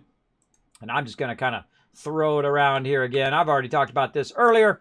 But let's get all of our little goodies all back in. You know, I kind of feel like putting this over here. Now, it doesn't really matter actually where I put the power, by the way. I can put the power back over here if I want. Because it's actually connected to the unit itself, it's a lot easier. Let's just put our save points together. That sounds fun. There we go. Then we need to go into our power. So we go out of there. We go into power over here. And then once again, now why do I put the biofuel reactor? Well, every now and again I will use it. But in this case, no. Now, how much battery do we have? Now, we go look at the battery. It's depleted right now. There's no battery in there. Nothing running into it. But we're going to go use our solar panel that we had earlier. And we're going to put that right up here on the top. Again, notice I will do no wires. No wires. And we found that this way is actually a pretty nice way. We can put it right here in the center. I don't think I've ever put it on the center. Let's see what happens if we put it on the center. It's working. Now, as you'll see, we'll go down here and we'll see that the actual thing might kick on when we have enough power. Let's look at our battery. Uh-oh. Problem. Not getting anything. Not getting anything. I don't think I've ever tried it in the middle before. And that's probably why, because it doesn't work. We'll go ahead and grab this and we'll put it on the side over here where it's touching these solar panels. Bam. Now we'll go ahead and try it. Now let's see what happens. First thing we look over here, insufficient power. Over here, how we looking? Depleted, depleted, no power. Oh boy. Oh boy. Oh, we missed it. Missed it. Now I know it works there because we just did it earlier. But it also could have been that the sun was going down. So you know what? Let's test it again. Let's put it back up here on the top. I feel like that should work. But let's just put it right here on the top. And when the sun comes back up again, we'll see if we get some power. And go from that. And so if I have no power, I can then use the biofuel reactor. Notice that it did connect to the actual building, which works awesome. Oh, switch screen. All that explaining for nothing. Sleep apnea sucks, everybody. I get distracted so easy. All right, there's 1,000 kids cats for me screwing up. You guys want me to screw up because this stream goes off the rails all the time. Thank you so much for the switch screen reminder, everybody. It does happen. And it's going to happen quite often here in the stream. That's just part of my stream, part of the fun. So you guys can laugh along with me making funny mistakes like that. So I put this down. I put that down. I attach that. I put this down. I put the thing down here. And then I went up to the top here. I'll just go over that again. And I put the solar panel in the center, and then it didn't work. It didn't give me any power. So then I put it off to the side, and it didn't give me any power over there. I was like, what's going on? And that's because the sun had gone down, and that's why it wasn't working. So I decided to pick it up again from the side, put it back in the middle, and see if it works during the day to draw power from there and put it into our battery. We'll see. Usually the first way you know it's working is that your teleporter comes on straight away. It'll all of a sudden, boom, you'll see it turn blue, and that's on. But we got a little time for that. Now, if I did need to get out of here in a hurry, I could use my biofuel reactor, and then that would power it no matter what, because everything in here gets powered automatically. Now, here's the thing about your medium refiner, though. If I go in and I use that, say I want to make some more pure ferrite, that's not affected by it at all. That's not affected by the actual base power. That actually has its own internal fusion power. I made up that fusion part, but it has its own power that makes it go. It doesn't need power from all of this stuff. Neither does the large one as well. So my bad, everybody. It happens. You know what? When you make a mistake, just go, my bad, I made a mistake. And then you roll on with life, everybody. That's how life goes. Let's see. Salvage data. We got lots of salvage data. That's what we're doing. Unlocking stuff with our salvage data. We put our thing back down? We did not put it back down. All right. We got to get that back down. And that is our research unit. Right, yeah. All right, nice. Let's see what we got. All right, buildable technology. Now, we got 2 more to unlock, and I'm just going to unlock them so they'll be unlocked. Items received. All right, we learned all of those. Very nice. So, health station needs ionized cobalt, and then metal plating. Hazard protection unit needs metal plating, ionized cobalt, and phosphorus. In here. Remember I saw that phosphorus? See, right now it'd be a good time to have that phosphorus, huh? It'd be a good time to have it. All right, let's go ahead and build these things. Now, these things are going to show up down here now in your building area. Actually, we got to go to the other one over here. So we got a little health station. So we need ionized cobalt. Well, we have cobalt on us. And we go ahead, put it in here. And convert it. Now, we're going to make stuff as we go along. Oh, we're out of cobalt. We must use it for something else.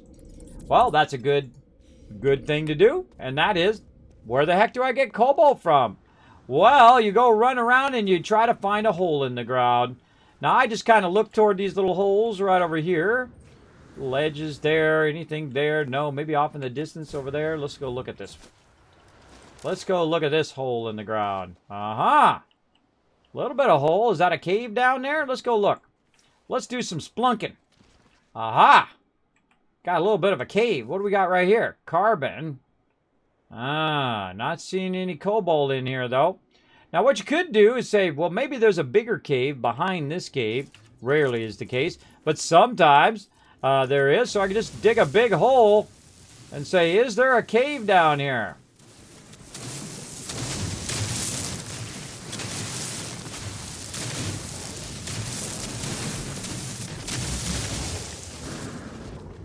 I just came out the other side. Now, weirdly, see how that glitched me through there?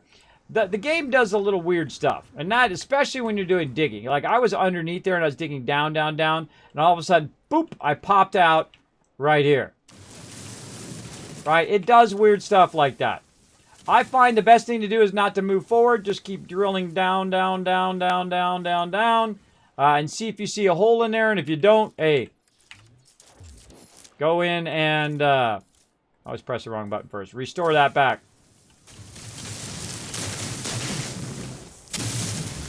Just for fun. You don't have to. All right, we're looking for a hole in the ground. Let's go. Now, also, I find sometimes you can find some holes. Oh, there's a thing we haven't gone to. You can find some holes by the water. Sometimes there's a cave or two close to the water itself. We can see kind of an opening sometimes. So we'll look around down there, maybe on that side over there. Now, looking for caves is good, but also grabbing resources while you're running along, especially your larger resources here, is also a good idea. Look for anything that's going to make you more knowledgeable as well. So we'll run down here by the water. Anything and whatnot. And this is, you know, luck of the draw sometimes. Sometimes you find stuff, sometimes you don't. Now, what I do is I run around for a little while, and I look for... Ooh, hello. Ooh, we're coming back for you. I'll run around and I'll look for a while. If I can't find anything, I'll summon my ship.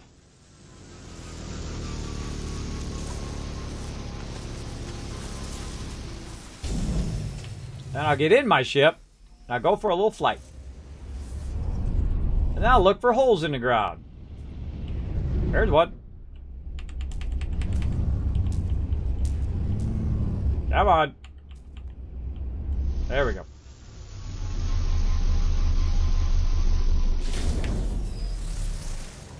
What I'm trying to get right now is some cobalt. Now, nearby, where I just was, there was a hole in the ground. And the hardest thing is finding it again. Where'd it go? There it is. Now, you can actually set down stuff to help you find your way back, but I feel like this game needs a lot of the, like, Subnautica, where you can put down beacons and find your way back, or Satisfactory. Either one. Now, here we go. Here's some cobalt over here. Let's get some more cobalt. How are we doing on time? About a half hour. All right, we got to get to our bigger mining stuff. We're going to get that going. First, we're going to need a little code. Now, we can do this all day, by the way, everybody. There's so much stuff you can unlock in this game. There's so many cool quests and things to do along the way as well. You do get a lot of hours for your dollar bill. That's for sure. A lot of hours of gameplay. In theory, it's infinite. But I feel like you get a lot of hours. Oh, there's my base computer, kids. Come back up again. So I'm ready to search my base computer. And I usually leave it on my base computer quest when I'm running around just doing random stuff. So I can do it. You know what? Hold on. Let's not run back. Let's go ahead and get in our ship. And so we'll get in our ship. Not enough fuel in the launch thruster? Well, that's why I bought that uranium. There we go. Easy peasy. And we turn around, we head back, and wait for it to turn green, and bada bing, bada boom. Easy peasy, everybody. Too easy. Kismet showing you all his best stuff today. I hope you've been paying attention. Showing you some good stuff to get your base going, to get your game going here in No Man's Sky. All right, how we doing? No power yet. Where my power at? Oh, no sun. No sun. Oh, wow. Perfect timing on that timer. All right. Let's keep going. Now, again, we got to wait for some power to kick in. But for right now, we need to take some of our cobalt. Let's take half our cobalt. And make some ionized cobalt. Okay. Now, what do we need ionized cobalt for? We were trying to build a health station. So we need about 20. So what we can do is just let it run just enough to make about as much as we need. But boom, went faster than what we could do. Faster we can grab it out. Or you can just tell it to make exactly 20 if you want. Me, I just let it run for a while. It's okay if I make a little extra. All right, there we go. Health station. And I put it up above my stuff like that. And then we're going to do a hazard station, ionized cobalt, and phosphorus. So we need a little bit more ionized cobalt. So we go ahead and get some cobalt. And I like to cut it way down by hitting C. Run a little bit more. Alright, I can't remember if that was exactly the number I needed or not. Close enough. And now we need phosphorus. Now remember how we saw that phosphorus in there and we're like, man, we should probably buy that phosphorus. Yep, now's a good time to do it. Now, whenever you're looking for something, this is the law, this is Kismet's law of games. And that is whenever you're looking for something, that's usually when you can't find it. When you stop looking for it, when you're not looking for it, tons of it. Tons of it everywhere. It's laying on the ground. Your resources are everywhere. That's the thing. But when you're not looking for it, believe me, it's right there in your face. Let's get some rusted metal while we're at it as well. So we can't find it there. So there is another place we can go and look.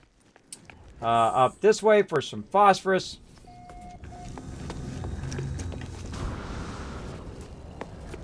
And that is to use our teleporter. Now, our teleporter right now does not have any power because our solar is currently waiting for the sun to come up. But I'll show you a little trick. Cut this way down with C. Maybe about 5. Hit that. Turn around. Hit this as fast as you can. Boom, you're ready to teleport. And even if it goes off, you're still good to go. So let's go ahead and go to our warp. And we out. What's up, Bobby Styles says, how's the new update, bro? The grass fauna looks crazy right now. Yes, it does. It is amazing. I have mine on Ultra right now because I have a NVIDIA 1080 card. It's a beast of a card. And it is beautiful. I love the update. Incredibly fantastic. In fact, it inspired me to start all over again for like the 20th time. I've started all over again from scratch, and we're running around. We're checking out all the new stuff from the very beginning of the game. And it is very, very fun. So we need some phosphorus. Are we going to be lucky enough to find? Look, there's some ionized cobalt as well. Again, we still have 100,000 out of our 3 million that we made right at the very beginning of the game. It was like, bam, 3 million in our pocket.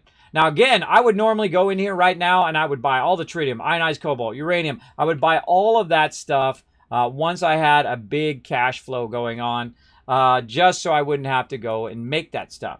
And that's a nice way to do it. But, of course, if you're old school, you're like, Kismet, I just like to go and collect it and then make it. Hey, whatever you want to do, it's your game. You play however you want. I like to play however I want. Now, there's a bunch of tritium in here, and it's plus 1.4%. You also want to look for some deals, right? Stuff that's at minus a lot. Is there anything in here that's at minus a lot? Oh, my dirt is minus 17.6%.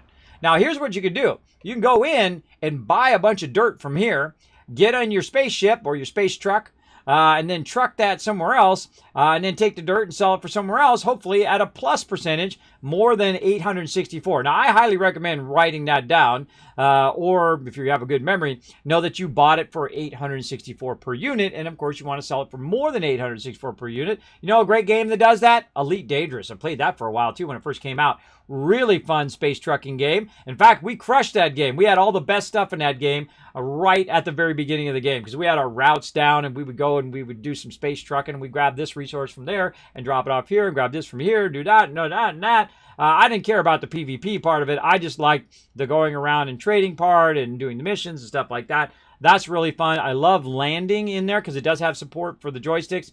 You can come in, you can land, manually land into the actual space stations. That was a lot of fun too. If you do like space games, I definitely suggest taking a look at Elite Dangerous as well. Another procedurally generated game, just like this one. It means it's basically infinite. This one has like 13, 14 quintillion systems of planets. Yeah, that many. More than you could do in your actual lifetime, in your real life lifetime. More than you can explore. Pretty crazy. Pretty crazy amount of stuff. Okay, so let's see. What do we call phosphorus? That's what we're trying to remember. So no phosphorus there. Bummer. Bummer.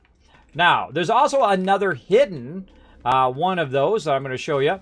One of those trader. Ooh, what do we got over here? What do you got? Ooh, little C-class. All right, all right. Congrats to you, bro. And we're going to run over here into this little back corner. Now, hidden back in this little corner is another one of these little things. Now, sometimes they're different, but most of the time they are the same. But every now and again, you can find little hidden gems back here in this corner that you didn't find on the one over there. Right? So you can always try that back here in the corner. But most of the time, they are exactly the same. But it's good to know there's one back there in case you need to go to the... in case you need to talk to these people and you're doing this, that, and the other thing, and then you need to go to the auction or the Galactic Trade Network, you can just go to the Galactic Trade Network that's on this side as well. I kind of feel like they should put it out on this side too. That's just me with my crazy thoughts, but know that there is one back there. Oh, another ship coming in. Look at these torture ships. I call these the torture ships. That's when they come in when you don't got the money. When you don't got the money to buy them. They're especially heartbreaking when an S-Class comes in. Right at the beginning of the game and you haven't built up your cash yet and you're like, oh God, oh, S-Class, oh, it's so beautiful, I want it. Yeah, it looks great. I want to play it again now too. There you go. I remember seeing your old playthrough. Glad you see you're back on board. Well, I actually been playing every Friday for a while now. Actually, I think I played like back-to-back now on Fridays. I think this is my 4th playthrough of the entire game, back-to-back on Fridays. Yeah, I play a lot. So come on in every Friday. I'll be here playing some of this. Now, in about 30 minutes, we're going to be playing some Outer Worlds, too. But I do love playing this game. It's very fun. Now, if I had more time, I would play it all day, every day. But you know, Kismet's only got so many times, and I like to play different games. I don't like to get too burnt out on just one game. I feel like it keeps the game fresh if I'm playing it, you know, in smaller doses than if I'm just hardcore collecting resources and collecting the thing and building the stuff and doing all of that. That's a fast way to burn yourself out of any game. Doesn't matter what game it is, even in a massively huge game like this one. All right, so what we want to do? Oh, wait, I didn't want to go out. I didn't want to go out of there. Hold on. I forgot. I didn't want to go out of there. All right, find the anomaly for me. That's for my main quest. I forgot it's going to kick that in. It's going to kick that in because I talked to the dude. All right, back to the space station. Man, I went right into automatic mode. I was going to fly around and research the planets. I actually need to go somewhere else. Oh, look at that. See, this always remind me of Battlestar Galactica. I love those ships. C-class. Okay, back up here we go. Oh, we already did all that. Let's go this way. Back over this way. I'm wearing my baggy pants this time. Get up there, bro. Okay, so this was Tycoon System number 1. And so we're going to go to Tycoon System number 2. Right there. Boom, let's go. Wow, what do you think of them adding PvP to No Man's Sky? I would love bounty hunting system for PvP. I typically am not much into PvP anymore. I was a huge PvPer back in the day. I mean, I would do 40 on 40 and WoW. Really, I did PvP in just about every MMO. And Lineage was one where if you died, you lost XP. So if you go into PvP, you could actually D-level, sometimes multiple D-level from dying. That's hardcore, bro. I was one of the highest level. Actually, I was the highest level prince in that game, which is the leader in there for a long time. I was the jam, bro. And that's a lot of hardcore playing right there. Because when you die, that's like 8 hours of XP loss. And then you have to go and do 8 hours more to catch up where you left off because you lagged for 2 seconds, right? That's hardcore back in the day. But I do love PvP in a lot of games. But I don't like unsolicited PvP. Meaning that if I'm just running around and I'm collecting ore or whatever and a bunch of people come up and start shooting me, that's stupid. Because there's no cool old school PvP anymore. The old school cool PvP is I see you, you see me, we're in different factions or whatever it is, and we're like, let's go, bro. And then we battle, right? Then we battle versus each other, right? And then whoever's the best or whatnot comes out on top. And usually it's even better if we're close to level and close to being on gear because it's all about your gear rotations and your skill rotations and how you know and when you're moving and left and right and juicing them and all of that fun stuff. That is the awesomeness of PvP. Now, I like massive scale PvP too, like 40 on 40. That's awesome. And WoW, also in Guild Wars 2, the sieging and raiding in that is awesome. Same thing in the old school Lineage where you could siege giant castles. In fact, we took every castle, every single one in the game. Yeah, people would call us up just to reset the castle times. We get up like 3 o'clock in the morning. That's how hardcore we were. We get up at 3 o'clock in the morning and we siege with hundreds of people to reset the times. That's what we would do. So yeah, but I'm not a big fan of PvP in any type of game where I don't solicit the PvP. I like to just go do my own thing, not be involved in PvP until it's time for PvP. When I say, okay, I feel like some PvP today, I want to do some Hut Ball. Really fantastic in Star Wars The Old Republic, by the way. I love that Hut Ball. Hut Ball is super fun. If you've never done that and you've never played Star Wars The Old Republic and done Hut Ball, if you love PvP, I would at least go find it on sale and play some Hut Ball. You're going to like it. It's going to be fun. Very much like a football kind of thing, but with the ball, and you're throwing the ball, and you're doing the thing, and you're slowing the guy down, and all your peeps are working together. It's awesome. Very good teamwork-based PvP in there.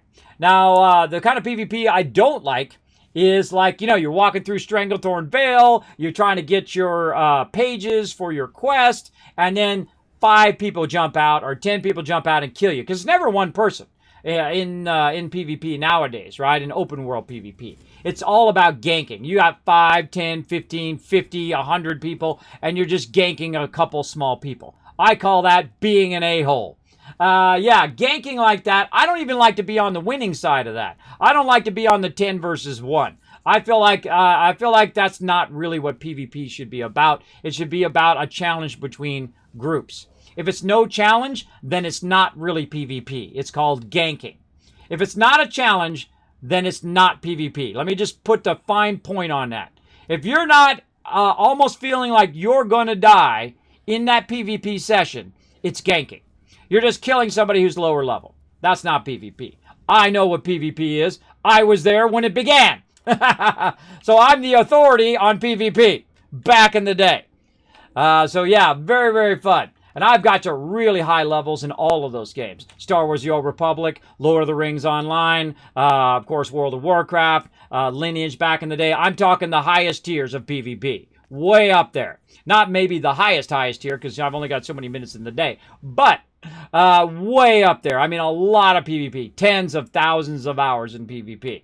And I love going in there with a good group. You go in there with a good group who don't even need to say anything to each other. They're so in sync anymore. You know what skills to use. You know what debuffs to use. You know how to help out your friend when he's in trouble and he's low health and the other guy's ganking him and he's stunning him and he's got him in a stun lock. And so you fear that guy and you got this guy going and you're micromanaging and you're healing the heck out of him and all of that, right? That's when PvP is at its best. That's when you're having the most fun. Is when it's a challenge. When it's not a challenge, boring. Count me out. Count me out of that type of PvP. SWTOR is a banger. It is. Very fun PvP in SWTOR. Very fun game. I highly recommend it. They did a really great job on their additional storyline on Star Wars The Old Republic. The only thing they did, now remember, let me dazzle you guys a little bit for those who are new to my stream. Maybe I'll get a follow. Hold on. I gotta find it. What did I do with it? I put it somewhere. It's usually sitting here on my desk. I show it off all the time because I earned it. Where did it go? I got it. It's gone. It's gone. No, it's right here. It's underneath my Xbox controller. All right, I'm about to dazzle you. Now, again, I'm the leader and founder of one of the longest gaming guilds in the world. That's right, over 800 members. It's going to be 17 years this year, 18 years in February, and I got this. The Guild Summit coin, baby! Out of hundreds of thousands of guild leaders that wanted to go, only 100 got to go, and I'm one of those that did. That's right, I got to tour the offices of BioWare. I got to see all the latest cool stuff coming out for Star Wars The Old Republic back in the day. This is 2012. Back in the day, because I had a guild of over 300 subscribed members, bro. Big time. I'm talking big time, baby. And I know all the guild leaders. I've been around. All the guild leaders know me.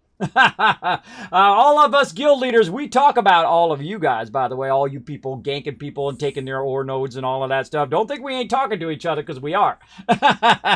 We know all about that kind of stuff, causing all sorts of guild drama and whatnot. We talk about that stuff all the time. Watch out. Watch out. And so if you're causing all sorts of mischief, believe me, one guild leader is going to tell the next guild leader, is going to tell the next one, and so on and so forth. So keep your rep good. Keep your rep good in those MMOs, bro.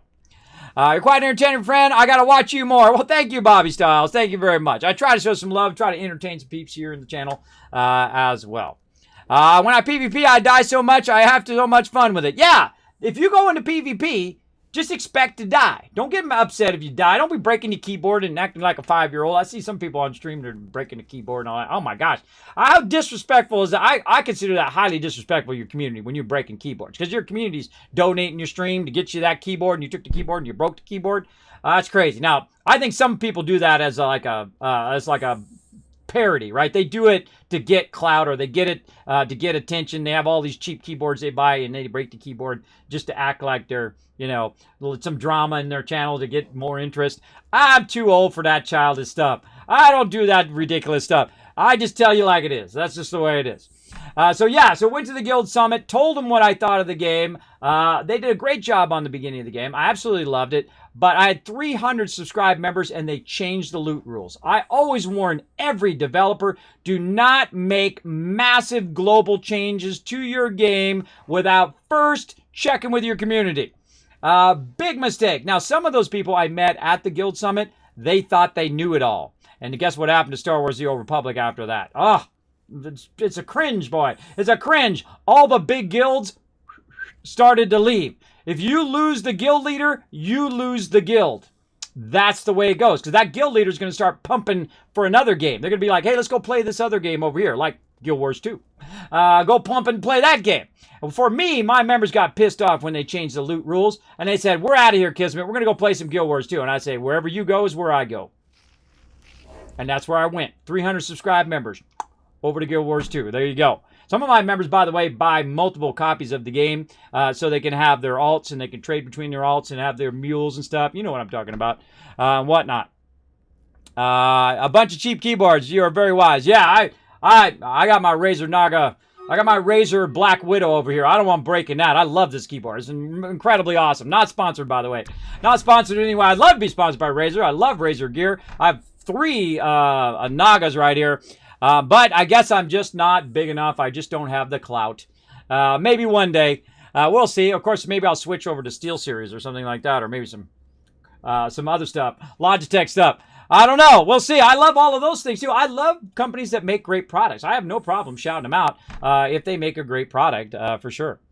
All right, we'll get into the battle here in a second. So I've finished that story. I told him about that we need fast travel because it takes like 45 minutes. It takes like 8 minutes to get into Tatooine. That's too long in a game. And told him a whole lot of things. Of course, SSDs were coming out at that time. So the difference between a hard drive, using a hard drive to get to Tatooine from your starter area, right? So say you're on the space station, for those of you who know Star Wars The Old Republic. So going from the space station all the way to Tatooine, onto the planet, into the space station, took 8 minutes. But when I got an SSD and I did that same exact run, it was 3 minutes. Right? So actually your hardware does make a difference, especially for loading, when you're loading different planets and you're loading different stuff in your game. But you don't want to be writing and reading and writing and reading a lot to an SSD because an SSD is kind of like a lithium battery. It will eventually wear out, right? It's better if you're going to be writing and reading and writing and reading. Now, reading is fine from your SSD, but if you're going to be writing to it a lot, I suggest using an external hard drive like I do when I'm recording the stream. I actually record it to a separate hard drive, and this way it doesn't burn out my SSD. Though my SSD will die at some point. And so will yours. So keep it backed up.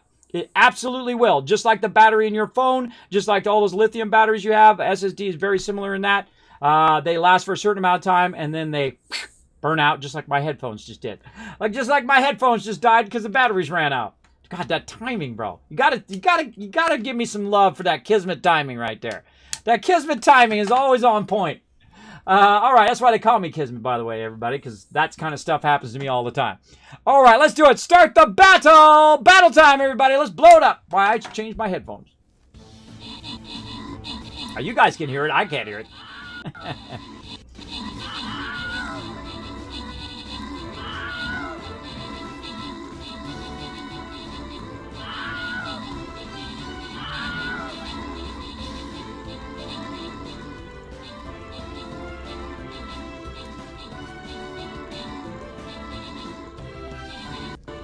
All right, oh, little screen freeze there when I was switching my headphones.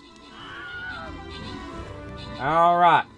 Oh, I can't hear it now. Oh, little OBS freeze. I abuse my OBS, everybody. I feel a little bad for it, but not that bad. Not that bad. There we go.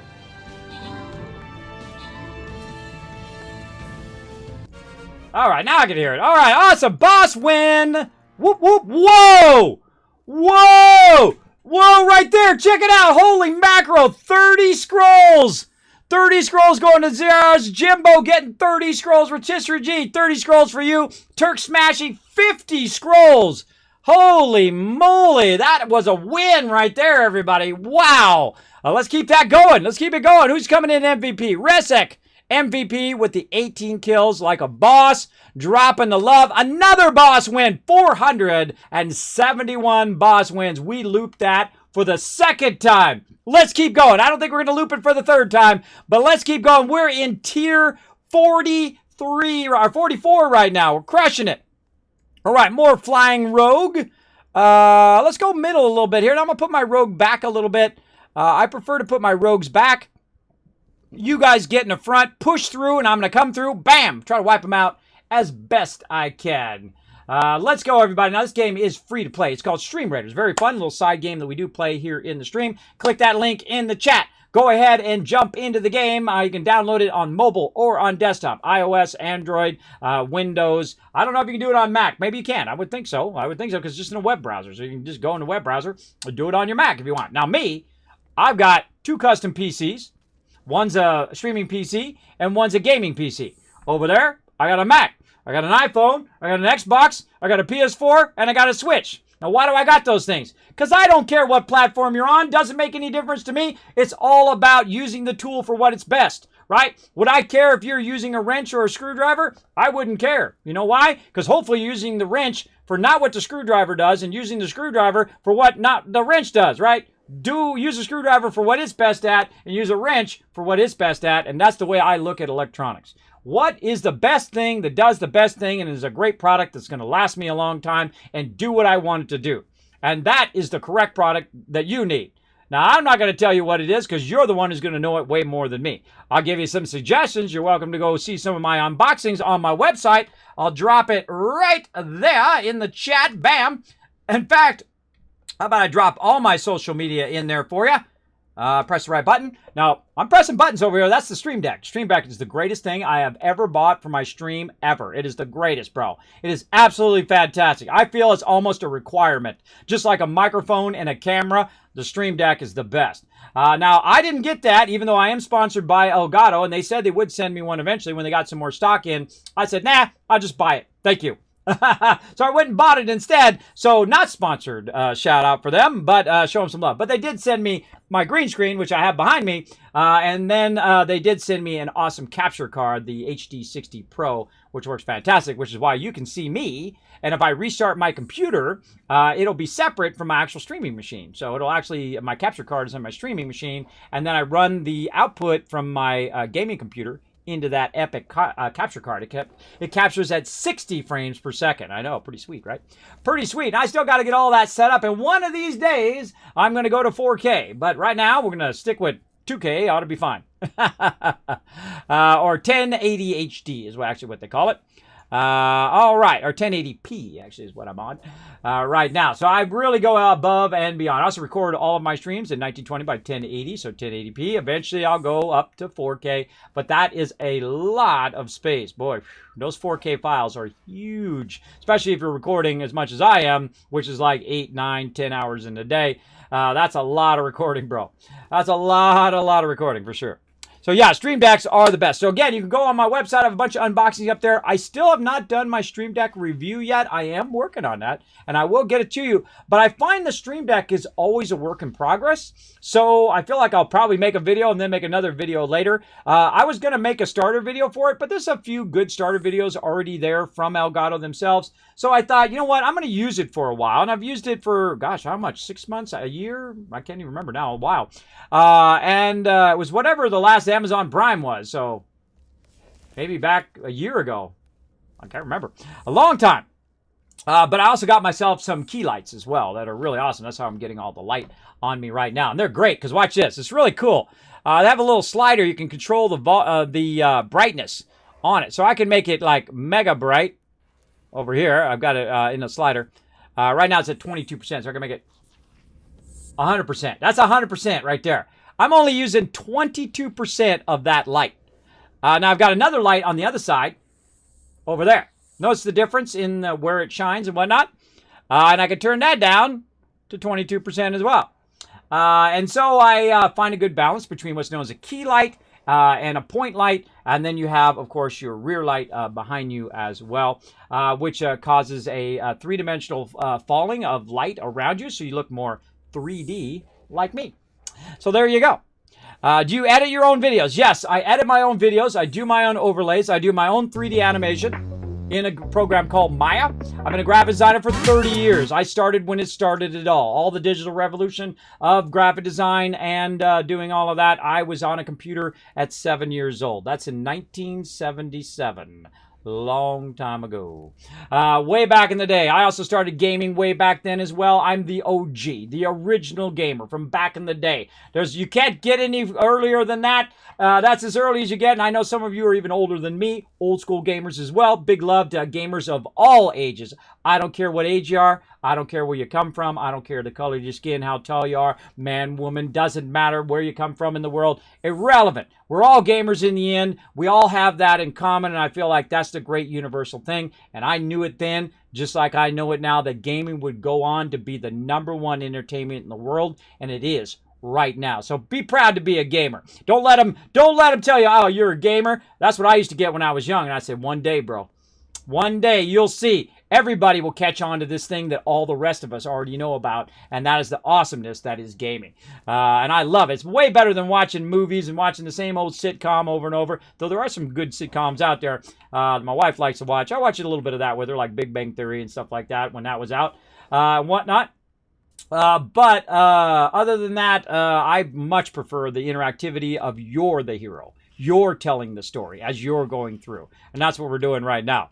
Now, one more story that we need to tell is we need to go over here and we need to unlock a bit of this stuff. And then we're going to take a little bit of a break because I haven't taken a break yet. And then we're going to play some Outer Worlds. It's going to be awesome. Going to be awesome.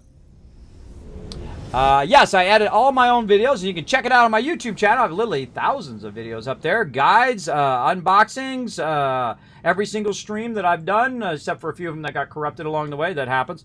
It happens when you work in this field. You will have a few that have gotten away. There's a YouTube channel right there. Feel free to go over there, hit that subscribe button. Just crossed 2,000 subscribers over there. Now, I'm not a big YouTuber. That's not what I do. This is what I do. Talk to you. That's what I do. So you got to have a focus on what you do in life. You don't want to do too much of just the one thing, because in today's world, people are like, oh, well, if you're the master of everything, you're the master of nothing. Well, in today's world, you got to be really good at one thing, but you got to know all these other things too.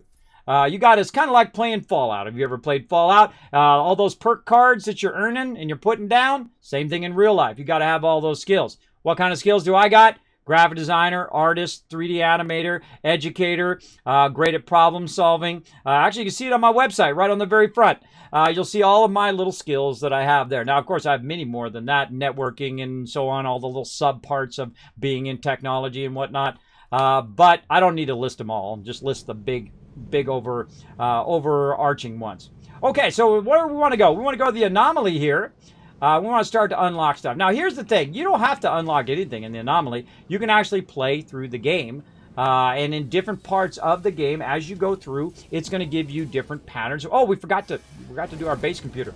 And we're going to unlock things as we go through our different quests that we do in the game. But one of the things that I like to unlock fairly early is the industrial mining, right? Because I've already played through the game before. I've already done all that stuff. So I find the industrial mining very, very fun.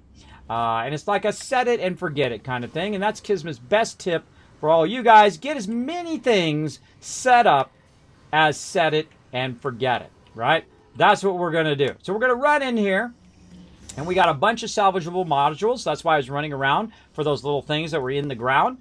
So I can run over here and go right to this thing right here. One of the first things I like to unlock is our ability to go in and do that larger mining. We're going to get to it. Here we go. We can get our extractor. We have 23, so we can get our extractor going. Nice. Awesome. Now, before you go too far, now I've got 13 left. Hold on. Let's get our extractor. Let's run over to this side, and let's go talk to this guy. This guy's multi-tool, right? So let's talk to him. What's he got? Research some multi-tool upgrades. Well, what's he got over here? Well, he's got a waveform recycler, which allows the scanning system to recharge significantly faster. He's got a whole bunch of things. But right here, we've got another scope, which is our combat scope. And then right here, we have a survey device. Now, what does a survey device do? It basically toggles between the different modes of trying to find different hidden resources, right? Now, you got to have the survey device if you're going to work with, I guess you could just run around and pop it down. I don't think I've ever tried that. Maybe I should try it this time. Nah, forget it. We're going to try to get the survey device. Now, this actually costs the other stuff, right? Not the modules, right? That we just the salvageable modules, but these actually cost nanotites. Now, we burn up a lot of our nanotites testing up some stuff, so we're going to have to go around and get some more nanotites, but we're going to have to get this one 120, and then this one 320. So we need about 500 nanotites for that as well. So we can come back to that, but we're just going to go ahead and unlock this while we're here and get the main stuff that we need. So, we got to unlock all of these later on too. We'll come back to that. Let's see, right here. So what do I need the most of? Right now I need the most of the mineral extractor, and I need the supply depot as well. And I'm going to have just enough to make this work. So supply depot, and there we go. So I can extract the ore, and it can go into the supply depot. And it's like a storage area. It'll store it up. Now, the supply pipe here, very important, because if you don't have that supply pipe, just like the door on your thing, you can't go into your base if you don't have a door to get in there. The same thing with this thing. If you don't get the supply pipe, it's not going to allow you to supply the resources from the extractor to the depot. All right, so make sure you get that supply pipe. There we go. Very nice. I like it. I like it. Now we got to earn some nanotites. What's a quick way we can earn some nanotites? Let's go. Let's do that real quick. We want to get that done. Hey! He loves to say hey to me every time I run by. I'm like, hey. He's like, hey. It's like an old friend. All right, back to our main base. Off we go. Boom! Makes you look like Terminator on max lighting. I know, right? That's only max lighting of 1. I've never turned them both to 100%. They're only using 20% power right now. I'd imagine the reason why you would turn it up higher than what it is right now is if it was further away. Right? The further away it is, the more that your light diminishes. If you know about lighting and refraction and reflection and all that stuff. If you're into 3D animation, you got to learn all that stuff. And same thing when you're in design. You got to learn about secondary colors and tertiary colors and how print interacts with different types of paper and ink and fabric and so on and so forth. You got to know all that. Or at least you'll be better at it if you do know all of that, for sure. Man, so much stuff I could just download. So much stuff hidden in there. Be cool, like the Matrix. You download your knowledge and you can just pass it on to someone else. Imagine how fast the human would progress forward if we could take all the knowledge of someone else and take it just instantly like that. That'd be crazy. But of course, there's always a downside to all of that because, someone would use it for nefarious purposes. Those darn people ruin it for the rest of us. We want to learn some Kung Fu up in here. We want to be doing some Kung Fu, right? Want to get that going on. All right, let's see. That's a good question. What would you learn if you could learn anything instantly? I would learn more about 3D animation, more about design, more about fixing cars. Not that I know that much about cars. I'm like beginning on cars. But I understand how it works and I understand how to get it fixed. That's the most important part. And then everything else, right? As many things as I could learn without, short-circuiting my brain. Which my brain's already somewhat short-circuited now from sleep apnea. So, yeah. Finance. There you go. Yeah, throw in the chat, everybody. What do you guys think? What would you instantly love to learn at this stage of your life? What would you want to learn? What thing would you want to download into your brain? Finance is a good one. Or business management. What do you call it? Being a CPM, all that stuff. That's a good one. Everybody always needs one of those. A good one, though, too. You want to be a great one at it. What am I doing? I can't remember. I'm getting sidetracked.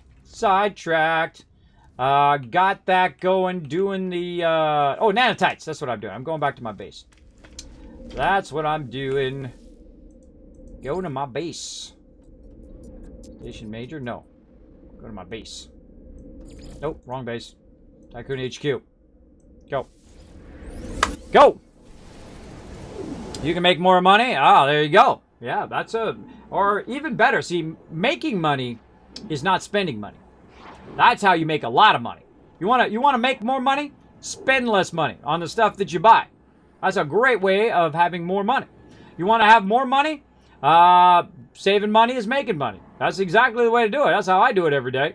I've had lots of money. I've had hundreds of thousands of dollars. I mean, I've made more money than some people make in a lifetime in my younger days. But I used all that on dumb doctors so I didn't die. So now I've got no money. In fact, no retirement either. Neither does my wife. I'd use all that money so I didn't die.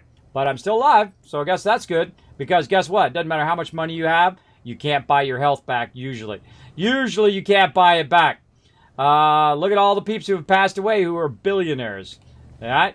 They couldn't extend their life, could they? Nope.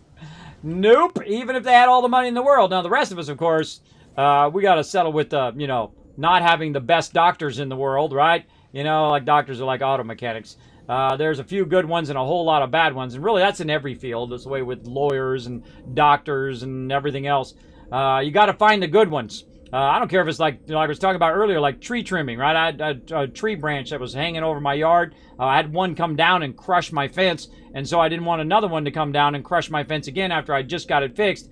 So I called the tree trimmers out, and then a whole bunch of them didn't get back to me, which means they're terrible at what they do. I mean, they can at least get back to you and say, oh, sorry, we're too busy, right? That's a good business. That's a business that's responsible and following up and doing all that stuff and is very responsive to requests. That's the best kind of business to be, right? When someone always called me up for graphic design, I would call them back within the same day. And I would say, hey, I can't take on this project right now, because that's the best thing to do, because then they're going, okay, this person's a professional at what they do, right? Or I can talk to you about this on Friday, if it's Monday. I can talk to you about this on Friday. Right now I'm working on some other projects, but I'd be happy to talk to you on Friday. We can get together, maybe have some lunch, maybe come over to the office. We'll talk about it. And they'll be like, okay, sounds good, Kismet, bye. And that's it. Boom, that's it. You're being responsible, right? You're following up. Follow up is the key. Now, when I was an apprentice, because that's the way it used to be in graphic design, you apprentice with the master, the guild master of your design, right? What he said to me, I remember every single day. There's 5 rules in graphic design, and I really am going to extend them for you into every business. The 5 rules of any business: follow up, and all the rest are follow up. All of them are follow up.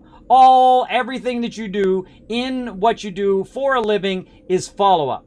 If you're following up, if the people you're working with is following up, if you need something to get your thing going to the next stage and people are not following up with you, then they're failing at their job. Not you. You're doing your job because you're following up, you're on time, you're getting your things done, you're ready, you're waiting for them to get it done, right? That's the key. That's how come I charge more than anybody. Why? Because I'm going to get it done faster, better, and it's going to come out right every single time. I've never had one project fail, ever, out of hundreds of thousands of projects. Why? Follow up. That's why. Constantly. Focused. Follow up. Write stuff down. Follow up. Tomorrow, when you got stuff to do tomorrow, make the list today. Put the hardest thing first. The hardest thing you got to do tomorrow should be number 1 on the list. Because when 3 o'clock comes around, you ain't going to want to do that thing.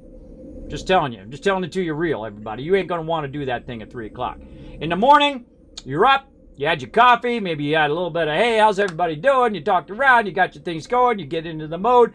Boom. Go right for the hardest thing. You get that done, and now you got your momentum going, just like a train, man. You're getting that train rolling. You get the train rolling, and now, boom, you're going to zap through your day. Day's going to go by like that. Going to go by like boom. I totally agree. It shows you what you want to work. Exactly. We had to go for work for a couple hours tomorrow and then go shopping for my grandma. Well, there you go. Well, that's how it goes. The only time I don't go to work is on my birthday. That's the only day I don't go. I'll go any day of the week, 7 days a week, if I have to. I'll be there 18, 20 hours, 40 hours, 70 hours, whatever it takes to get that project done. And sometimes I've got the project done, and I've literally walked it over there at the last minute. Walked it over at the last minute because they gave me no time, and I was like a miracle worker. That's what I could do. You brought it to me when no one else could get it done.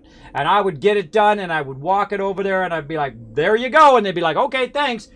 And they would use it right that moment, right? That's when you got the skills. That's when you know. And that's scary stuff, man. That's your whole reputation on the line if you don't deliver. And I delivered every single time. Every time. 60% of the time is 100% of the time, like in Anchorman. 60% of the time, it works 100% of the time. That's what, every time I think of, whenever percentages, I always think of that. That line out of there. Good line, good line. All right. Back to our exosuit. What are we doing? We're doing our survey device. So we're going to come back here to our base.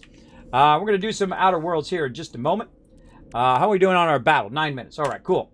So we're going to go in here. We're going to use up our platinum. There ain't no reason for me to save this platinum right now. I don't need that platinum. It's got to go.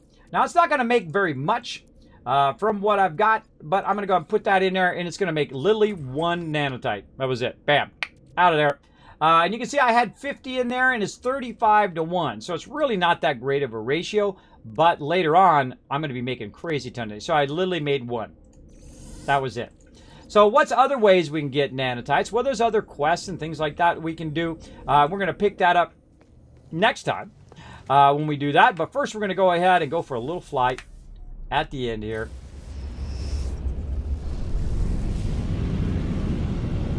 I love to fly. It sucks that I got vertigo, but I love to fly. I used to go into these simulators. They cost $350 an hour. And I've done it hundreds of times. That tells you how much cash I had when I was young. I'm talking the full simulators. The one where the actual people who fly real fighter jets go and do it. Because a good friend of mine was a helicopter pilot. And we used to go all the time. We go fly the F-14. We go fly the stealth bomber. We go fly the A-10s. We go fly all of those and have the greatest time back in the day. Battling out, dogfighting, landing on the carrier, taking off from the carrier, flying through the canyons inverted at Mach 4. Yeah, those were fun. Those were fun days, I tell you. The days of youth when you have no wife, no family, no responsibilities except for to keep yourself alive.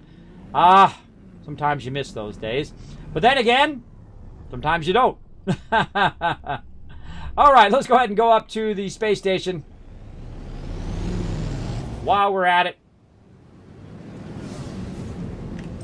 do a little warp action up here. Oh, fine. See, it loves to like prioritize your base when I'm warping. There we go.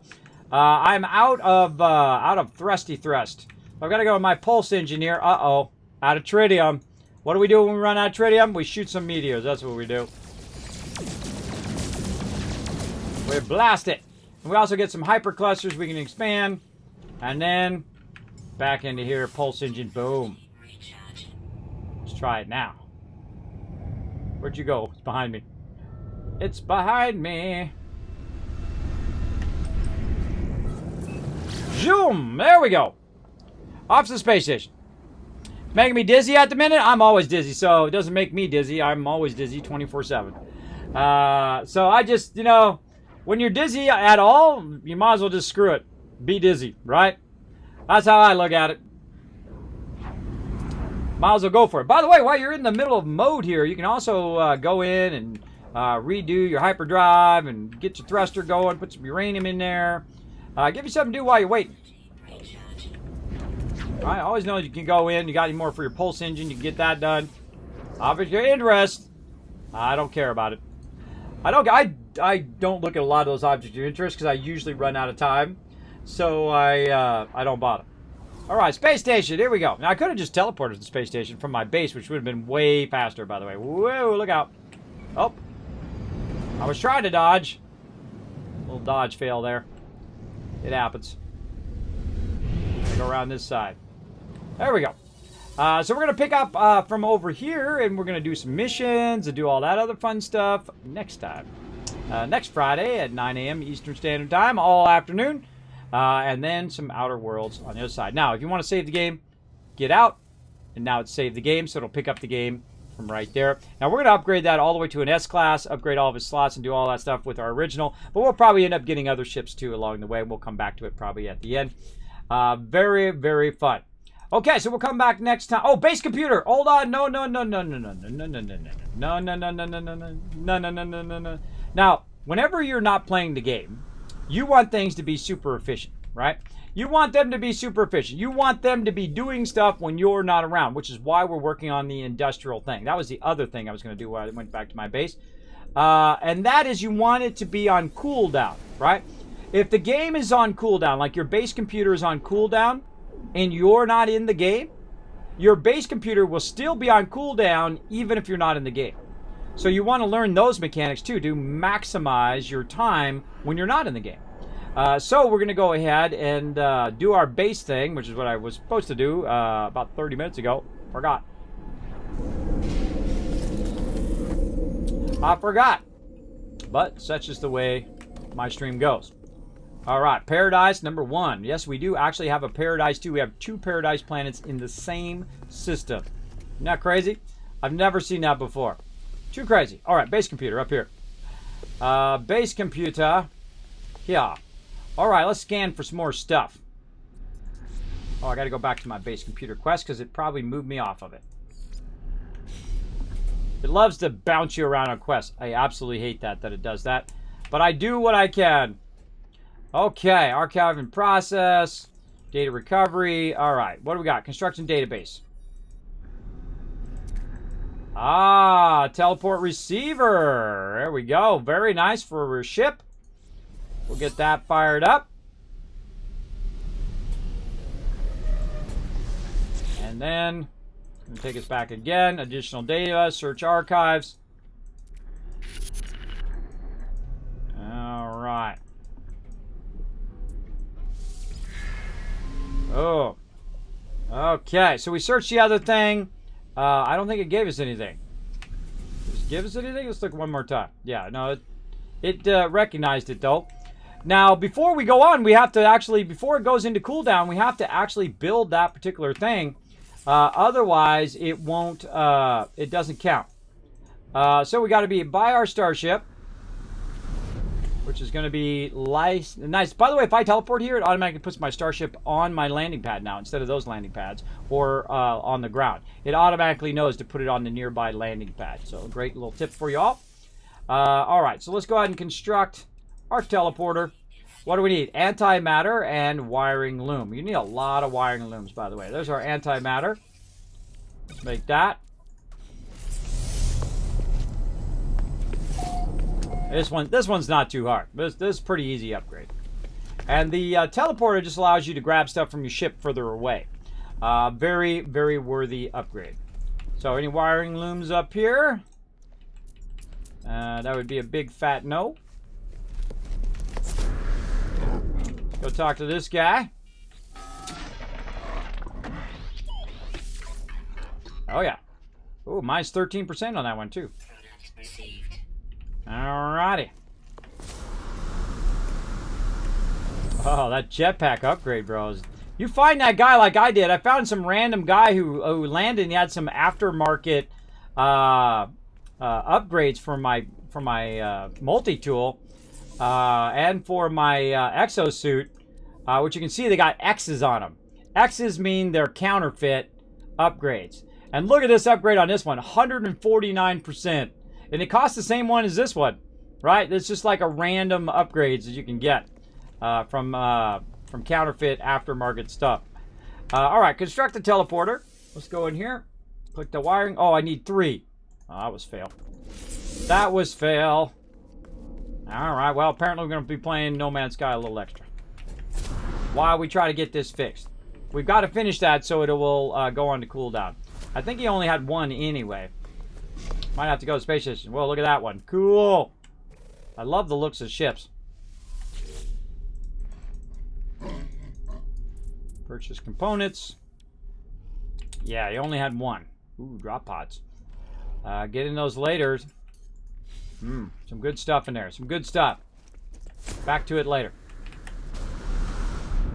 I always find it funny we bounce off of stuff, right? You ricochet off of stuff. Happens all the time. Boop. Boop. All right, everybody. Fail, fail, and more fail. Back over here.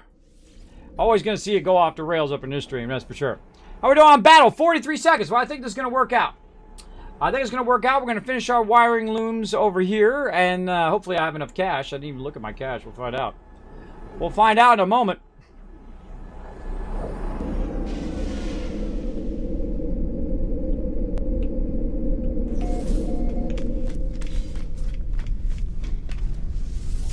How much cash I got? 68,000. Wow. Okay, those are, look, those are plus 30% right there. Oh, man. Bummer. What do we got we can sell? Sell this ammunition. Sell that silica powder. Platinum. Let's sell what we got. Dioxide. That's 12,000. Ooh, boy. See, this is kind of costly. Kind of costly here. Oh, and we didn't fool around with our artifact either. Let's get out of here. That's too costly. Let's go somewhere else. Try to get it back down to 40,000. Let's go to Tycoon's Major 2. And while we're teleporting, we'll do this battle. Let's go. Holy mackerel, look at that. 230 units placed on the board. Let's go. Oh my gosh. Look at that wall of awesomeness. That is all of you guys. Go get them.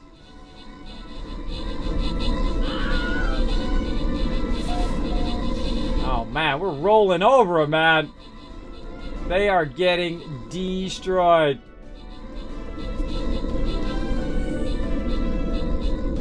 Absolutely destroyed, everybody. Annihilated. All right, open capture chest, grant some rewards. Oh, wow, look at all those rewards you guys are getting. P Daddy, Taco, Nitox, Janzo. We got Janice getting some love. Rotisserie G. Nunatak coming in. The Rubber Band all getting some bonus loot. And go 24 Carator. Oh, man, I butchered everybody's name. 35 assists MVP. Very nice. All right, on to the next one. I feel like we'll go high side. Let's do it again. We're going to be doing battles all day long. Trying to maximize our time in the event. Let's see if we got any store scrolls. Let's take a look. Sometimes you got to go out and come back in. 10 minutes. Wow, I missed it by 10 minutes. Try to remind me to come back and do that again later. We got to upgrade. After we take a break, we'll come back. Or how about this? Hey, Siri, set a timer for 12 minutes. Hey, Siri, set a timer for 12 minutes. Your timer is set for 12 minutes. Okay, she'll remind me. All right, so yeah, bummer deal, bro. We got to sell that stuff and then see if we can get enough to get about 80K to buy some more. What do we got here? Oh, 62K. Hurting for the coin right now. Hurting for the coins. Screw it. You know what I need? I need that more than I need any of this stuff. Now watch out you're not accidentally on buy because you'll just cry like a baby. That you just accidentally wasted all your cash. Wiring loom. All right, I need, how much more? 20,000 more. All right, what do we got? We got salvage data that's worth a bunch. Screw it, let's sell it. Let's sell it, we can get more. What we need right now is a wiring loom. There we go. Oh, this kind of pains me to pay that much for it, but we want to get our thing on cooldown. It's going to be worth it. There we go. Now it's on. Oh, you can't see it. Darn it. Darn it. I just went in and I upgraded the thing. I bought another wiring loom. I went into teleport receiver. I upgraded that. And now you can see that's on cooldown over there. 1 hour and 30 minutes. That's all I did. That's all you missed. But it was my bad. So you guys, of course, get 1,000 Kiz caps. Every time I do that, you got like, yeah, Kismet, screw up some more. I want to win some loot. I want to win some loot in your stream. All right. Now back to the base again. And then we'll finish it there. Okay. See, again, we just keep going. There's so many upgrades and so much stuff, and we can work on getting cash now because we're low cash and doing all of that. Maybe we go back to dollar bills and see if there's any more, another couple million worth of stuff we could get from over there. We could go get storm crystals. We could go get resources and even sell those. You can go do missions and get that. Now, the great thing about missions is it also builds up rep while you're doing it too. But we could be doing that, this, that, and the other thing and all that stuff at the same time. You can be doing missions and collecting loot and doing the thing all at once if you want. Now we're going to go ahead and run out here to where our ship is because I never trust it. And I go in the ship and then out the ship and I make sure it says restore point saved. All right, now we're going to go up to my office for a minute. Or no, we'll just go to Stream Reddit. We'll go to Stream Reddit for a minute. Beep. For a little bit while you guys watch this. I'm going to get up. I'm going to walk around. And when we come back, we're going to be doing some Outer Worlds. we're going to get into the Pearls of Gorgon. If you've never seen that game is awesome. Outer Worlds, like the successor to Fallout New Vegas. Incredibly well done, everybody. Incredibly well done. I highly recommend it and the DLC. So pretty awesome. All right, so I'll be right back. Just going to get up, walk around. Back in a second. I have the coolest AFK. I go Stealth Boy. Watch this. Hey everybody, Kismet here. Thank you so much for watching this video. Make sure to hit that subscribe button right in the center of the screen. Also check me out live on twitch.tv/Kismet. I'll see you all next time.